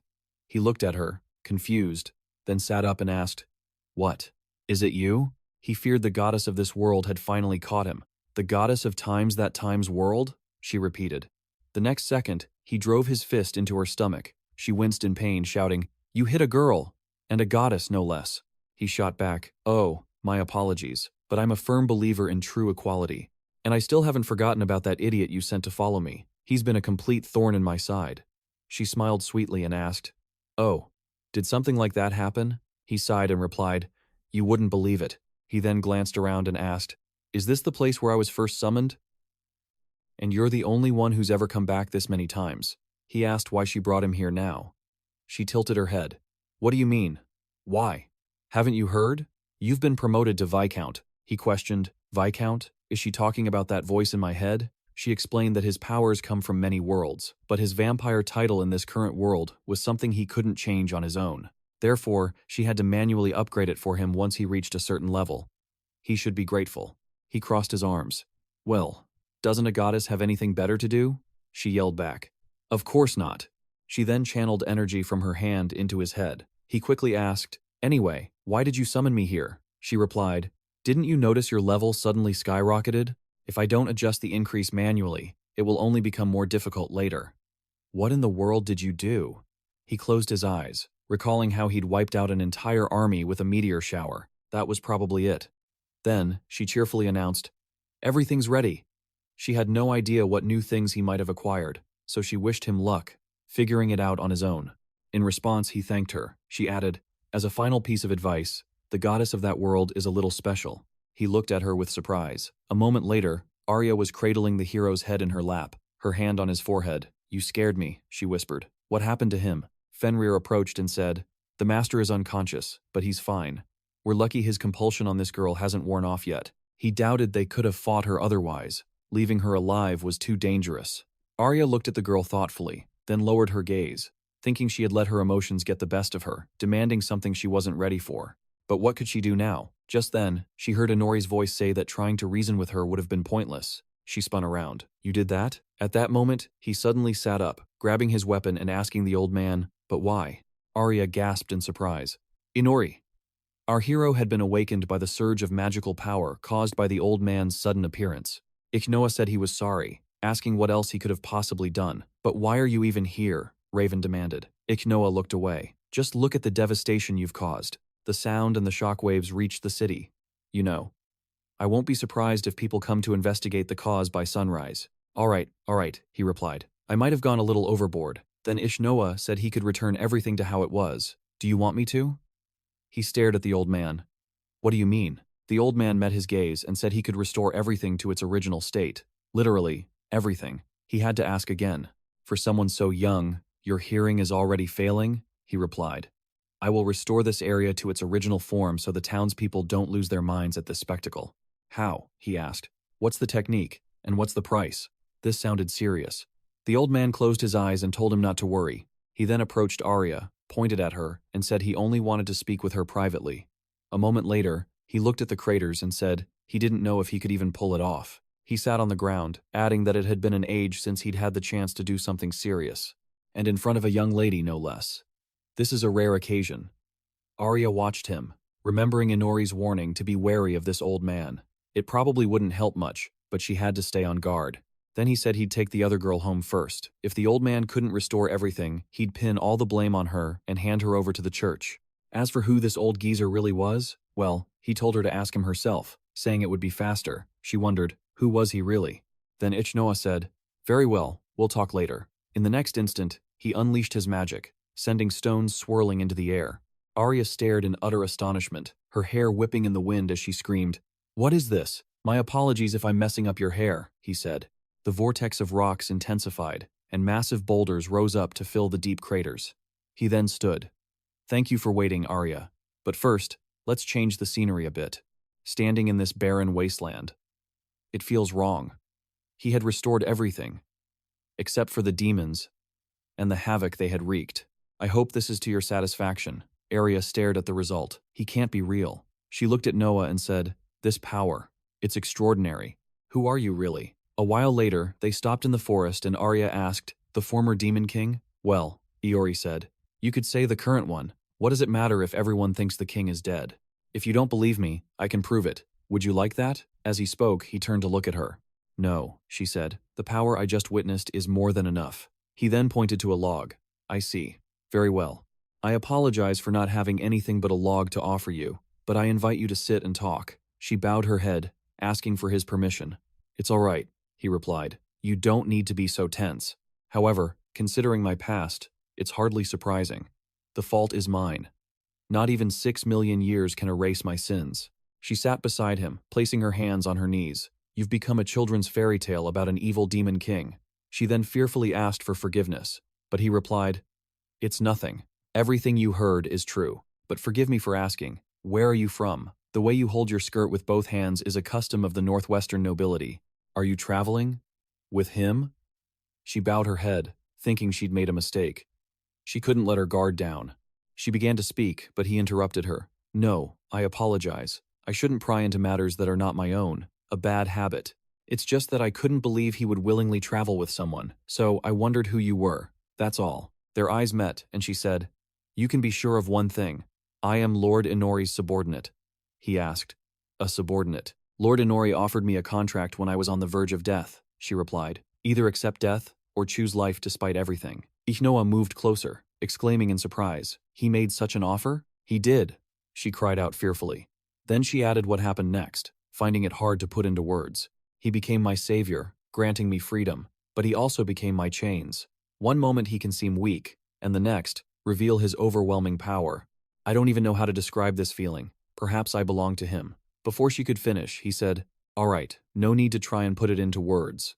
There can be many answers. Don't rush to a conclusion." He apologized for asking such a question. She was surprised, saying everything was fine. She blushed with embarrassment, while he closed his eyes and said, "I see." That was how she felt. She asked what he meant. He opened his eyes.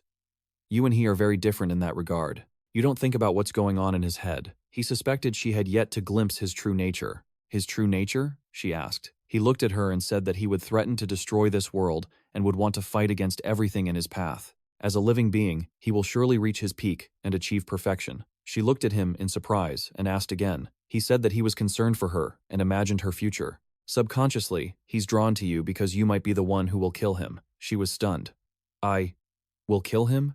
She didn't understand. He said it was one of the possible outcomes, and that he was fully aware of it. She said that even if she were ordered to sneak up on him during the day, she could hardly succeed. He laughed and said he would like to see that. "Even so, you should think about it." He then lit a cigar and said that youth is a time to be tormented by doubts.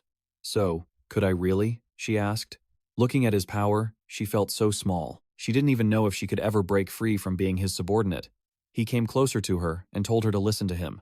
"No matter how important a role he plays in your heart, or how important a master he is to you, he is still just a boy." As he spoke, he exhaled smoke from his mouth, adding that it wasn't long ago that he was helplessly clinging to his mother's breast, growing up well-fed in warmth and comfort. He simply absorbed knowledge that others had approved, in a school that others had built. Even his skills were granted to him when he came to this world. He had never forged anything that was truly his own creation, and perhaps, deep down, he knew that.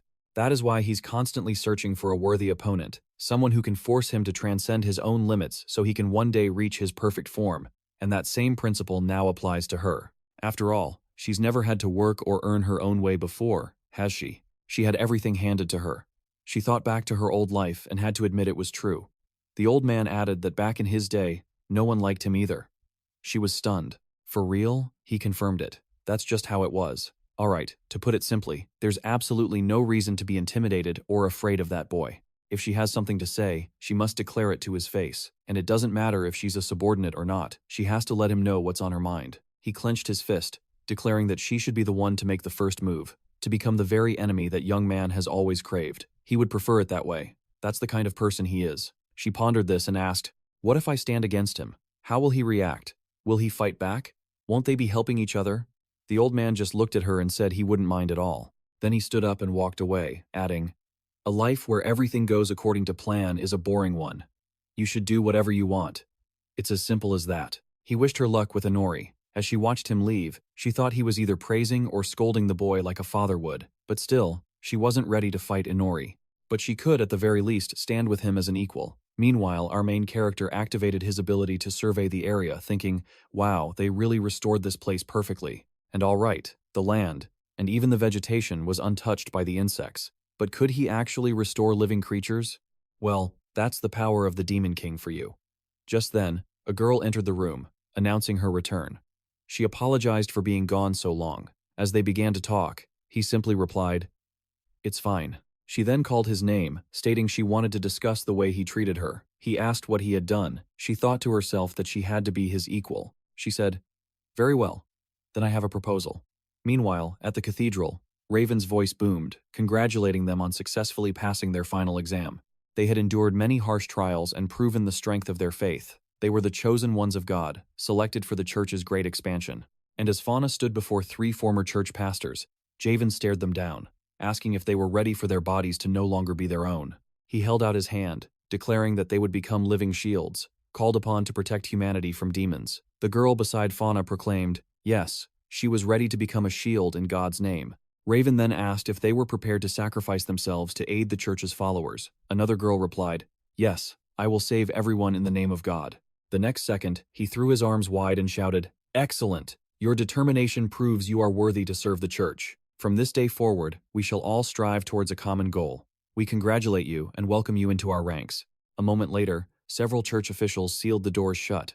Fauna Na heard the sound, wondering if it was the door. Then she sensed it a binding energy, ensnaring the girl beside her as she screamed, Commander, something's wrong. She instantly leaped into the air, narrowly dodging an attack from the magically controlled church staff. The man shouted, impressive. You saw through that quickly. As Fauna hovered above him, she thought, is this a binding spell? But why? Forget it. I'll deal with that later. Then she summoned her weapon, thinking, it's time to appear. Holy hammer on Ritus. The next second she roared, what is the meaning of this? The men looked at her, bewildered, as she swung her hammer, but they managed to erect a barrier in front of her. The man sneered that it was a blessing granted by the church in God's name. That's what this is, you fanatic. A crystal pulsed at the center of the barrier. It suddenly cracked, and the crystal in his hand transformed into a massive scepter. He roared that she must humbly accept this with her body. She cried out in shock, Commander! The next instant, he slammed his weapon into her, declaring, in the name of the church. A moment later, she spat out a mouthful of blood and was sent flying into the wall, cracking it on impact. He remarked, unbelievable. To think she's not unconscious after a blow like that. She struggled to her hands and knees, asking, is this also part of the exam? He replied, I wish I could say it was, but of course not. Just then, she grabbed her weapon and charged, but he easily parried her attack. She thought about every strike she made. Then, she glanced back in shock, seeing the other enchanted girls being surrounded by the men. She screamed, stop, you will not touch them. At that moment, Raven's voice cut in, no matter what happens, never take your eyes off your opponent. In the next instant, his weapon morphed into a chain that bound Fauna's body tightly. He held the chain in his hand and asked, do you remember what you were taught here? Then he smashed her into the floor, adding, this is their first opportunity to prove themselves to God. They should be overjoyed. The next second, he approached the girls and began his vile assault. A while later, Fauna Na, now chained to a wall, forced her eyes open. Raven stood before her, asking, are you awake now? You don't need to worry. Your body is still pure. The next second, he threw the other girl to the ground, saying she was no longer needed, and ordered his men to take her away. His subordinate replied, yes, sir. And he added that he was waiting for her to wake up just to hear her screams. He spread his arms wide and offered for them to serve the church together. At that moment, the abuse was still happening behind him. Fauna gritted her teeth and shrieked, what is he doing? What is he doing? Commander Raven, this is unforgivable. He was a holy knight. God would never forgive such an act. He replied, that's right, you fanatic. This is unforgivable. She glared at him, and then he pulled off his mask, adding, completely unforgivable. Tears began to stream down his face as he said, if there is a God, of course. She cried out in shock. The mask, she asked herself. Why? Why wasn't God punishing him? She possessed a sincere faith that he couldn't comprehend, and he could only feel envy for it. He was once a devout believer just like her, fighting for his people alongside his fellow holy knights. It was a difficult time, but he believed that God saw his devotion, although deep down he knew that wasn't true, that something was still missing. And then one day, he was invited to this party for the first time. In that moment, he wanted to kill everyone involved, but he didn't. The innocent girl was completely at his mercy. Such a blasphemous act clouded his mind. His heart yearned for a reward for all his hard work. And now, after satisfying, all the years he had dedicated to God couldn't hold a candle to the pleasure of that one sin. From that moment, everything changed. In the eyes of the townsfolk, he played the hero. The church's congregation swelled with each passing day, and his twisted hunt for young girls continued. A true betrayal of the greedy, duplicitous God he served. Father, surely God must punish you now. He threw his hands to the heavens, screaming, God, if you exist, you must strike me down. I am no longer the saint I once was. He saw the monster he had become, with perfect clarity. Or perhaps he was never on their side to begin with. Just then, the fanatic girl declared he was wrong, but he spun on her, snarling that God himself would be the judge. You think he would allow a true believer to be exploited? Well, they were about to find out. The logic was appallingly flawed. Suddenly, demons surged forward as Raven looked around in confusion, screaming, "What is this?" The demons seized several people, and the main character remarked that to his precious God, it probably didn't matter if he was a sinner. Then Raven saw him and roared in disbelief. "Sir Inori, but they don't care," he replied. The fanatic girl stared in shock as he yelled, "Inori Raven, why are you here? And with demons no less." The church servant screamed, "Why are there demons inside the cathedral?" Our hero placed a hand on his hip, ordering them, "Don't let a single one escape." In the next instant, the demons descended upon the servants. The fanatic girl watched in horror as Raven demanded, "Are these your demons? Have you possessed dark magic all this time?" He replied that he had not. "I borrowed it," Raven snarled. "I know exactly who. Chris." The fanatic girl cried out to Inori, "What is the meaning of all this? Why have the escaped demons suddenly appeared here?" He stated plainly, "The church was the one breeding these demons, so I'm just returning them." Nothing surprising. Is there? That girl didn't like what they forced her to do in this church. Raven seethed. "So Chris sent you. We saved her life, and this is how she repays our kindness. Shameless, and since you agreed to help her, you are no better." In a flash, the crystal in his hand morphed back into a staff as the main character asked, "Are you angry? My apologies for interrupting your hobbies." Raven lunged forward, letting out a furious battle cry. "No, I sincerely regret having to raise my hand against a friend," the fanatic girl screamed. "Inori, you have to run." But as the attack came, the main character dodged to the side with a casual smirk. "Ooh, you should listen to her. Not bad. For a so-called legend of the city, he was decent." Raven roared, "Excellent. A magnificent reaction.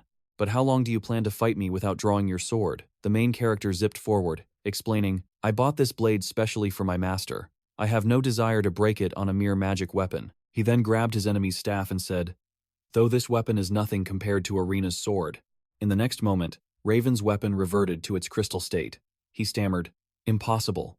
I had no idea you were this powerful." The main character waved his hand dismissively. "Yes, I can hide in the shadows, and you've got it a little wrong. It wasn't Chris who sent me." He asked, "Then why?" He replied, "Let's just say I have some unfinished business." "Interesting," he said. In the next moment, the main character summoned a shadow, from which a crystal appeared. Raven gasped in shock. "That's it!" The protagonist smiled and said, "I came for this. The holy polylite crystal. It was installed during the temple's construction." Raven was astonished. "But where did you get it?" He replied, "It was simple. Thanks to your little party, every single church guard was drawn right here." Raven admitted he had been afraid, but our hero was right. Of course, it can be sold for a certain sum, but it possesses no special properties of its own. He couldn't believe he came here just to steal a rock. Then, the main character revealed he had the power to appraise items, and according to his skill, God observes humanity through these very stones. It holds no power itself, but when it senses the prayers of someone nearby, it can become the eye of God. Right now, he was using his control ability to block it, but one day, it activated, and God immediately tried to kill him. He stole it so God would instantly understand his intentions. Raven questioned, "God exists? He watches humanity, and out of everyone, he found you and tried to kill you?" The main character replied that it was something like that. He then looked away and asked if God considered him a heretic, like a kill him quickly sort of thing. Raven bowed his head and admitted that there was something about him that could be considered heretical. Then the main character added, "Though, heretic isn't quite the right word. It's more like a thorn in his eye." Raven said, "Then all the more reason for you to explain it to me." The main character asked, "What?" "It all depends on how you look at the problem." He replied, "If God is watching us, if God takes away life, then why would he try to take your life and not mine?" At that moment, the demons continued their purge of the congregation, and the main character said simply, "Because God doesn't care about humans." The fanatic girl stared at him, stunned. He asked, "Now do you understand why I'm here?" Raven's hand trembled as he raised it to his mask and laughed. How horrifying. But now he realized he wanted to test something. He grabbed the crystal and rushed forward, asking, "Would God care about me if I offered him your head? Would he finally notice me then?" Then the main character chuckled and said he was starting to worry the night would be boring. Now, however, it was a different story. He understood. In the next instant, a chain bound his hand. He clicked his tongue in annoyance as the fanatic screamed. Inori must have let him capture him. Raven said he had repelled all his previous attacks, but this time he had used the divine execution weapon. Just then, a statue's doors swung open, revealing a wall of sharp spikes. Then Raven raised his hand to his mask again and said, "O Lord, you grant him that." He clenched his fist, and the statue's doors slammed shut, swallowing the main character whole. The fanatic screamed in terror, "Inori!" A moment later, blood began to stream from the statue's eyes. The fanatic kept calling the main character's name, but Raven approached her and said he would never hear her voice again. He stepped forward and said, "Farewell, my foolish friend."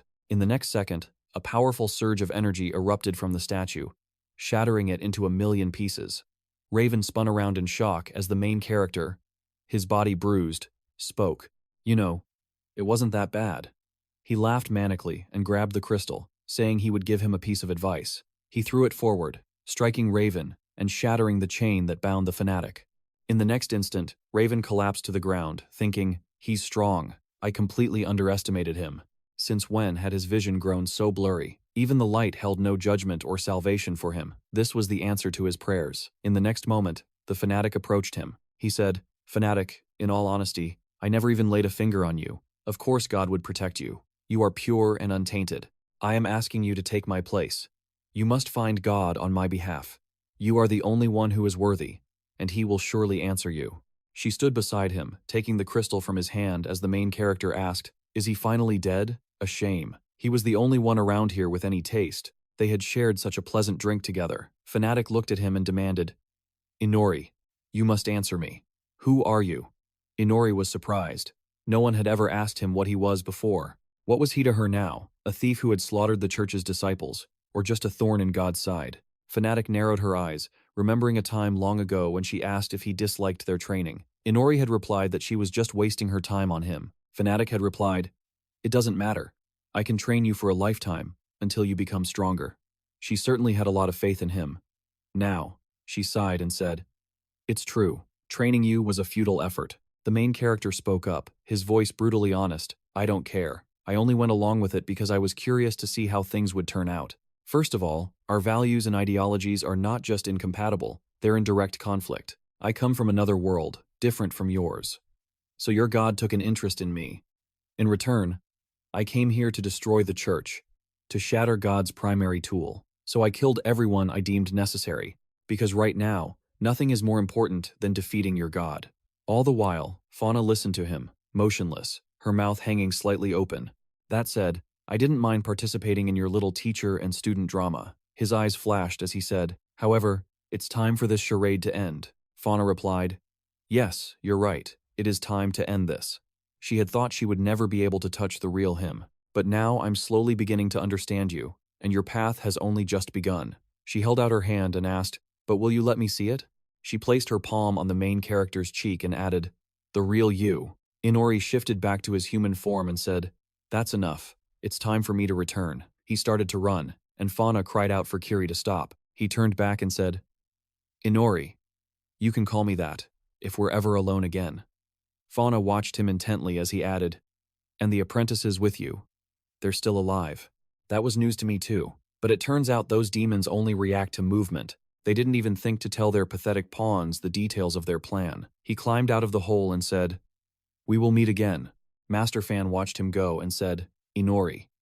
Everything around her began to crack, and she looked around in fear. Monsters began their attack, and Fauna started leading the girls out of the building.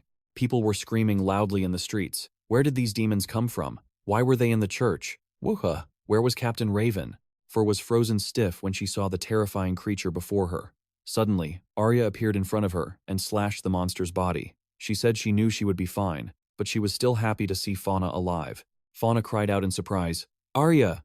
She turned and ordered her to stop. "They're dangerous even without a head. Help the injured and get them out of here, please." She swung her sword in a flurry of quick attacks. Arya shouted, "Let me get them out now." Fauna replied, "Understood. Thank you for saving me, Arya." An arrow flew from behind and embedded itself in the monster's body, catching Fauna's attention. The archer shouted, "Follow the Black Rose."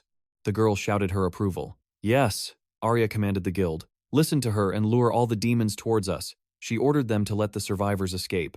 Everyone shouted, "Yes." The monsters began to attack the knights, and everyone tried to save the wounded. The main character watched from a window and thought, I have an idea. A while ago, Arya had entered the room and said, "Answer me. You've wanted to attack the church all this time, haven't you?" Inori had asked. Yes. So what? Arya was surprised he had even come to help them. Unlike her, he seemed indifferent to the city's fate. At first, she was even happy to see him, but he could have avoided the battle with Fenrir if he hadn't disturbed their territory. He didn't stop the coup to save the country, but to provoke Commander Ain and challenge her to a duel. It was the same with Chris. He didn't have to destroy all her demons, but for some reason, he's always looking for a worthy opponent. Inori stared at her in silence as she said that he didn't care about the people who might be attacked, and he wouldn't even think of saving them. Right now, he only cared about the demons, their king, and his desire to fight the gods. Inori turned back and asked if she still wanted to help him now that she knew everything. Arya said that the church was no joke, but there were good people there, including Fauna. She wanted to help her, but she didn't want to kill ordinary citizens. Now, she had enough power to involve the guild in society's investigation. With their help, numbers, and power, they would be able to hide the fact that he was the mastermind, and they wouldn't have to risk hypnotizing witnesses or even killing them. There would be fewer victims. She held out her hand and said, "But on one condition. This girl will be in your care, all right?" Inori waved his hand and said, "Do as you wish. I don't care. She has already lost her will to live." Arya said she understood that this was selfish, but she wanted to try, even if he didn't agree with her on anything. In the present, Inori stood watching the church tower collapse and remembered Arya's words. She belonged to him, but she still wanted to help people in need. She would continue to help him, but she would do it her own way. Inori watched her from the window and thought, well, whatever. This doesn't affect my plans. The key figures of the church had been eliminated, and the stones were stolen. If she wanted to try so hard, then fine by me. That's her problem. He looked at the people who had dealt with the monsters and said, "They're finished." Inori looked up at the sky and said, "That's right. Congratulations on losing an eye. Are you satisfied? Your goddess will suffer the same fate." Sometime later in the forest, Arya said, "It's all over, Chris." She sat near the roots of a tree, her arms wrapped around her knees. Arya looked around and observed, Raven, the church members. They've all vanished. Chris just kept her head down, lost in silence. Arya sat beside her, her voice soft. "I had a sister once too, but she's gone now." Chris turned to look at her as Arya offered a faint smile. She was so sweet, always tugging at the hem of my dress. Brushing her silky hair was one of my greatest joys. We were similar in some ways. Neither of us could ever be honest with ourselves. But we had a chance to make peace before she passed. Chris listened intently, but still said nothing. Arya stood up. "So, what does my story have to do with you?" "What I mean is, you're free now." She handed Chris a piece of paper. "And I found where they buried your sister. Go see her. Give her the farewell I never could." Chris watched Arya walk away, and after a moment's hesitation, she finally rose to her feet. A short while later, voices echoed through the city. It was the latest news. Another demon had escaped. "They're saying the captain was attacked by one. Is he okay? How did demons get inside the church in the first place? Are they raising them like rats in there?" The villagers gossiped in the tavern, talking about how the guild, not the church, had been the one to stop the invasion. After clearing away the wreckage, they discovered something unsettling. Someone had quietly entered the church cemetery and dug up a grave. A scream ripped through the air. Why would anyone desecrate a grave? One mystery after another. The people grew terrified, imagining what disaster would strike their town next. Chris sat in the graveyard, cradling a skull in her hands. She held it close, remembering how she used to embrace her little sister. So cold, she thought. So very cold. If only we could find a place with no winter or hunger. When we grow up, we'll definitely find it. But for now, this is enough for us. Chris wondered. Was that her sister's voice in her memory? The cold is nothing when you have someone to keep you warm. You warm me, and I'll warm you. And together, we'll be so warm. Chris clutched the skull and wept. She whispered, "My sister, you were such a fool, a beautiful fool." Just then, Arya asked, "Are we leaving this place?" Inori replied, "Yes. There's nothing left in this city to surprise me. Don't you like it here? I thought you were settling in quite well, but alas, the decision has been made." Arya answered, "It's fine by me. I'm ready to go too." Inori turned back to her and asked, "Finished already? Excellent. So where are we headed next?" Arya asked. Inori simply replied, "I have no idea." Arya sighed in exasperation. "Sometimes, you really are a handful." A moment later, Chris was seen riding a monster out of the city. "We'll find it," she declared. a place that's always warm. She looked up at the sky, thinking, far, far away from here. Arya too was thinking of the journey ahead, of seeing new lands. Meanwhile, the citizens were abuzz with gossip. Is the Black Rose really leaving the city? One man asked. That's what they're saying. She's moving on. A young boy spoke with tears in his eyes. But I never even got to say a single word to her. A girl burst into the room, shouting, "You fanatic! Here's your water and medicine." She then noticed the open window, confused. Where did she go? Moments later, a voice echoed in their house. Freshly baked bread, her tea set, all the gifts and everything else. I'm pleased to report everything has been safely transported into the shadows. They can depart whenever they're ready. Arya smiled. How convenient, Inori asked. Well then, shall we go? She smiled back and replied, yes. But as they stepped outside, they were met with a chorus of loud shouts. Arya, is she really leaving the city for good? Who's going to protect us from demon invasions now? A man crossed his arms and grumbled. That creep with her must have whispered something twisted in her ear or done something awful. The young boy reached a hand out, pleading, stay away from him. She doesn't need people like that. She should marry me. Our main character, carrying a bag, sighed. They had barely finished packing, and a crowd had already formed. Everyone cheered loudly. Arya turned back with a gentle smile and a wave. I submitted my notice of departure to the guild this morning, she explained. News certainly travels fast. Inori rolled his eyes. Well, if you didn't tackle every single guild mission with such devotion, you wouldn't have these problems. I told you to learn to blend in a little, Arya retorted. That's easy for you to say. The guild was my first real job. I couldn't help but give it my all. She added, besides, they gave me a nickname. And her eyes suddenly sparkled with pride. As they continued down the road, they suddenly spotted Fauna leaning against a wall. With her hands on her hips, she demanded, were you just going to leave without a single word? I certainly didn't expect that. Arya said in surprise, Fauna, you're already allowed to walk around? Fauna smirked and asked, why wouldn't I be? Thanks to you. My injuries weren't serious at all. Then what about Kirio? Arya yelled in a panic. What happened to him? Wasn't he right next to me a second ago? At that moment, our main character had already climbed onto the bridge railing and was lying flat to avoid being seen. He ran off, it seems, Arya said, figuring it out. Fauna smirked. That's just like him, Kiri. No, Inori hasn't changed a bit. Arya looked at her, surprised. So, you knew. Fauna looked up. A little. Feeling slightly embarrassed, Arya asked for her forgiveness. Actually, my name is Arya. I am the former princess of the Sunrise Kingdom. Fauna's eyes went wide with shock as she shouted, Ari, a princess? Arya cringed. Former princess. And please don't shout about it. And it's not Ari, it's Arya. Inori saved me and took me with him. I still know very little about him. But I don't mind following him to unravel his mystery. Fauna smiled warmly. I'm glad you like him. Arya's face turned beet red as she shouted, why would you jump straight to like? Fauna just shrugged. It's written all over your face. He's the one I chose. My instincts have never led me astray. You should follow him. Arya smiled and agreed. All right. Then she shouted loudly, Inori. He yelped and jumped up in surprise, and Fauna laughed. Normally, I'd catch him every time he tries to escape, but for today, I'll let it slide. Inori clicked his tongue in annoyance as Fauna continued, and for all the lies he's told me, his master is willing to forgive that too. But if you dare lie to Arya even once, I will show you no mercy. And just because you don't fear divine retribution, that's no reason to take my words lightly.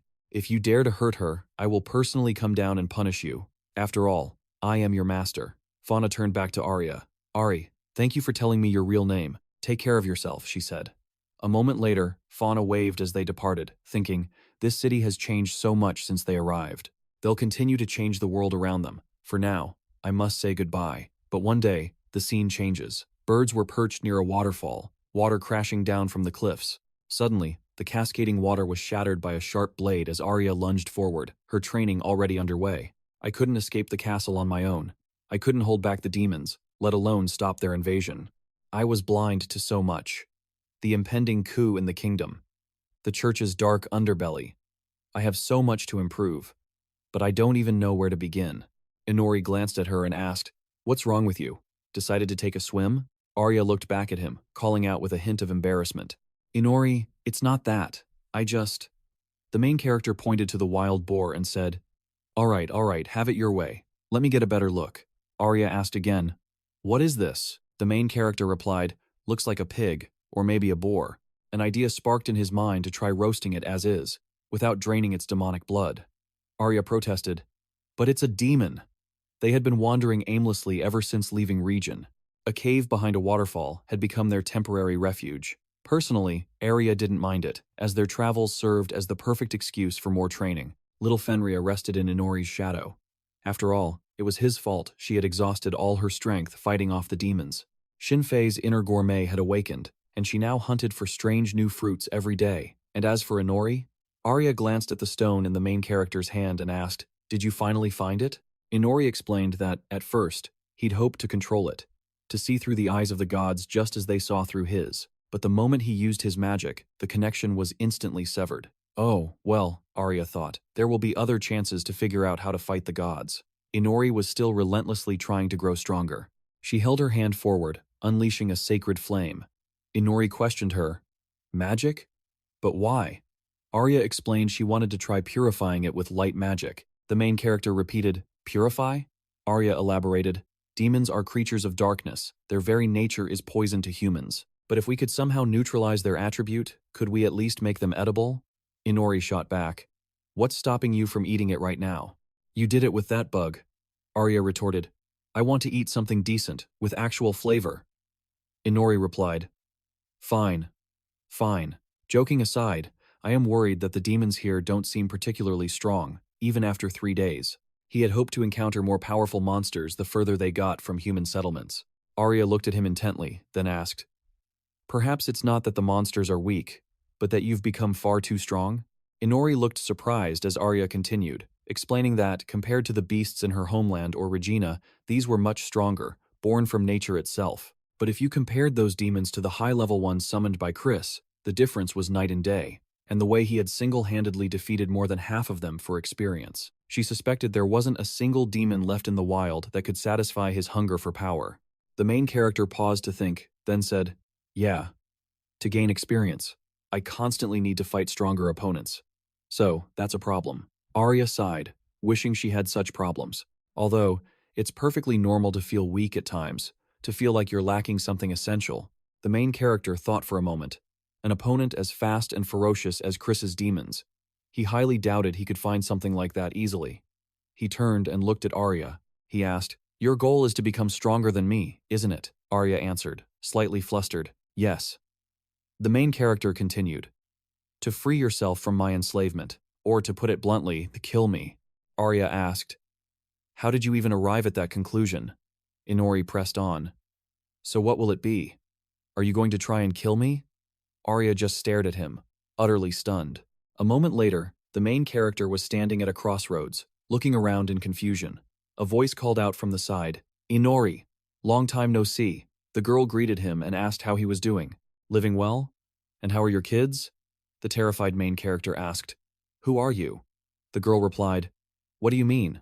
I'm a goddess. The one who granted you your power." Inori stared. "A goddess? Then what's with this cosplay? More importantly, where am I?" The goddess answered, "You're in your homeland, Shibuya, Japan." The main character repeated, "Shibuya? But why? Especially since I'm not even from Shibuya." The goddess replied, "Let's just say this.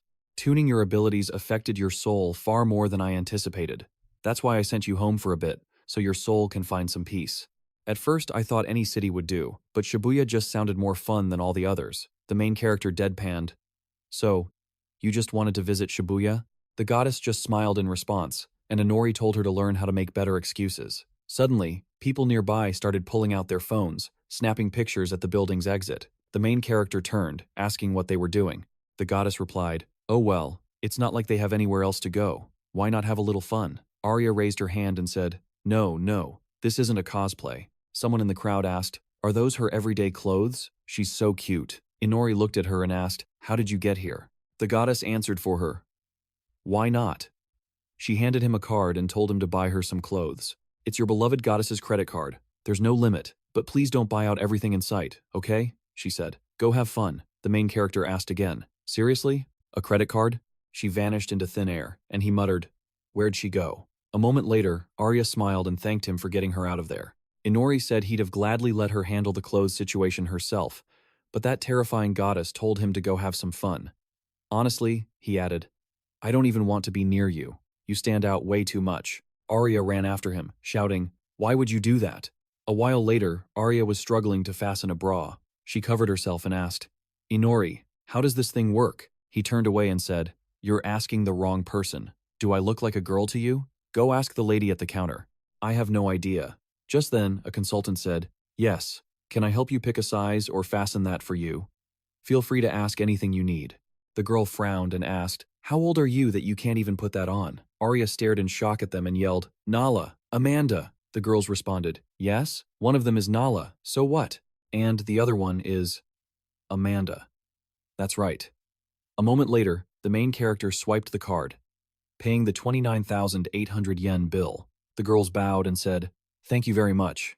Please come again. Inori stared at the card and muttered, Using someone else's credit card to pay like this feels a bit much. Arya smiled and said, They looked exactly the same. I almost ran over and hugged them. The main character turned back and said, Even their personalities are similar. It's as if their souls were transferred from that world to this one. Suddenly, they realized 𝑰𝑵𝑬𝑴 was gone. As they walked on, she thought, Master. A while later, they stopped at a stall selling dolls. Arya mentioned her hometown sold many strange things, even dolls with unbelievable detail. Our main character cut her off, correcting her. They're called figures. Pointing to a fairy, Arya said, And this one. Wow, she's a perfect reflection of 𝑰𝑵𝑦. The main character agreed, but then noticed the figure's hand trembling. Wait a second, he said. That's no reflection. That's the real her. 𝑰𝑵𝑗 was trembling, silently praying for help. After a moment, she managed to speak between bites. Thank you both so much. I was so scared you wouldn't recognize me. You're being surprisingly kind today, even treating me. I'll say it because it's free. Just then, a masked server approached their table, saying, Excuse me, Inori shouted. Why are you showing up here? And what's with the mask?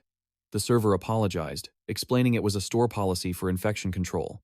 As for the food order, he revealed it was a gift from the neighboring table. Inori glanced over and yelled, Who are these fools, and where did they come from? Moments later, a crowd gathered around them, snapping pictures. Inori and Arya quickly left the cafe and headed down the street. 𝑰𝑵𝑗 perched on Arya's head, happily eating ice cream. They passed 𝑰𝑵𝑟 again, who simply thought, Master. After a while, our main character complained, That damn goddess. It's already dark, why are we still stuck here? Arya smiled softly. I've enjoyed everything, and I even got to see your hometown. It just reminds me of my own. They stood on a rooftop, gazing out at the city lights. Arya asked, Will you really not come back here again? The main character looked at her and replied, Yeah, everything is familiar, the food too. But it's just too quiet here.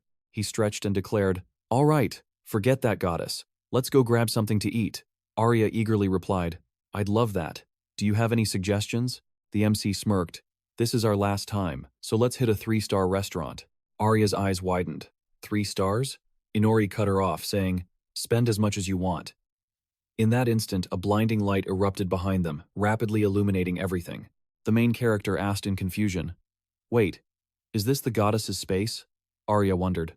Why so suddenly? The goddess appeared before them, collapsed on the ground, wailing, Damn it, I told you not to buy things recklessly. Have you seen my bill? I'm ruined. And who said there was no limit? He turned away, but the goddess shrieked, What? You bought a 1964 model car? Did you even look at the price tag? Inori just smiled. I've always wanted one of those. It's not like I have a license, but I still wanted it. The goddess screamed, I told you not to overspend. I told you not to buy everything in sight. Were you even listening? The main character just grinned. At least let her see how much fun I had, right? Arya smiled along with him. By the way, you still haven't explained why we were sent to Syria in the first place, he added. Exactly. You mentioned something about his soul and… what else? Just then, a cardboard poster in the shopping center came into view, showing a collaboration with Syria. 𝑰𝑵𝑗𝑴 remained in the same spot, thinking, Master. A moment later, Inori asked, So, are you going to try and kill me? Arya looked at him, completely baffled, and yelled, Kill you? What are you talking about? The main character replied simply, It's simple. We will fight. I just won't kill you, and you can fight me however you want. There's no point in a battle if your opponent is holding back on purpose. He gave a sharp grin and asked, You want to get stronger than me, don't you? Arya wondered just how close she had gotten to his level. She had to know. She shouted with all her might. Yes, let me fight you. Inori smiled. Excellent. 𝑰𝑵𝑗𝑴, come here. The beast materialized from the ground, asking, "You called for me?" "Master." Inori declared that he wanted his subordinate to wipe out every dangerous monster in the vicinity. He wouldn't be pleased if they accidentally interfered with their battle. Fenrir agreed to the task, but added, "Master, there is no need for you two to fight." Inori challenged him. "Aren't you also thinking of joining her? What if deep down, you want to kill me too?" Fenrir cried out. "What?" Sinfi screamed in terror. Fenrir insisted he was only expressing his humble opinion as the master's subordinate. He claimed he had no right to fight his master. Once was more than enough for him. Sinfi shrieked in fear. Was he being serious? Inori smirked. "Besides, the only one I haven't fought yet is Arya. This is getting interesting. Will she agree?" Arya narrowed her eyes slightly, remaining silent. Inori held out his hand and said, "All right, let's grab a quick bite, and then we'll discuss the rules of the battle." Suddenly, his hand burst into flames. He yelped in shock as Arya deadpanned. "Put the fire out before you offer your hand." Later, Arya announced the terms. The battle would begin in 3 days, when the sun reached its peak, regardless of where they were or what condition they were in. She continued, stating that until then, her master would not use any tracking or clairvoyance skills, and would not set any traps. Sinfi, sitting on a rock, noted that it was good of Inori not to use his command skill on his subordinates. Arya spoke up, admitting she didn't expect him to propose a fight in 3 days. Of course, at night, she was no match for him, but she remembered Inori's words. It was naive to think he would only ever be able to fight at night. Her own power level during the day had to be taken into account. Arya had said as much, which is why he claimed it wasn't really a handicap. Fenrir called him out. "He's lying. It's a massive handicap. It's obvious. At night, it would barely even be a fight." Sinfi asked if that was too much. He didn't even use his shadow room. He threw her out of it and left. And she could have led him to these very springs. Arya smiled warmly and said, "Thank you, Sinfi. Inori will be just one more obstacle." She replied, "Exactly." Fenrir then asked, "But what comes next?" Master said, "You have to kill him." Arya looked down, and Sinfi pressed, "What do you mean? What's next?" "You go and kill him. And in doing so, we'll all be free." "Don't you want your freedom back, you little puppy?" Fenrir growled back. "Who are you calling a puppy?" Arya thought about how Inori had saved her, but to be free, she had to surpass him. She wanted to be free from him. Fragments of memories with him flashed through her mind, but she had abandoned everything for this second chance. Her homeland, her royal duties, everything. She sank beneath the water's surface, then burst back up, clenching her jaw. Thinking, "I gave up everything to be free." Arya asked herself, "Inori wants a battle, does he?" She gripped the towel in her hand, thinking, "This is it. My chance to seize my freedom." She looked up, her resolve hardening. "Even if the price is Inori's own life, I must follow my own will." She stared at the sky and declared, "He'll get his fight. It's infuriating that they're giving me these handicaps, but Inori isn't the only one who's learned a few things. I'll show him what I've learned on my own." 3 days later, just before dawn. The status of Kakafuji Inori, a demon, a vampire, who possessed a very long list of skills. He held a monster's corpse in his hand while staring at his system window. Inori mused that he had accumulated a huge number of skills through skill theft. He thought it over. He had no single, overwhelmingly powerful skill. Instead, he had countless passive abilities, like heat resistance and poison immunity, but those would be useless to him in the coming battle. He needed his own unique skills. Sinking his fangs into the monster's corpse, Inori's mind raced with possibilities: blood-sucking, skill enhancement, the dual mystic eyes, and the legs of dark magic. He acquired them all when a goddess dragged him across 8 different worlds. But along with these powers, he also earned the seething hatred of the sun god. Because of this curse, during the day, he was limited to just one unique skill from this world, his detection ability. She probably saw it as his greatest weakness. And in a way, she was right. But if her plan was that shallow, their encounter could hardly be called a battle. The war against Chris's demons had dramatically raised his level and enhanced his vampire title. Not only had his unique skills grown stronger, but he could now choose up to 4 of them to use during the day. However, the selection could only be made at the break of dawn. At that moment, he had to lock in his chosen skills. To counter the sun god's hatred, his heart skill would be the first. It was essential for combat, allowing him to launch a preemptive strike. Second would be his right mystic eye. It granted him clairvoyance and sharpened his focus during high-speed movement. His most versatile tool.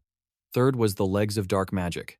This skill allowed for telekinesis, shadow stepping, and related stealth abilities. For the fourth, he thought, maybe I'll try taking the very skill she used to kill me. Just then, Fenrir asked if she was absolutely certain. Arya smiled and said, yes, let Inori get a taste of his own medicine. 𝑰𝑵𝑦𝑗 declared that she didn't believe it. That was enough for her. She simply didn't believe it. Fenrir said he didn't mind lending it, but he had no intention of fighting his master. Arya replied, that's all I need. This magic tool has entered my body along with Inori's blood and memories. She thanked Fenrir for helping her obtain it. Unlike Inori, she stated, I can wield magical weapons. The sword he gave me, now a simple longsword, will be a huge help in this fight.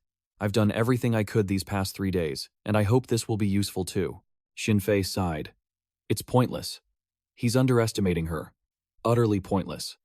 Let her seize this opportunity and kill him. Then Arya spoke. Master said he wouldn't kill you, but please, don't let yourself be killed. Arya smiled back. It's fine. If I push Inori to the point where he's willing to kill me, then let it happen. A moment later, the main character hovered in the air, contemplating vampires. They are incredibly sensitive to the sun's movement. They can feel the exact moment of sunset and its zenith as if the sun were right in front of them. I bet Arya is the same. Just then, Arya's voice counted down. 5, 4, 3, 2, 1. The main character smirked and said, let the battle begin. He thrust his hand forward, thinking, legs of dark magic, shadow teleport. First, he needed to pinpoint their positions relative to each other. With the detection from his right mystic eye, it should be a piece of cake. He unleashed his mana, thinking he'd seize the initiative and strike before she even realized what was happening. A brilliant wave of mana detection spread through the forest, but Inori realized, even with his enhanced senses, he couldn't find her. Could she be even farther away? Of course, they hadn't set any boundaries for the combat zone, but there had to be a trace. No matter where she hid, the clairvoyance of his right mystic eye should spot even the faintest clue. Suddenly, a glowing stone flew toward his eye as a sword plunged into his back. Arya gritted her teeth as Inori spun around in utter confusion. Her mind was focused, aim for the heart and head. A few more thrusts, and Inori roared, that hurts. He swung his leg, and a brilliant blast of mana tore through the forest, felling trees as it spread further and further. He was horrified, realizing he'd instinctively kicked her with his full power. Arya was sent flying backward as falling tree trunks crashed down upon her from above. Blood sprayed from her mouth as her body trembled. She thought, was that a kick? Just how much stronger has he become to do this during the day? She pushed herself to her feet, thinking, but the first strike was still mine. The main character shot forward, his mind reeling. How could this have happened? At first, his detection failed, and then Arya appeared instantly, striking his most vulnerable points. She sensed that the heart was a vampire's core organ, because she was now a vampire herself. It could have been a fatal blow, even if not instantly lethal. But he had been prepared, using Grepnir's threads to shift his heart aside, just in time. When was the last time he'd been this close to death? He had underestimated her. He had badly underestimated her. A moment later, he landed where Arya had just been standing. She was already gone. Another strike from behind. So, his right mystic eye and clairvoyance were useless. She must have intentionally targeted it, knowing how poor his regeneration was during the daytime. But, frankly, he looked up and declared, I don't need my eyes when the scent of your blood carries for miles. Hiding is useless. Arya's eyes widened in shock as Inori suddenly launched threads of energy directly at her. He bound her and said, you've lost a lot of blood, and alas, you've missed your only chance to end this in one move. Arya thought, legs of dark magic. Telekinesis.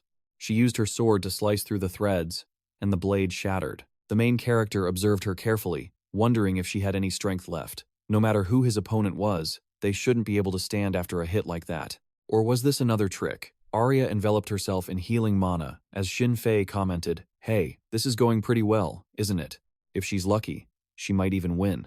Fenrir replied, let's not get ahead of ourselves. In terms of power, stamina, and recovery, Master still surpasses her in every way. However, she's done brilliantly. She managed to neutralize his clairvoyance and detection. Without that, she wouldn't have stood a chance. 𝑰𝑵𝑦𝑗 asked, and what happens when he recovers them? Fenrir answered, she'll lose instantly, but her wound no longer allows her to hide. Her only remaining option is to fight him head-on before he can regenerate. From this moment, the real battle begins. 𝑰𝑵𝑦𝑗 asked, she'll lose instantly? Even with my stone, Fenrir said. A sanctuary created by a witch. The witch's mystic stone is a magic tool, and since ancient times, it has protected their lands from invasion. It blocks detection, which is why Master couldn't find them immediately. It used to be hidden in the hollow of a tall tree. I lent it to that girl. Fenrir suspected his master had recognized the stone but showed no interest, because he couldn't use magic tools like them. Xin-Fei asked if it was worth giving it up. Fenrir replied that he no longer had anything to protect, but she did. Arya gripped the hilt of her sword and charged. She frowned, realizing his strategy. He was keeping her at bay with a constant barrage of knives. She didn't mind a long-range fight, but at this rate, unleashing her mana, she prepared a counterspell aimed directly at the main character. He recognized it instantly. This was the same spell they'd used when escaping the castle. Wind magic was too easy to spot, even without mystic eyes. Arya decided to finish this before Inori's vision recovered. Wind blades. A storm of attacks shot toward Inori, striking his body. He channeled mana from his hands, activating a dark magic art. Shadow space. He tried to shield himself with a tree, but Arya's attacks tore right through it. A sense of dread washed over her. The smoke completely obscured Inori from her sight. A voice then echoed from within. "You're quite good at hiding. But am I better at finding?" He activated another dark magic art, Shadow Step. In an instant he appeared behind Arya, and a swift strike sent her crashing to the ground. As she fell, the main character noticed a stone around her neck, and thought, Elnaya. He bound Arya's hands, telling her that only the black sword could sever the restraints. Checkmate. Inori closed in and began raining a merciless flurry of punches upon her. He warned that the sooner she surrendered, the better it would be for her. But suddenly, his fingers went slack. The main character's eyes widened in pure disbelief. Gritting her teeth, Arya had used her own sword to sever her own hand. With her free fist, she slammed him in the face, sending him flying. Arya's voice was ice cold. "Don't think you're the only one who's gotten stronger. Are you satisfied now? I can kill you," she declared. "Don't you dare underestimate me." Inori stared at her for a long moment before a slow, chilling smile spread across his face. "You sold your soul to survive, and yet you still fear death. Aren't you overestimating yourself?" Arya stared back, confused. Inori continued, "Very well, just don't come complaining to me, if today is truly the day your life ends." "This involves you too," Arya screamed back at him. The main character's mind raced to his fourth chosen skill, Berserk. He thrust his hand toward Arya's face and launched a devastating attack. He rocketed forward, grabbing Arya by the face and soaring across the pond. "I tried using this when I killed Mask," Inori roared, "but controlling it was incredibly difficult." He swung his arm and slammed Arya down into the water. She crashed onto the sand, coughing up blood that stained the area around her crimson. The main character let out a wild laugh and charged toward Arya again. She had just struggled to her feet. Leaping aside, she barely dodged Inori's fist. Arya was sent flying by the shockwave, crashing into a wave. The main character's voice rang out, "I told you this when you fought Chris's demons.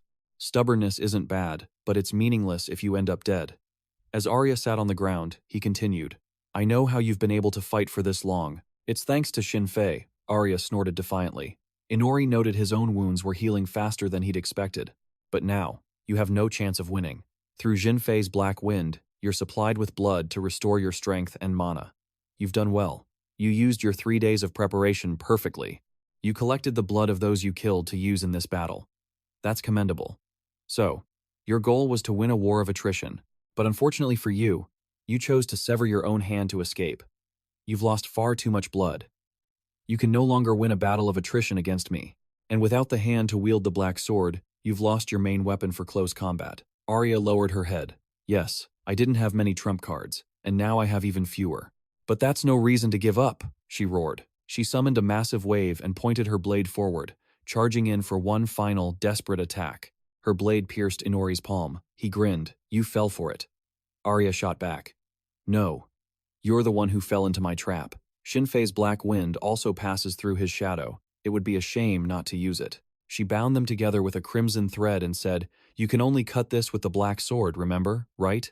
She unleashed her holy fire and said, "Be patient. Now we'll see who burns to ashes first." He thought, light magic. How did she know vampires were vulnerable to light magic?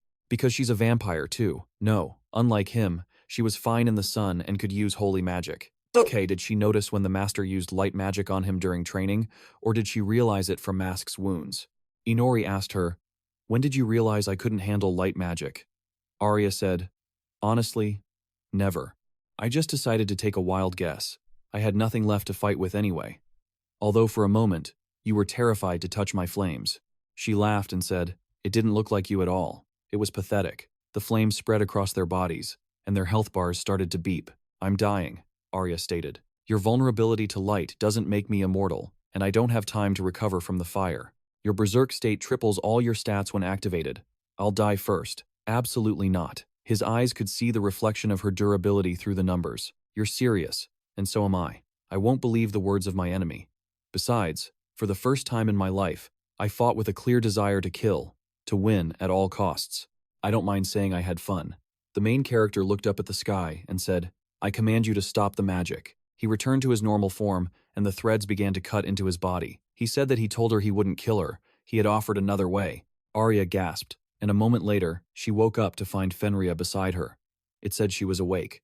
She smiled and said, Fenrir, where am I? It replied, You are home, in the cave behind the waterfall. Arya looked at her hand and said, My hand is still here, Inori said. I don't see the joy on the victor's face. She opened her eyes, surprised, and said, Inori. She asked him to wait, and asked if she had won. The main character replied, You forced me to give you a command.